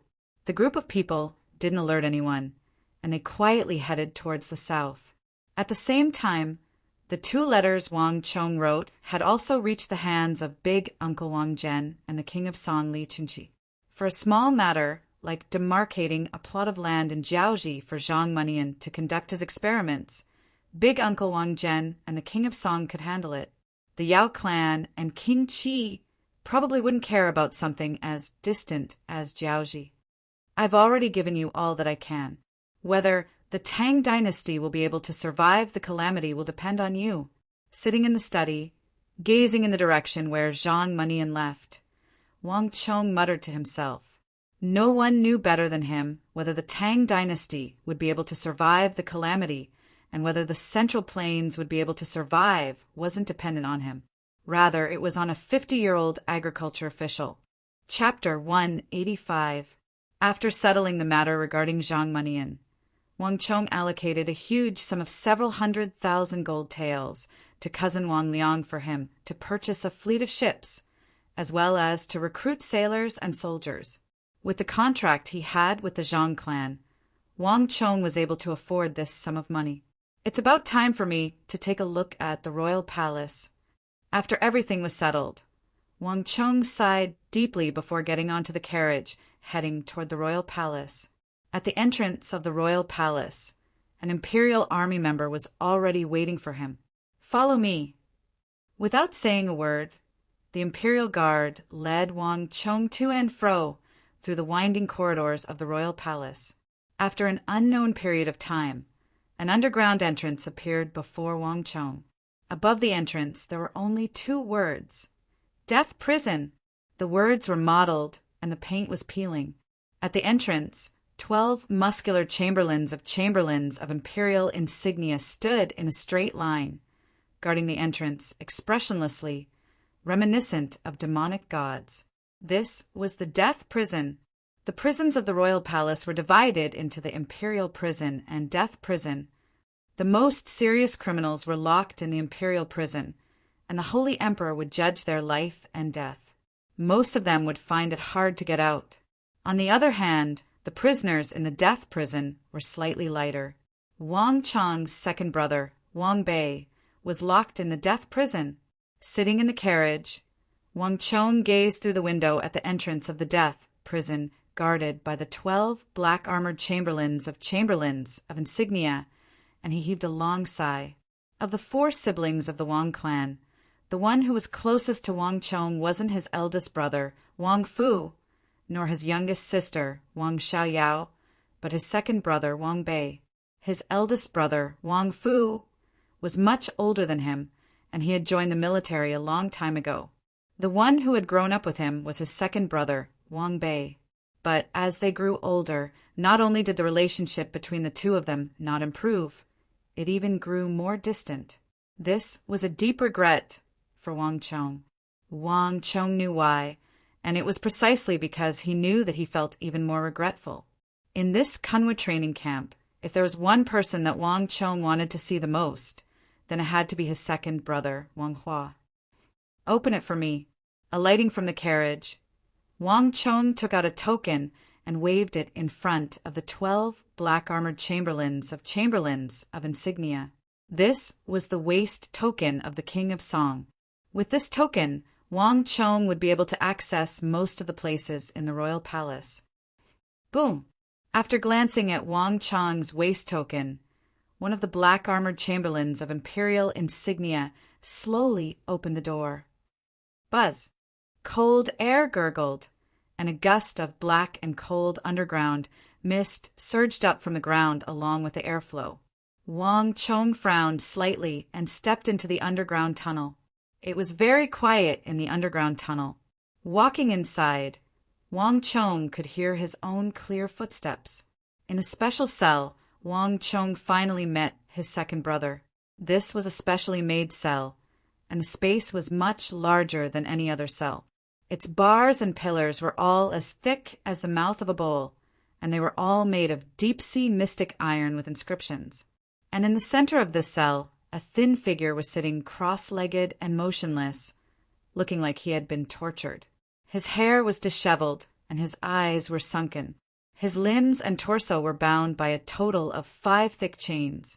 Like a spider's web, they crisscrossed and locked him down from all directions. This was his second brother, Wang Hua. If he had not seen it with his own eyes, Wang Chong would not have believed that this thin figure before him was the arrogant and domineering second brother of his memories. Second brother, I'm here. I'm sorry that I only came to see you now. As he gazed at the disheveled and tortured figure in the cell, Wang Chong suddenly felt an unbearable pain in his heart. This wasn't how his second brother should look like. This dark and damp prison was definitely not a world that belonged to him. The cell was silent. Other than Wang Chong's voice, there was no reply. The figure in the cell didn't move, as if he couldn't hear anything. Second brother, we all missed you. Big brother missed you. Little sister missed you. Mother and I missed you too. Come out, second brother. You don't belong here. Wang Chong sighed. The death cell was a place to imprison prisoners, but Wang Chong knew that his second brother was completely different from these people, because he had imprisoned himself here. Everyone in the Wang clan who had contracted the Berserker syndrome could freely enter the death cell. This was a favor that the Holy Emperor had bestowed upon his grandfather. It had been specially requested by his grandfather after he had become a dragon. This expensive cell had been specially constructed by the Holy Emperor. All descendants of the Wang clan who had contracted the Berserker syndrome could enter and imprison themselves. For this generation, it fell to second brother Wang Bei. He had been exiled, and other than himself, no one could let him out. The cell was silent, not a single sound could be heard. Sighing, Wang Chong continued, That's right. Second brother, if you're doing this for the eldest son of Duke Zhang, then there's no need. He has already recovered. He's not dead. Do you think I'm like this because of Marquis Zhang? A cold voice suddenly echoed from the cell, interrupting Wang Chong's words. At some point, Wang Bei had raised his head, and his bloodshot eyes were staring coldly at Wang Chong through the bars. Second brother. Wang Chong was taken aback, and then he was overjoyed. You're finally willing to speak to me. Do you really think that I'm here because of him? Wang Bei seemed to be oblivious to Wang Chong's words. He continued to stare at Wang Chong emotionlessly. Scram! Scram right now. I don't need you to see me, and I don't need anyone to see me. Scram! His final word was like a thunderclap, and a furious gale swept through the death cell. Even with Wang Chong's origin energy, tier 7 cultivation, might of the barbaric god and the serpent dragon bone, he was still forced to retreat. Even though he was suffering from the Berserker syndrome, Wang Chong's second brother Wang Bei was definitely one of the top experts in the capital. The furious gale left just as quickly as it came. In just a few moments, the death cell had calmed down once more. Wang Bei sat cross-legged in the prison, regaining his calm. Second brother, since it's not because of Marquis Zhang, why aren't you leaving? Wang Chong stared at the figure in the cell, but he didn't back down. He came here to change a matter, and before he was done, he wouldn't leave. Wang Bei remained motionless, as if he hadn't heard Wang Chong's voice. But Wang Chong didn't give up. Given your abilities, this place isn't enough to keep you here. It's been more than half a year since you came here. Do you intend to stay here for the rest of your life? As Wang Chong spoke, he began to walk toward the bars of the cell. Don't force me to make a move on you. Get out right now. Wang Bei finally reacted. He stretched out a hand and pointed toward the exit of the death cell, and his voice was cold. Second brother, the Berserker syndrome isn't impossible to overcome, given your abilities. Berserker syndrome. Ha ha ha.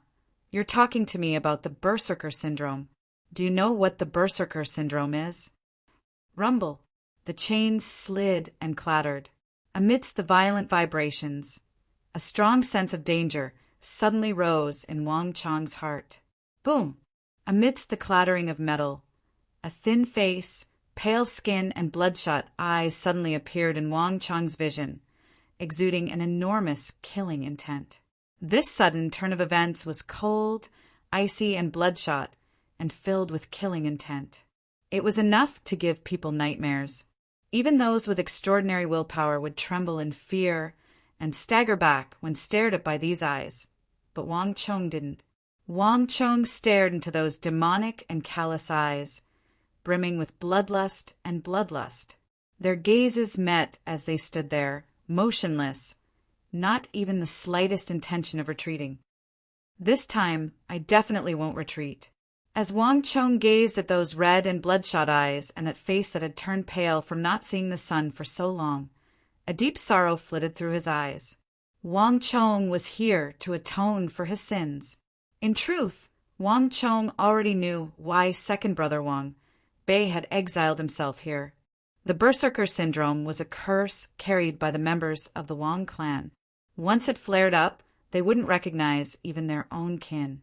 Second brother was afraid of harming his family, afraid of harming Wang Chong and his little sister.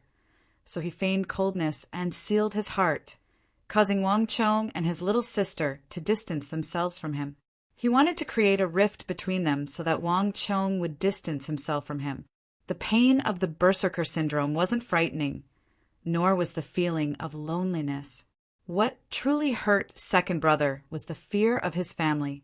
It was a pity that Wang Chong didn't know this in his previous life.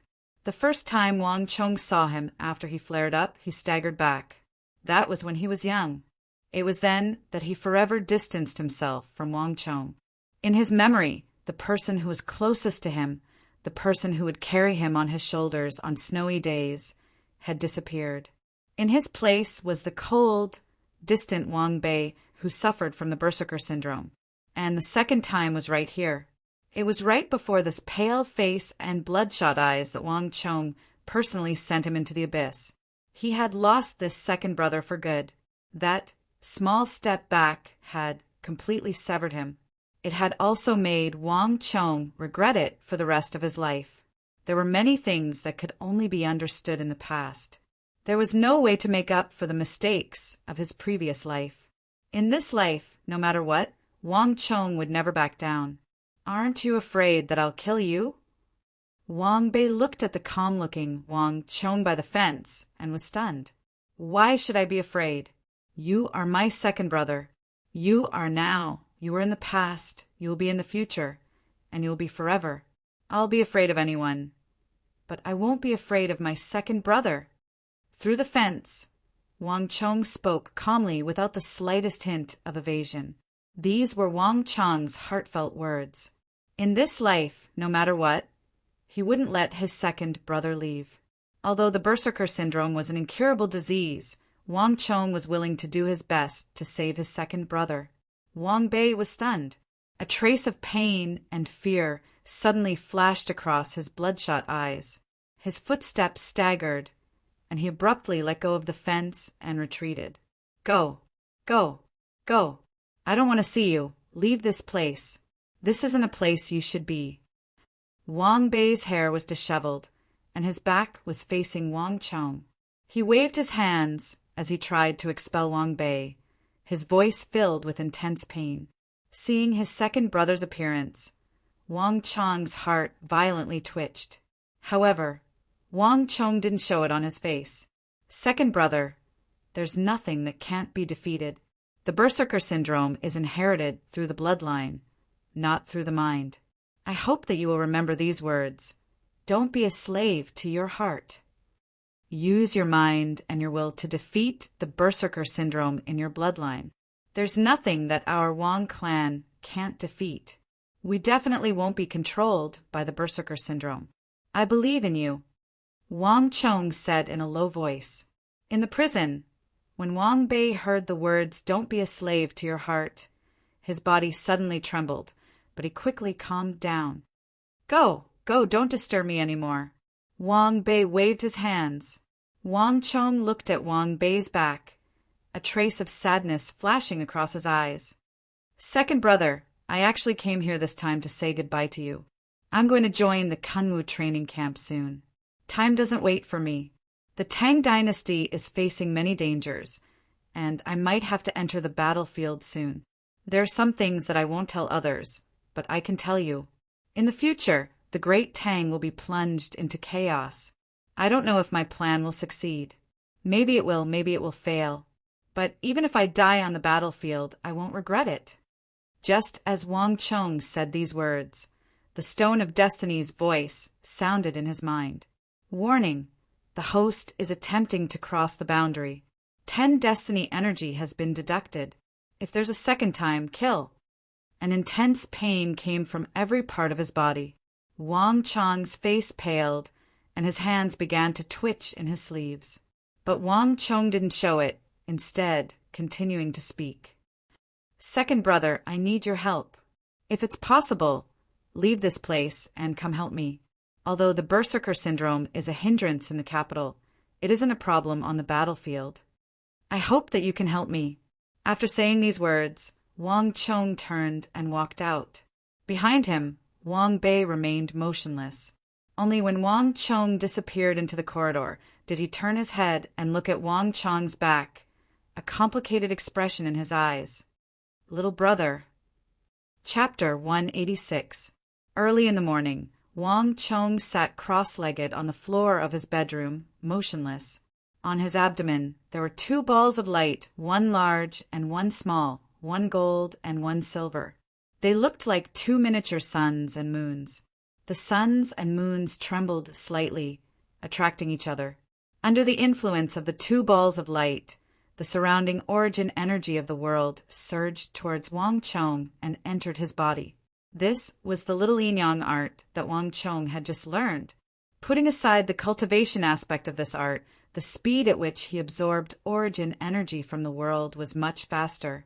Wang Chong originally cultivated the might of the barbaric god, and now that he had this little yin-yang art, his strength naturally grew even faster.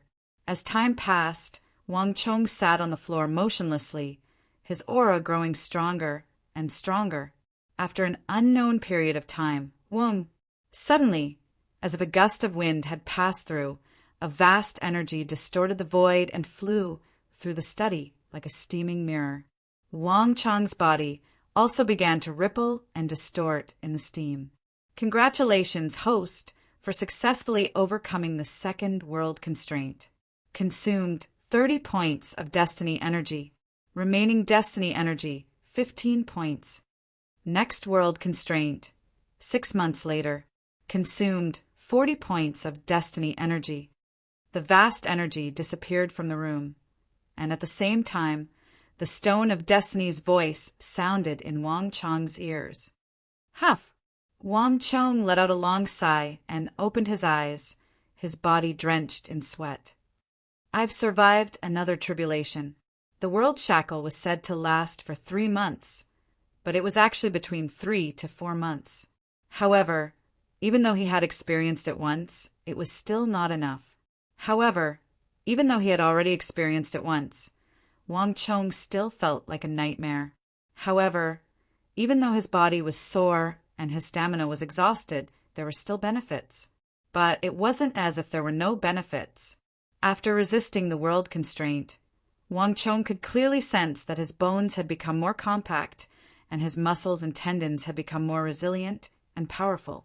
Not only that, Wang Chong could also clearly feel that a portion of the power had turned into Yuan Qi and was pouring into his meridians.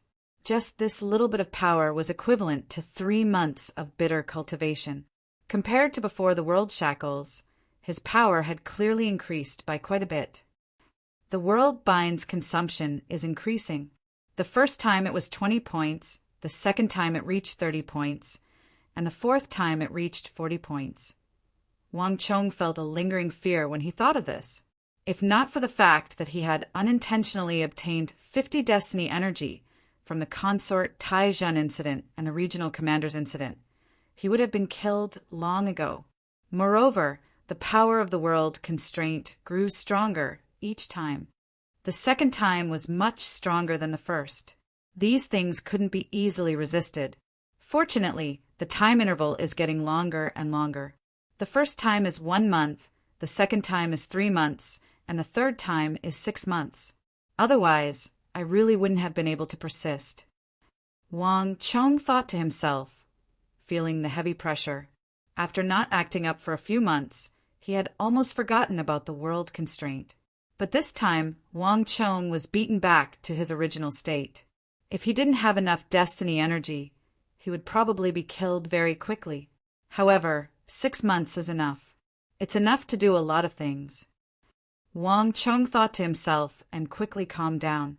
Changing fate was not that simple. The greater the change in fate, the more people changed, and the wider the scope, the greater the world constraint. With regards to this result, Wang Chong was not surprised. Moreover, 6 months was a very long time. Come. After sitting cross-legged on the ground for a moment to recover his strength, Wang Chong suddenly thought of something and pulled out a sword from his waist. This sword was not Wang Chong's famous Wut's steel sword, but a meter-long sword. Its blade was crimson, and dark inscriptions resembled the scales of a snake could be seen on its surface. The sword didn't look as sharp as the Wut's steel sword, but it had a unique aura. Is this the little Inyang sword? Wang Chong looked at the sword in his hand and blinked. A strange light flashed in his eyes. This sword was sent by Wang Chong's master on the Spirit Vein Mountain, the evil emperor, after learning that Wang Chong had completed the little Inyang art. The martial arts of the demonic emperor Old Man's lineage were different from ordinary martial arts. Ordinary martial arts, as long as one trained diligently, would definitely be able to reach a higher realm. But the little Inyang art was different. Only by using the little Inyang art to continuously absorb the opponent's energy could the little Inyang art be refined and reach a higher realm. In other words, it was to kill. This was also the reason why the evil emperor was known as the evil path, and why he had angered so many people in the world of sex, even causing him to be hunted down by so many. The level of the little Inyang art was too low, so it could only absorb the energy of opponents much weaker than itself. Wang Chong's realm could only be that of a tiger, leopard, or cat. This was why the evil emperor's faction had invented the little Inyang sword. The little Inyang sword can only help you absorb the last bit of energy of your opponent when they are on the brink of death or extremely weak. Just as you said, the little Inyang sword is used for righteousness, and when used for evil, it is evil. You are the son of a duke, so you have to be wary of your identity. As for what you should do, I won't tell you. You can decide for yourself. These words had not been sent by the demonic emperor Old Man, but in a short letter. The cultivation techniques of the evil path were unique and difficult for others to accept. Especially this kind of killing technique, it was even more difficult for people to accept it. In the evil emperor's view, given that Wang Chong was from a family of ministers and generals, it would be inappropriate for him to learn this martial art. However, the evil emperor was overthinking things when it came to Wang Chong. The little Inyang art is most suitable not for sex or personal fights. It is for the battlefield. This martial art can only be accumulated quickly on the battlefield and reach an extremely high level in a short period of time. Master, you're overthinking things, Wang Chong said calmly. His fingers slowly brushed across the crimson blade, emitting a clear hum. It was true that the little Inyang art and the great Inyang heaven creation art were evil martial arts. But from the start, Wang Chong had never intended them to be used to make a name for himself, but to be used on the battlefield. The problems that his master, the evil emperor, worried about were non-existent to Wang Chong. Dee-da-da! Just as Wang Chong was deep in thought, the sound of hooves galloping and the neighing of war horses could be heard. Ha ha ha, Wang Chong, are you ready? The training camp is about to begin. Wei Hao's voice was full of vigor, and it reverberated throughout the Wang family residence. It's here. With a smile, Wang Chong sheathed the little Inyang sword and stood up. After such a long time, the most important event in the history of the Great Tang Dynasty finally happened. The 3 great training camps, Kanwu, Xinwei, and Longwei, had finally begun. Today was the day they would officially open. After settling the matters on hand, Wang Chong made an appointment with Wei Hao to set off together with him today.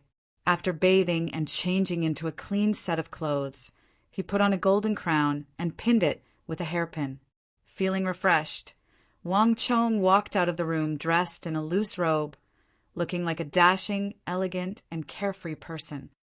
Nay, as soon as Wang Chong walked out of the room, the neighing of a young steed sounded, and with a flash of light, a floating shadow leaped into his embrace. The indigo colt chewed on the leaves that it had torn from the courtyard, and its mane danced in the wind as it licked Wang Chong affectionately. Wang Chong reacted quickly. He took out a cloth pouch from his waist and took out a handful of soybeans. Holding them in his hands, he fed it to the colt personally. A spirit colt was indeed a spirit colt. In just 2 short days, this white-hoofed shadow raised in the palace had already begun to treat Wang Chong as its true master, and Wang Chong also treated it as a human. Instead of locking it in the stable, he placed it in the courtyard and allowed it to run freely, go wherever it wanted, and eat whatever it wanted. This would make the colt more intelligent, and it would also aid its growth. Little shadow, let's go. I'll bring you to a bigger place today. After the colt finished eating the soybeans in its hands, Wang Chong patted its neck and led it forward. At the entrance of the Wang family residence, a row of people was already waiting. Young master. Upon seeing Wang Chong, Shanhai Menglong, Tuoba Guiyuan, Li Zhuxin, and Mayase Mayaka immediately lowered their heads and bowed. Even though Li Zhuxin didn't lower his head, he still nodded slightly in acknowledgement. And let's go. Wang Chong smiled. Passing through the gates, a few majestic war steeds were waiting outside. Wei Hao, along with a group of followers, sat on the backs of the steeds, looking spirited. On the other side, Zhao Jingdian was leading a few war steeds, waiting for Wang Chong. Beside him were Elder Yi, Duke of Hu, and the others. Today was the opening of the 3 great training camps, and this was Wang Chong's first time joining the army. Thus, those who received the news had already rushed over to send him off. Chong-a, this is your first time joining the army. Mother isn't around, so you have to learn how to take care of yourself. The first madam stood by the door with reddened eyes, and she seemed a little sad. Even though Wang Chong had yet to officially join the army and was only participating in the training camp, this was the first time Wang Chong had left his side.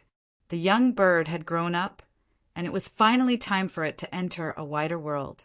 Mother, don't worry. I will. Wang Chong smiled. Humph, brother, I heard that the people there are formidable. If they dare to bully you, tell me, and I'll deal with them for you. The Wang family's little sister leaned into her mother's embrace, puffed up her cheeks, and waved her little fists around, just like the vast crane pavilion. She looked as though she was going to stand up for Wang Chong. Wang Chong chuckled inside. Right now, only his little sister still treated him as the weak brother from before. Little sister, I understand. Humph, don't pinch my nose. Otherwise, I won't be happy. Seeing how his little sister was about to fly into a rage, Wang Chong burst into laughter. Retreating, he pulled open the distance between them. Mother, little sister, and elders, I'll be leaving first. After bidding farewell to everyone, Wang Chong suddenly leaped onto his steed and left with Li Zhuxin, Mayase Ayaka, Wei Hao, and Zhao Jingdian. Chapter 187. Di-da-da. The capital was bustling with people, and one cavalry after another was rushing out from the east, west, and south gates of the capital. These cavalrymen weren't from the capital's imperial army or the border army, but high-spirited scions of the capital. The scions of nobles, descendants of generals, scions of prestigious clans. There were all kinds of people on horseback. Ha ha ha, it sure is lively. Wei Hao sat on his horse and watched the scene from its back. He laughed excitedly and said, That's right. Wang Chong, look, there are so many people here. Wang Chong nodded, but his eyebrows indiscernibly twitched. Perhaps it was because he had changed the world too much. But Wang Chong realized that the 3 great training camps were completely different from what he remembered. In the past, the 3 great training camps didn't attract so much attention. The first time it was opened, it didn't attract so many scions of nobles and nobles either. Furthermore, the number of people recruited by the 3 great training camps was much higher than in his previous life. Looks like everything is different now, Wang Chong thought. Changing the world recklessly wasn't without a price. This price wasn't just reflected in the world constraint, it was reflected in other things as well.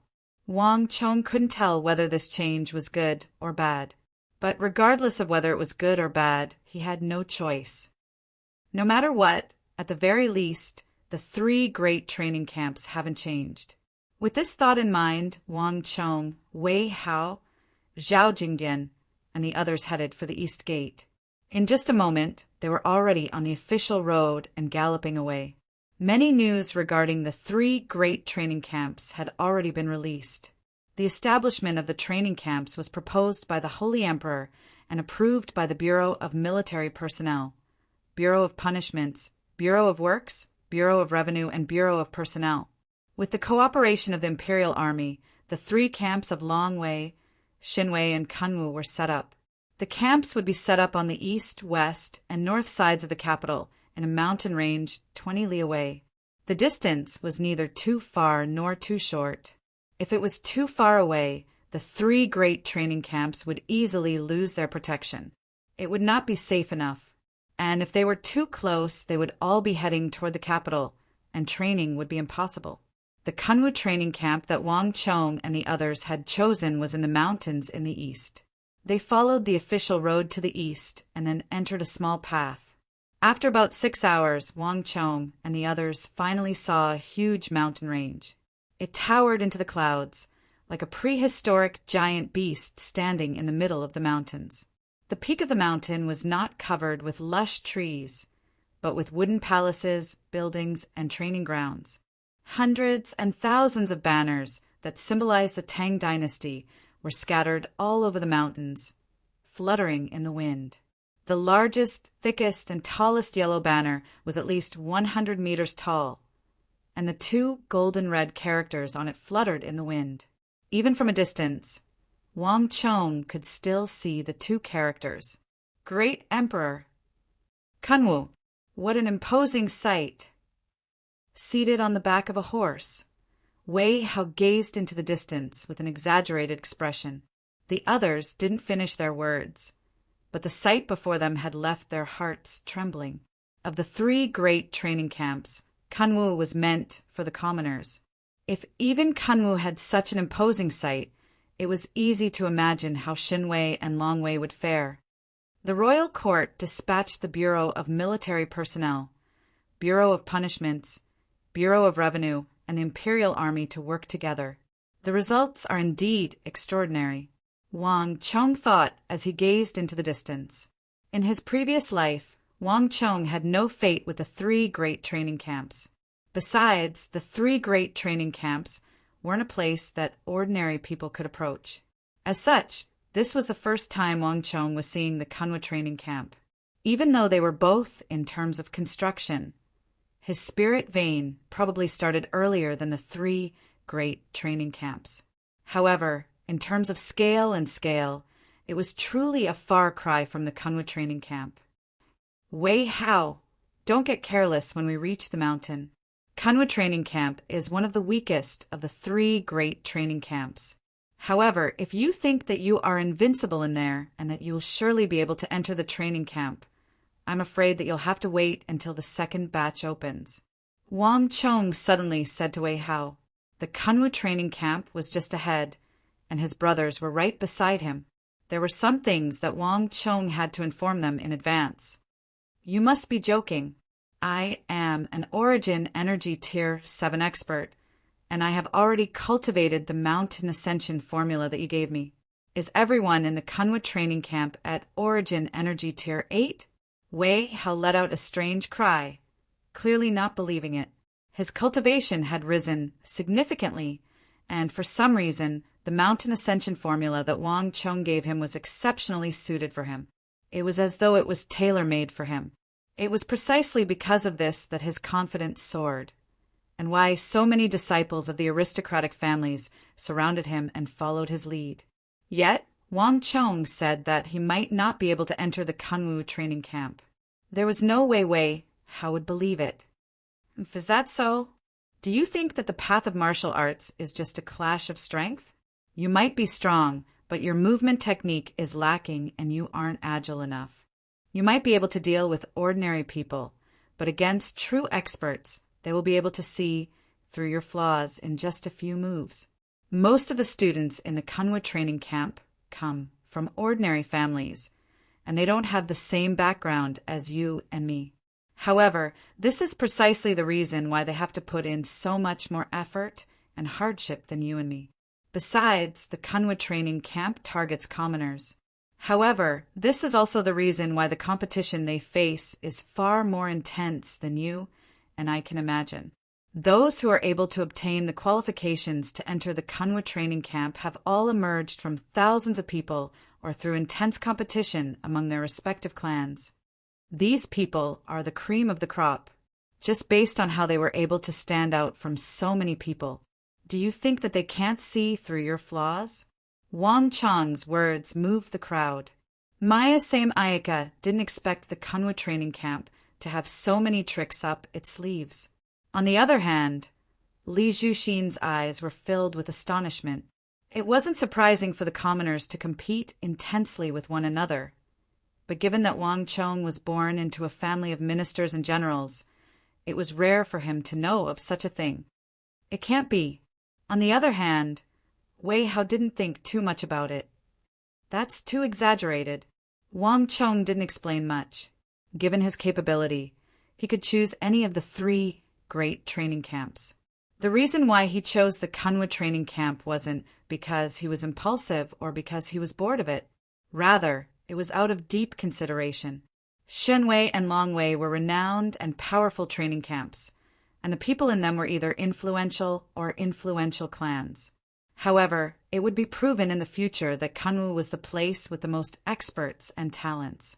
In the future, more than 90% of the rising generals of the Tang dynasty would come from here. This wouldn't change just because he changed the course of history. The children of the poor matured early. The nature of the Kunwa training camp made it the most outstanding among the 3 great training camps. What Wang Chong said to Wei Hao just now wasn't fabricated. It was the correct evaluation of the students of the Kunwa training camp in the future. These people had no background and limited resources. The only thing they could rely on was their hard work. Wei Hao's hard work was already considered to be very hardworking compared to his peers. But compared to these people, it was nothing. There were plenty of people who were crazier and more hardworking than him when it came to cultivation. What these people lacked wasn't aptitude, wisdom, or hard work, but cultivation resources. Thus, once they obtained sufficient resources in the Kunwu training camp, the instantaneous burst of energy would be astonishing. A single tree can't make a forest. If Wang Chong wanted to change the fate of the empire and wanted to find like-minded friends and subordinates, this was the best place. In any case, you have to remember this. If you meet someone who specializes in attacking your right lower back, use the Tiger Coiling Mountain and Dragon Coiling Mountain of the Mountain Coiling Force. Left Tiger, right Dragon. Remember this, and you won't fail miserably. Wang Chong came back to his senses and said, "Got it." Wei Hao's face was full of lingering fear. Although he didn't dare to believe it, he knew that Wang Chong would never lie to him about this serious matter. Although there was still some distance to the Kunwa training camp, Wei Hao had begun to feel that this place was even more difficult to enter than the Shenwei and Longwei camps. Wang Chong had made it so clear. If he didn't be careful, he would really be an idiot. Also, when you get up the mountain, take a closer look.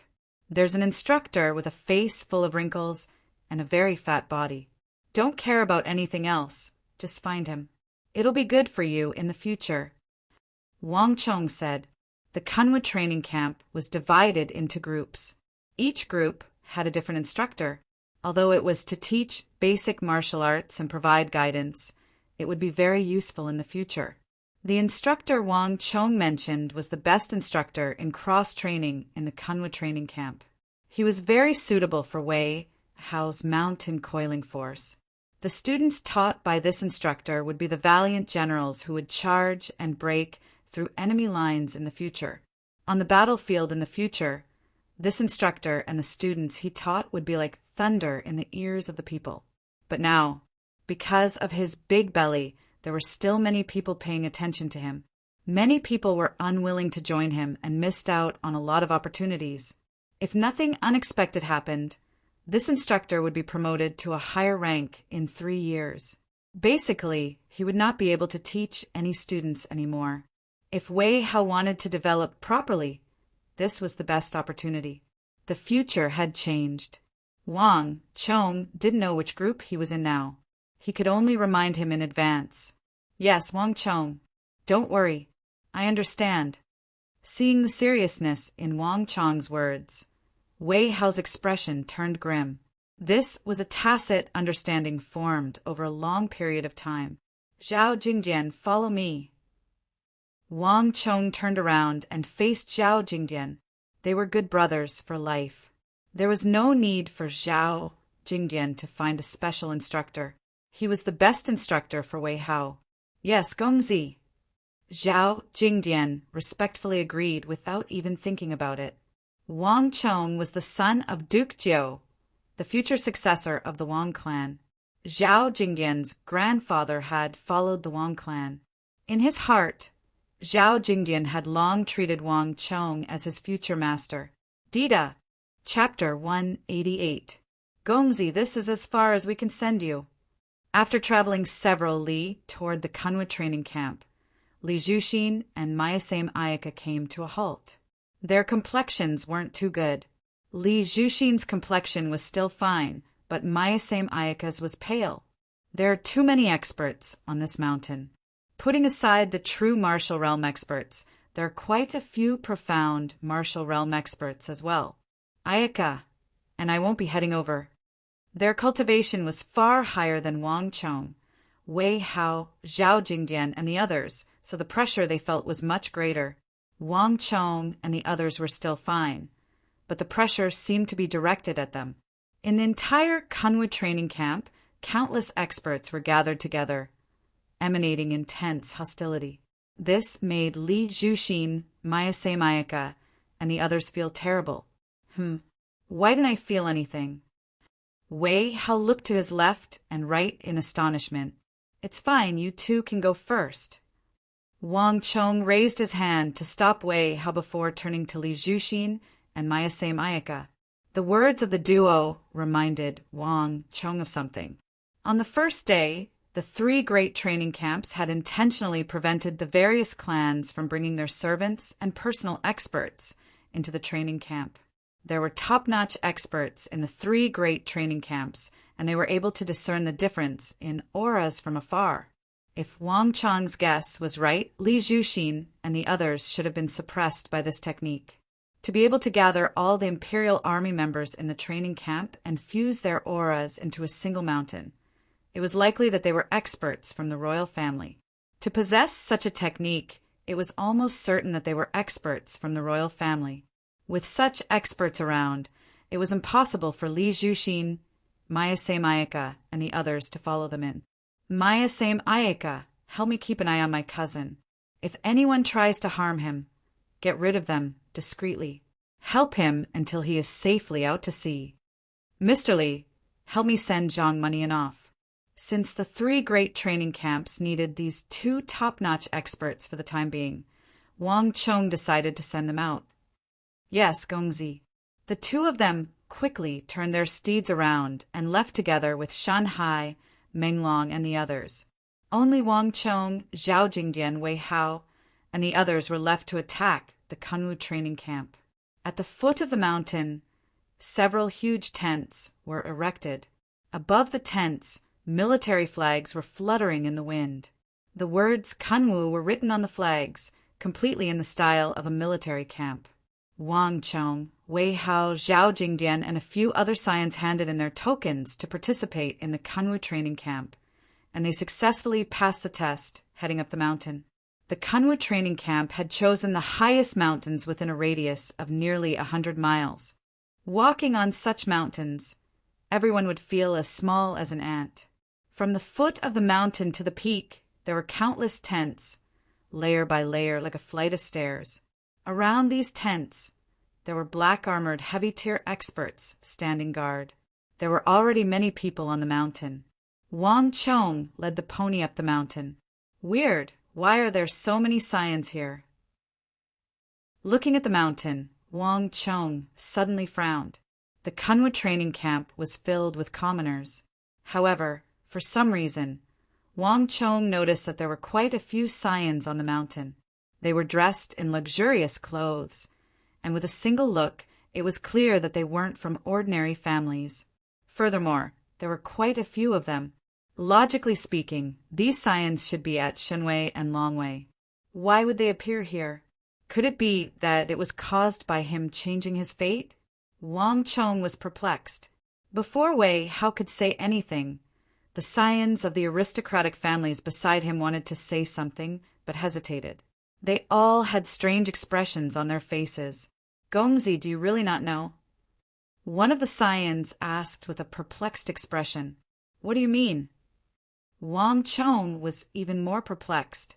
The situation in the Kunwu training camp was obviously different from what he remembered. For Wang Chong, this was something that he should pay attention to. Wang Chong was just asking casually. He didn't expect Wei Hao and the others to answer him. Unexpectedly, Wei Hao didn't say anything, but his followers seemed to know the answer. Ha ha ha, Wang Chong, it seems that you really don't care about what's going on outside the window. Let me ask you, of the 3 major training camps, Shenwei, Longwei, and Kunwu, do you know which one is the most popular? Wei Hao couldn't help but laugh when he heard Wang Chong's question. Of course it's Shenwei and Longwei. What else is there to ask? Wang Chong asked in surprise. Could there be some problem here? Ha ha ha, you really don't know. Let me tell you, the most popular one is not Shenwei or Longwei, but Kunwu. How is that possible? Wang Chong was completely dumbfounded. What was going on? Wei Hao had confused him, but judging from Wei Hao's expression, it didn't seem like he was lying. This made Wang Chong even more confused. Why? Wang Chong was surprised. Could it be that time and space had changed and everything was different from before? Gongzi doesn't know. It's all because of you. One of the scions finally couldn't hold it in anymore. Because of me? Wang Chong was dumbfounded. He couldn't react at all. He don't say any more. He really doesn't know anything. As Wei Hao spoke, he turned around to look at Wang Chong with a sinister smile. Wang Chong, you're probably the only one who doesn't know about this matter. Do you know who everyone is most concerned about in regards to the 3 major training camps? It's none other than you. When you were still in the imperial prison, everyone was secretly trying to find out which of the 3 major training camps you would choose. I happen to know a little about it, so I helped you spread it out. Now, everyone says that you are the most popular among all the Han people in the Tang dynasty. As long as they follow you, they'll definitely live a good life under any general, and their promotion won't be too slow. I've already followed you to Kunwu. Can't you see such an obvious thing? Wei Hao smiled complacently. The Kunwu training camp is the worst among the 3 major training camps, but now it's the most popular because of you. We came to Kunwu training camp not only because of Gongzi Wei, but also because of you. If not for this reason, even if we wanted to join the Kunwu training camp, our families wouldn't have agreed, said a descendant of an aristocratic family who followed Wei Hao. So, it's because of the regional commander's incident? Wang Chong fell silent. Only now did he realize that he might have underestimated the impact of this incident. It was only 2 days ago that he was released from the imperial prison. It was too close, and the lingering effect was still lingering. No wonder the 3 major training camps were affected. Although he was surprised, it might be a good thing for his plan. Strange. Why are there girls in the training camp? After climbing for several hundred meters, Wei Hao suddenly shouted as if he had discovered something. Is that so? The training camp is divided into 4 camps: Azure Dragon, White Tiger, Vermilion Bird, and Black Tortoise. It's not strange for there to be girls here. They should be from the Vermilion Bird camp. Wang Chong smiled. Although he didn't know much about them, he knew that Shenwei, Longwei, and Kunwu training camps were divided into 4 smaller camps: Azure Dragon, White Tiger, Vermilion Bird, and Black Tortoise. Moreover, it was different from the past. The 3 great training camps were recruiting girls. This was a pioneering move. That was why it attracted so much attention. Wang Chong wasn't surprised by Wei Hao's words at all. In the Kunwa training camp, the tents blocked Wang Chong's view, so he had to take a detour. However, upon seeing the few girls that Wei Hao spoke of, Wang Chong's eyes narrowed and his expression warped, as though he was pricked by a needle. Wei Hao, Zhao Jingdian, don't speak. Lower your head and walk away. Lowering his head, Wang Chong pulled Zhao Jingdian along with him and walked down the mountain without turning back. Zhao Jingdian trusted Wang Chong's words, so he immediately turned around and left. However, Wei Hao was different.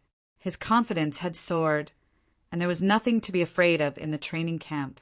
It wasn't as if he could eat anyone. Wang Chong, why are you running? As Wei Hao spoke, he walked towards a few beautiful figures standing by the side of the road, muttering, I'm going to kill them, he muttered. Look, they seem to be waiting for someone. Wang.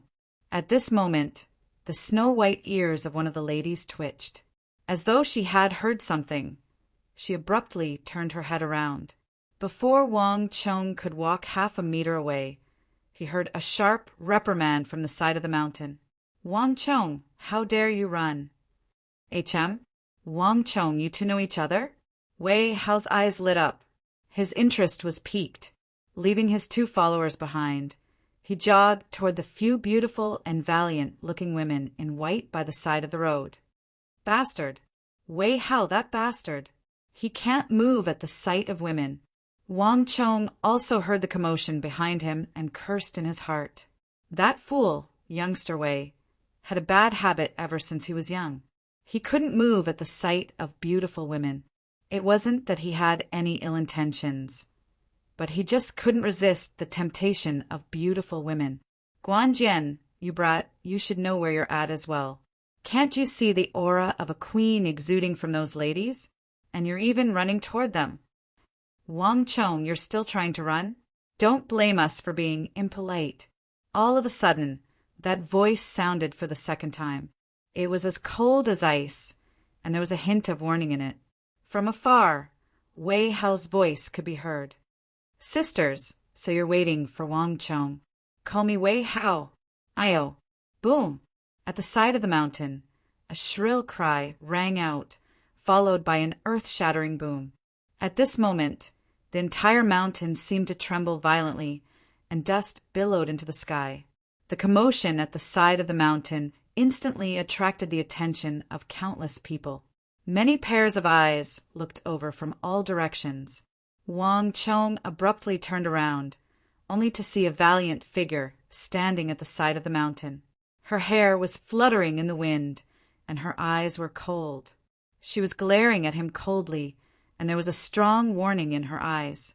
On the other hand, Wei Hao, who had cultivated the mountain ascension formula and had just reached Origin Energy Tier 7, was currently in the midst of a surge in his strength and confidence. As though a toad struck by lightning, his limbs were spread wide open as he was stepped firmly beneath her feet. The mountain ascension formula that Wang Chong had imparted to him made it so that there were few who could match him in the same cultivation realm. Yet, under this lady's slender legs, he couldn't even withstand a single kick. Marchioness E. Chapter 189. Wang Chong, if you take another step forward, there will be one less fatty in this world. The valiant figure said coldly as she exerted a little more force on her leg, and Wei Hao immediately started screaming, Wang Chong, save me! No matter how slow Wei Hao's reaction was, he could tell that these valiant beauties were here for Wang Chong. Every single one of them was beautiful, but who knew how they could possess such strength? Wei Hao's Origin Energy Tier 7 cultivation, coupled with his coiling, might made it impossible for him to move at all. He tried exerting his strength a few times, but he ended up being pinned to the ground like a toad. The disparity in strength was simply too great. He didn't stand a chance at all. It was no wonder why Wang Chong turned around and left without saying a single word upon seeing the beautiful lady. He regretted not listening to him. At this moment, Wei Hao was lying on the ground like a toad. His intestines were green with regret. The other party had grasped the relationship between Wang Chong and Wei Hao, so Wang Chong could only turn his head around. His body stiffened. He slowly made his way up the mountain. It was a short distance, but to Wang Chong, it felt as long as 1,000,000 li he he. Before Wang Chong could say anything, the other two valiant beauties, standing by the side of the road, couldn't help but burst into laughter upon seeing Wang Chong's stiff body. Marchioness E. Wang Chong looked at the young lady, who seemed to be around 18 to 19 years old, and called out softly. Wang Wei Hao, who was still struggling on the ground a moment ago, suddenly felt as though he was struck by lightning. His face paled, and great fear surfaced in his eyes. Marchioness E? You said that she's the Marchioness E who is together with your cousin? Wei Hao suddenly exclaimed with an uneasy expression. Didn't I say that you shouldn't go?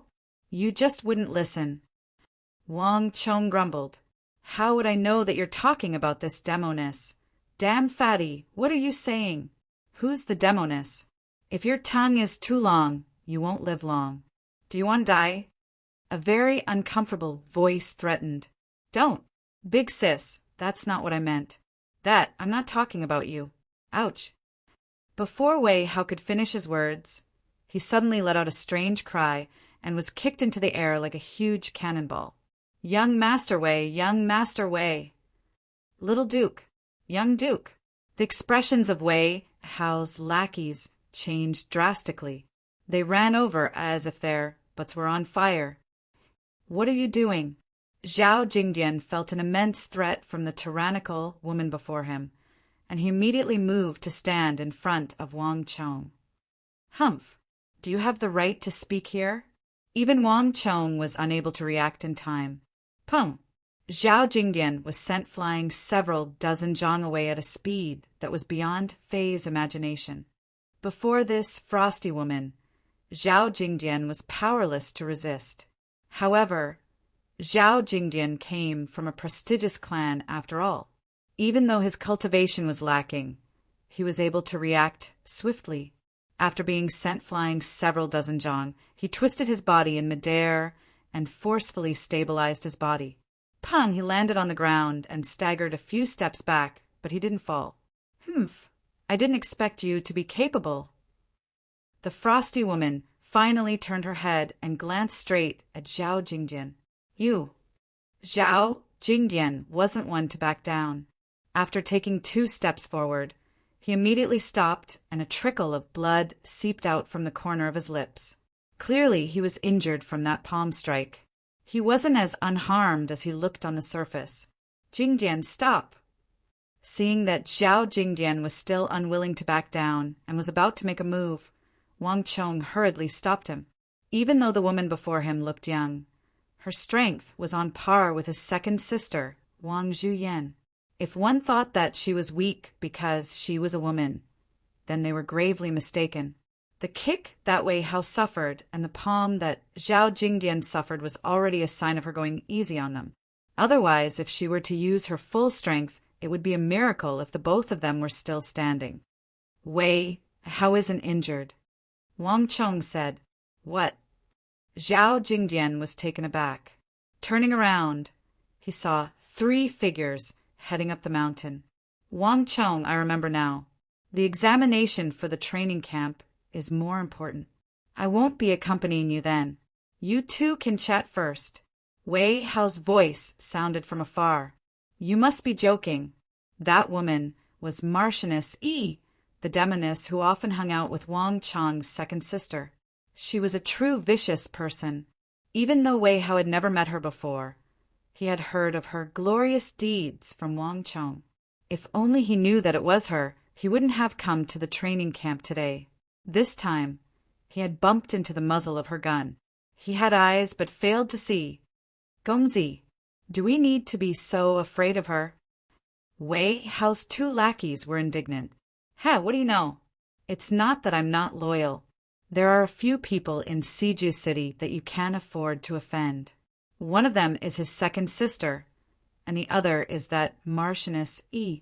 Even if it's here, if I were anywhere else, I would still run away the moment I hear that it's them. Wei Hao ran away boldly and spoke with confidence.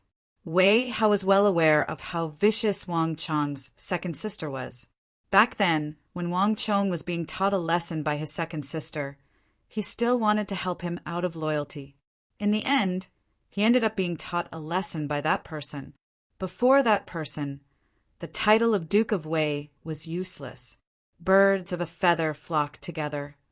How could someone who could get along well with Wang Chong's second sister be any ordinary person?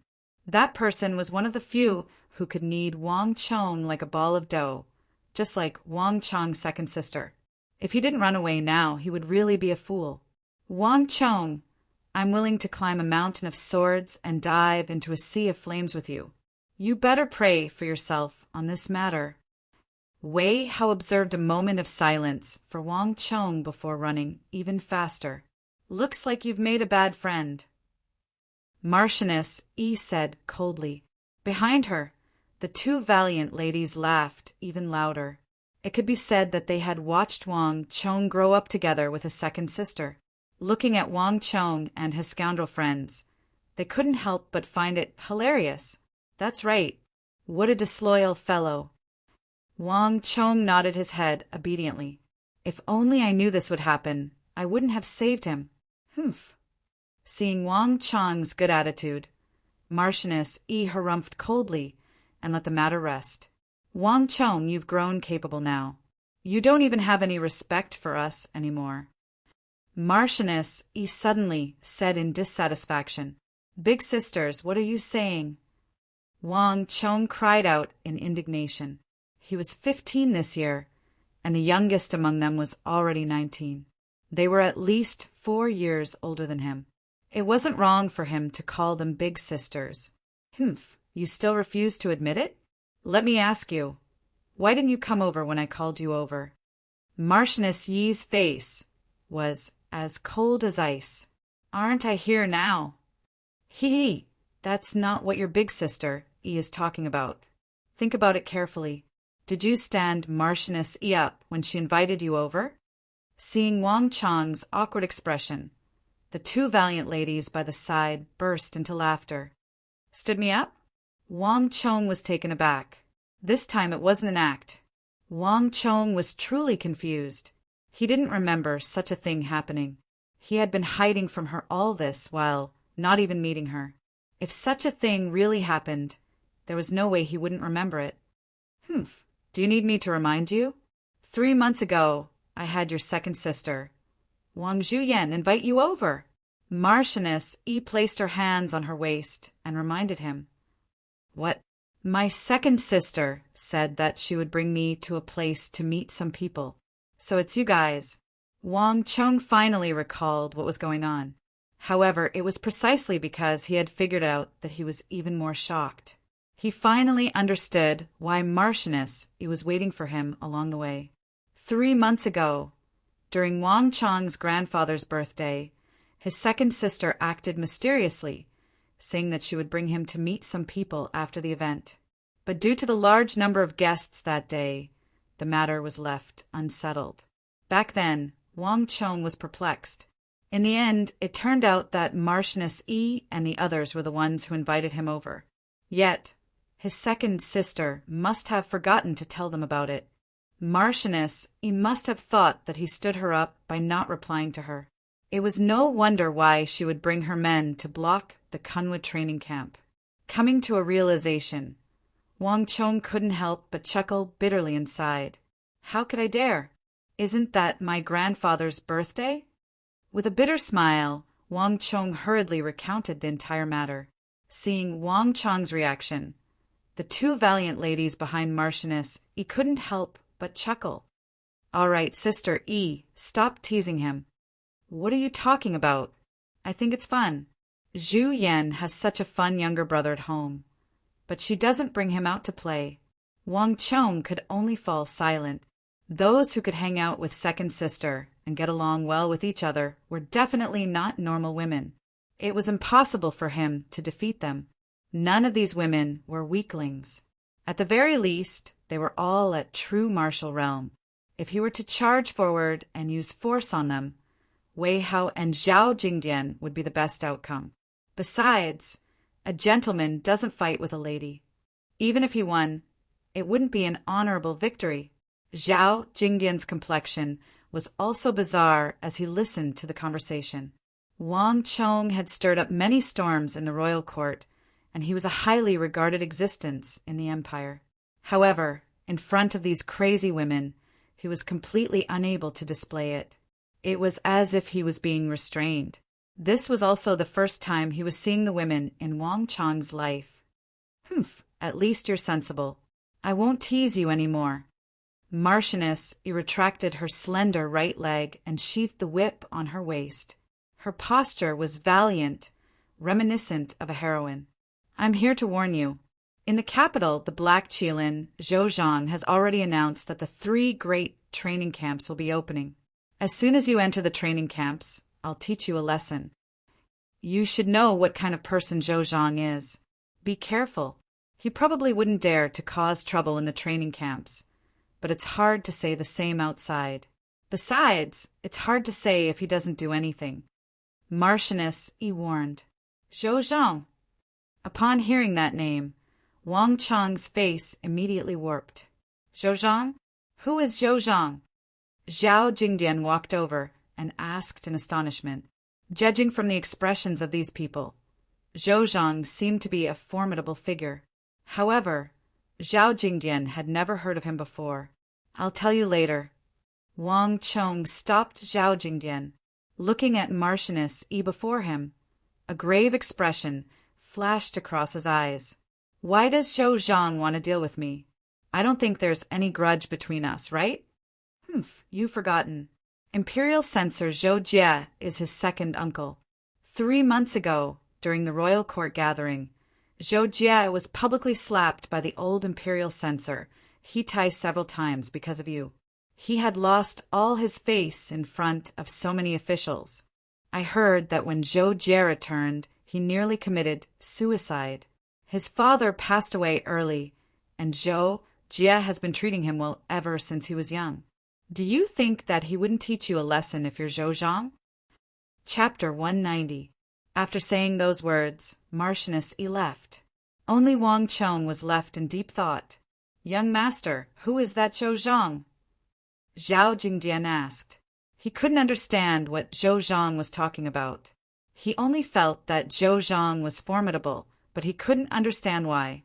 "Zhouzhan is the head of the capital's 9 gongzi, of the same generation as my second brother. He crossed blows with my second brother before, and they ended in a draw." Wang Chong said, "Ah." Zhao Jingdian couldn't help but exclaim. Even though he didn't know who Zhouzhan was, Wang Chong's second brother, Wang Bei, did. In the Wang clan, Wang Bei was once viewed as one of the most likely candidates to inherit Duke Jiu's legacy. Be it in terms of talent or martial arts, Wang Chong's second brother was an outstanding candidate. In the capital, Wang Bei's name resounded like thunder. Even the Yao clan's gongzi Yao Feng was taught a lesson by him.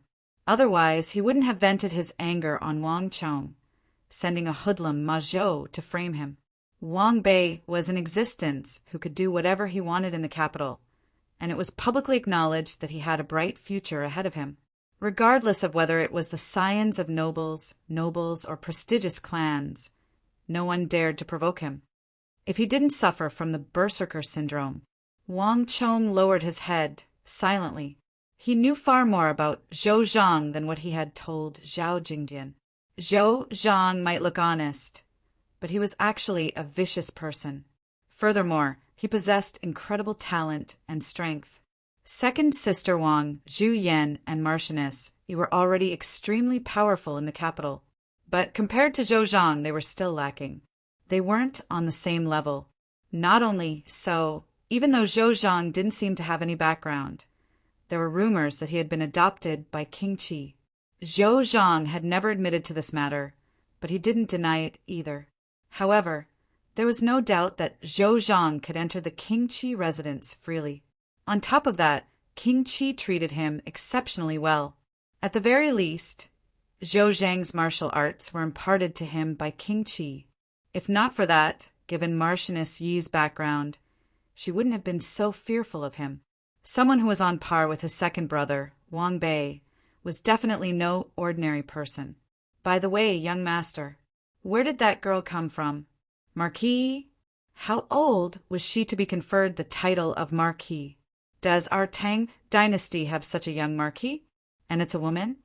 Zhao Jingdian rubbed his chest where Marchioness Yi had injured him.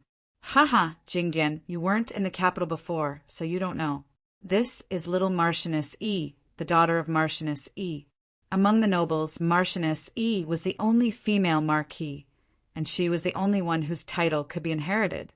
Back then, great ancestor Gao had decreed that as long as the Tang dynasty existed, Marchioness Yi's position would be passed down from generation to generation. He also passed down the alchemy book Iron Voucher as proof. Thus, even though she's little Marchioness Yi, everyone still calls her Marchioness Yi, because her position was almost set in stone. From the moment she was born, she was destined. Wang Chong smiled. In the Tang dynasty, the hereditary titles were basically all at the level of a duke.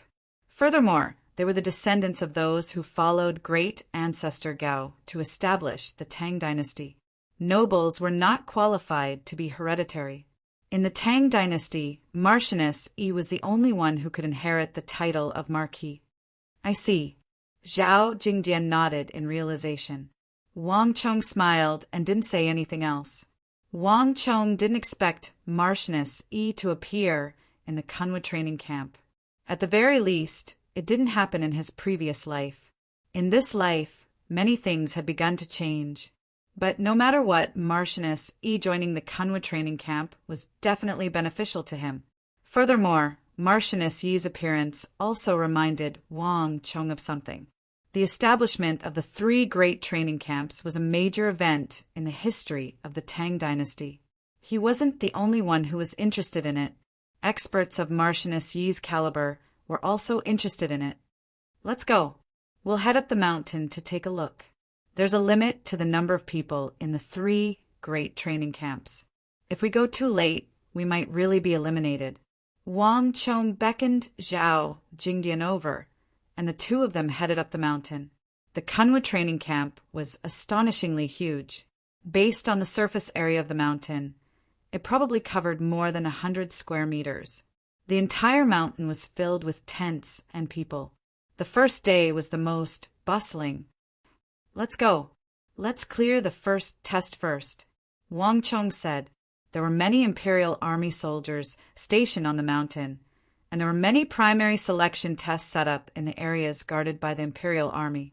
To enter the Kunwa training camp, there was a basic requirement for one's cultivation and strength. This was known as the basic requirement. If one couldn't even meet the basic requirements, there was no need for him to participate in the subsequent tests. The primary selection test was divided into 3 parts. The first part was to test one's strength. One had to lift a huge boulder. Those who couldn't lift it would be filtered out. The second part was to test one's fists.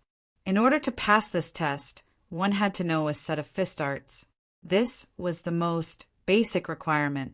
The third part was slightly more profound, and it was a requirement for a fighter to deal with it. I just have to withstand 3 punches?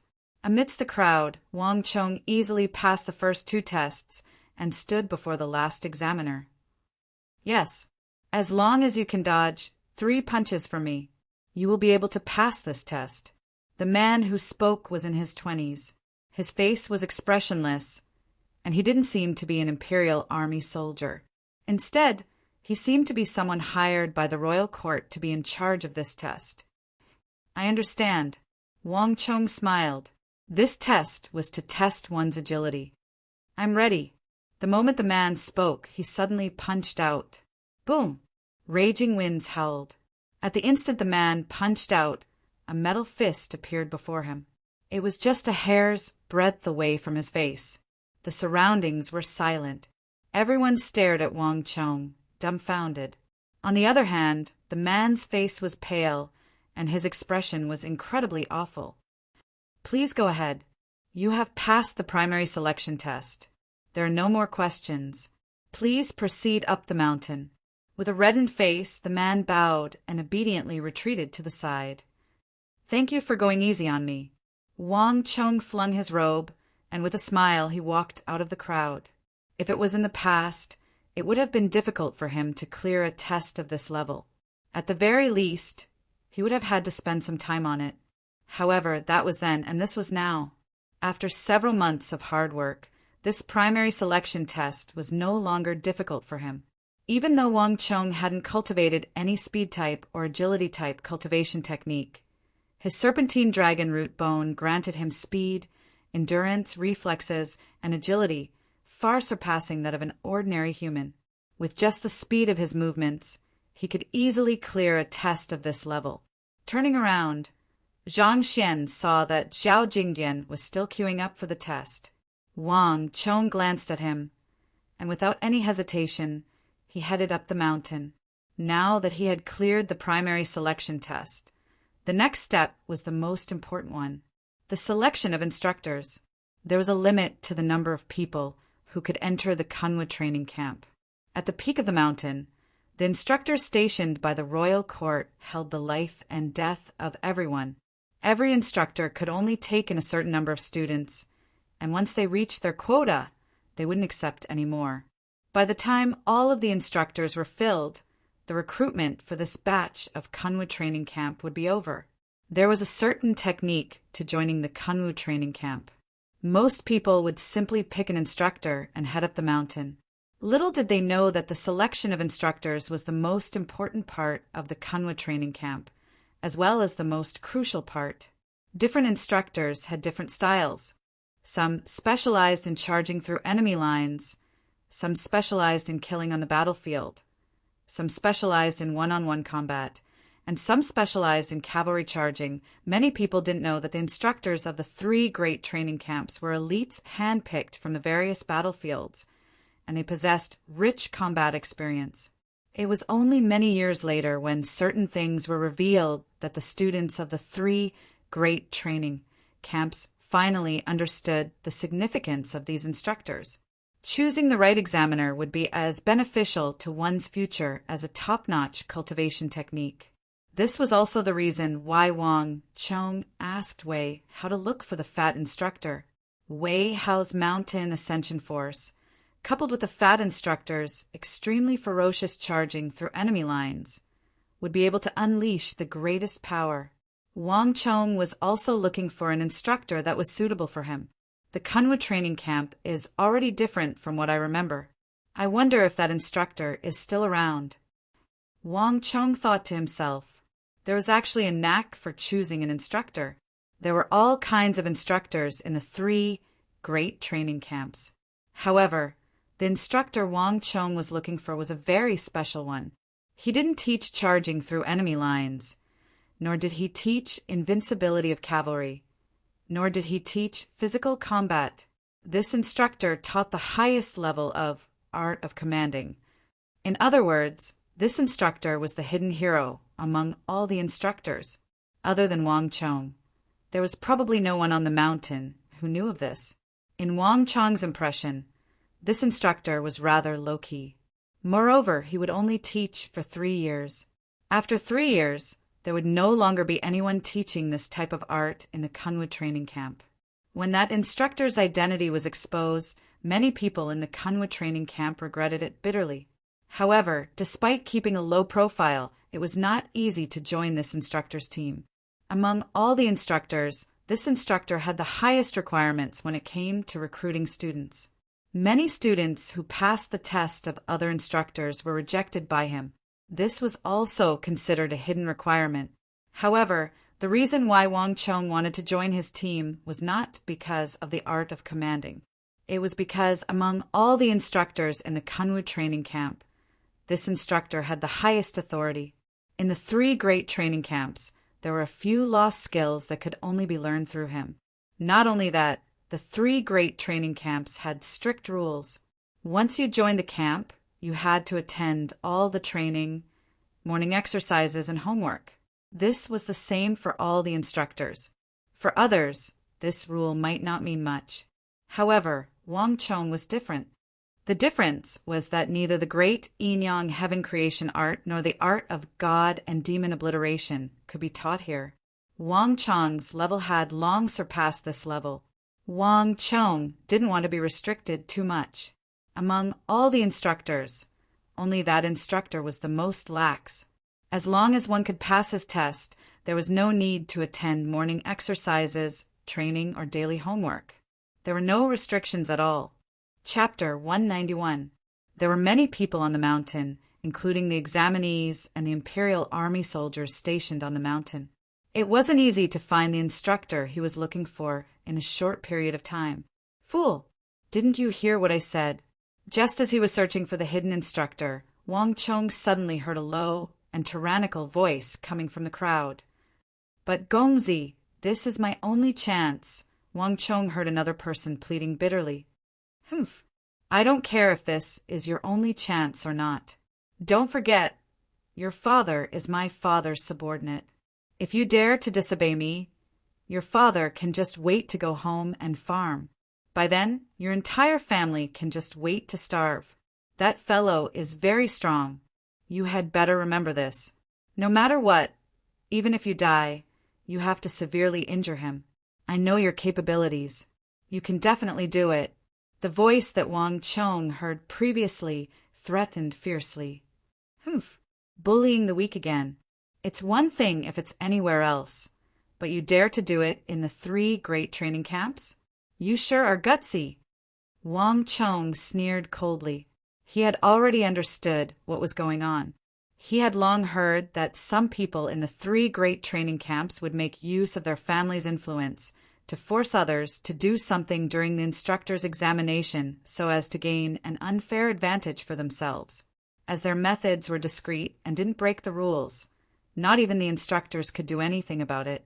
However, this was the first time Wang Chong had encountered such a thing since he entered the Kunwu training camp. With a thought, Wang Chong quickly turned around and walked toward the source of the voice. Kunwu training camp was filled with people, but not many noticed them. Through the crowd, Wang Chong saw 3 proud figures standing there. Standing before them was a teenager, dressed in simple clothes. He was kneeling on the ground, hugging one of the legs of one of the 3 and begging bitterly. He seemed to be filled with despair. At first glance, Wang Chong didn't pay much attention to him. However, when he saw the face, Wang Chong was stunned. How is it him? Wang Chong stood there in a daze, suddenly recognizing who these people were. In the future, the Kunwu training camp would definitely be full of talented generals. The illustrious generals of the Tang dynasty would definitely dazzle the starry sky and illuminate the night sky of the Tang dynasty for a long time. This was the most glorious period of the Tang dynasty, and it would also be the last glorious period. When this light had illuminated the heavens, Wang Chong had still been one of the unsung commoners. Therefore, Wang Chong and them actually missed each other. The 2 sides did not have much interaction. In their era, he was still a nobody, but in his era, they had already fallen. This was the deepest regret in Wang Chong's heart. As the last Grand Marshal of the Tang dynasty, he did not have a capable general who could take charge of an area. This had always been a deep pain in Wang Chong's heart. It was precisely because of this that Wang Chong was finally unable to do it alone. He had been silently holding on for more than 10 years, but he was still defeated and killed. If history could be changed, he would have been able to rise to fame in that era of talented generals. If there were so many generals for him to command, perhaps everything would be different. Because of this, Wang Chong had a good understanding of the talented generals who came out of the 3 major training camps, especially those from the Kunwu training camp. Among the talented generals who came out of the Kunwu training camp, there was one person who was the most special, because he was very good at surprise attacks. Among the countless talented generals of the Tang dynasty, there were very few generals with such a style. In the era when the entire Tang dynasty was in darkness and turmoil, the army he led used to make surprise attacks and breakthroughs under very unfavorable circumstances, creating opportunities for the army. In that era, many people had high hopes for him, but this person was like a comet. After a short burst of dazzling brilliance, he fell in a hurry. His weak martial arts became the fatal cause of his death, and an inappropriate order to break through became the direct cause of his death. And when it came down to it, it was because he had followed an inappropriate master. Regarding this matter, countless people sighed and lamented over it. Sun Jiming. A thought flashed across Wang Chang's mind as he looked at the kneeling examinee. To be able to forcefully order Sun Jiming to inflict heavy damage on a potential competitor to pave the way for him, this person should be Deng Mingxin. In other words, the person who would cause Sun Jiming's death in the future. To think that it would be them. It was one thing if Wang Chong didn't know about it, but if he didn't know, he couldn't just ignore it.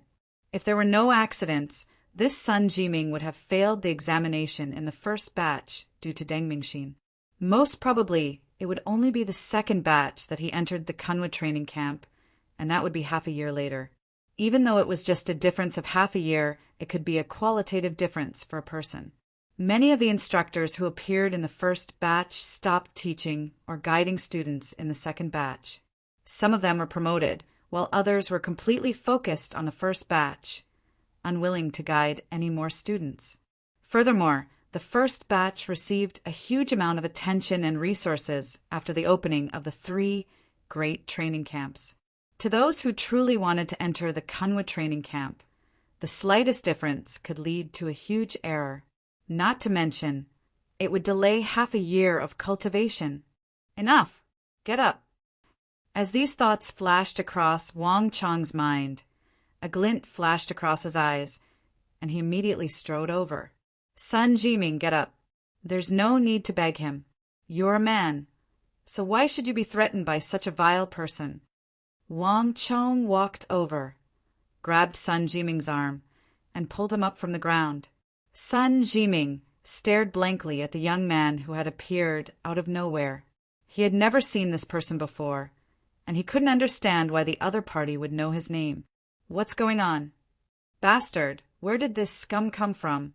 Why are you here to mess around? Who are you? This matter has nothing to do with you, so I advise you to stay out of our business and stay far away from here. While Sun Jiming was still in a daze, Deng Mingxin and the others had already flown into a rage out of humiliation. The 3 of them were in the midst of teaching Sun Jiming a lesson when a tortoise suddenly appeared and interfered in their affairs. The 3 great training camps were extremely important to them, and anyone who dared to spoil their plans would be their mortal enemy. If I were you, I would leave right now. Deng Mingxin stepped forward and glared viciously at Wang Chong, not bothering to conceal his threat. Deng Mingxin, if I were you, I would scram right now. You can't afford to offend me. Wang Chong sneered coldly. Bastard, how can you speak to young Master Deng in such a manner? One of the lackeys couldn't hold himself back any longer and sent a fist flying toward Wang Chong. Hung long long. Dust billowed. No one could see how Wang Chong had made his move, but the lackey by Deng Mingxin's side was already smashed to the ground by Wang Chong's fist. The force was so great that the ground seemed to tremble for a moment. Not just Deng Mingxin. Even the surrounding examinees were stunned by the sight. Only then did Sun Jiming react. He stared at Wang Chong in shock, realizing that the other party's background wasn't simple. Who in the world are you? Deng Mingxin's eyes narrowed as he flew into a rage out of humiliation. Guards, guards! Someone is fighting on the mountain, assaulting the examinees. Deng Mingxin's lackey reacted even faster and shouted toward the top of the mountain. On the first day of the training camp, anyone who dared to start a fight on the mountain would be met with the guards, and it was even possible for them to be stripped of their qualifications. Who are you? Don't you know that fighting is strictly prohibited here? The commotion on the mountain had already attracted the attention of several Imperial Army members. Like ferocious tigers descending from the mountain, they rushed over from all directions with disdain on their faces. It's him. I don't know what's wrong with him, but he suddenly attacked our men as though he had gone mad. Upon seeing the Imperial Army members arrive, one of Deng Mingxin's lackeys pointed at Wang Chong and sneered coldly. Dang Mingxin didn't say a word, but a gleeful glint flashed across his eyes. I have already told you to leave as soon as possible, but it's a pity that you didn't listen and insisted on meddling in other people's business. Dang Mingxin sneered coldly. Against a brute like Wang Chong, there was no need for him to make a move personally. As long as he played some tricks, regardless of whether Wang Chong made a move or not, he would be able to teach him a harsh lesson. Without such capabilities, how could he possibly control Sun Jiming and have him under his thumb? Is that so? I've already said that I'm not someone you can afford to offend. Wang Chong sneered coldly. Before the gazes of the crowd, before the Imperial Army members, he suddenly whipped out a token from his waist. Seeing the two simple words on the token, everyone's face paled in shock. The King of Song. This is the token of the King of Song. Exclamations of shock sounded in the surroundings. The arrogant Dang Mingxin and the others felt as though their eyes had been pricked by needles. Upon seeing the token, their faces immediately warped. I know who he is. He's Wang Chong. Heavens! He really came to the Kunwa training camp. A commotion broke out in the surroundings. Among the crowd, someone finally recognized Wang Chong's voice. And upon hearing Wang Chong's name, Dang Mingxin's heart sank to the bottom of a lake. He finally understood why the other party dared to be so nosy before him. However, it was better not to know than to not know. Dang Mingxin's heart felt heavy. So it's Wang Gongzi. Given Gongzi's reputation, it's unlikely that Gongzi made a move first. What's wrong with you all? To dare to make a move in the Kunwu training camp. Do you still want to participate in the examination? Bring him away. How dare he make a move on Gongzi in the training camp? Strip him of his right to participate in the examination. The voices of the Imperial Guards reached their ears, causing their expressions to turn ugly to the extreme. Before the crowd's eyes, the Imperial Army members were openly siding with Wang Chong. They picked up the unconscious examinee and dragged him down the mountain. Just like that, he was stripped of his right to participate in the examination. Gongzi? Beside Dang Mingxin, the follower's face was ashen and pale. Right, Gongzi, if you have the time, make a few more woozy steel swords. A single sword a month is too little. One of the Imperial Army members had already walked 10 zhang away when he suddenly turned around and spoke to Wang Chong passionately. In the Imperial Army, there was almost no one who didn't know of the Wut's steel sword, regardless of whether it was internal or external. Especially after the commander of the Imperial Army bought Wang Chong's Death's Abyss. The reputation of the woozy steel sword had spread like wildfire in the Imperial Army. I understand.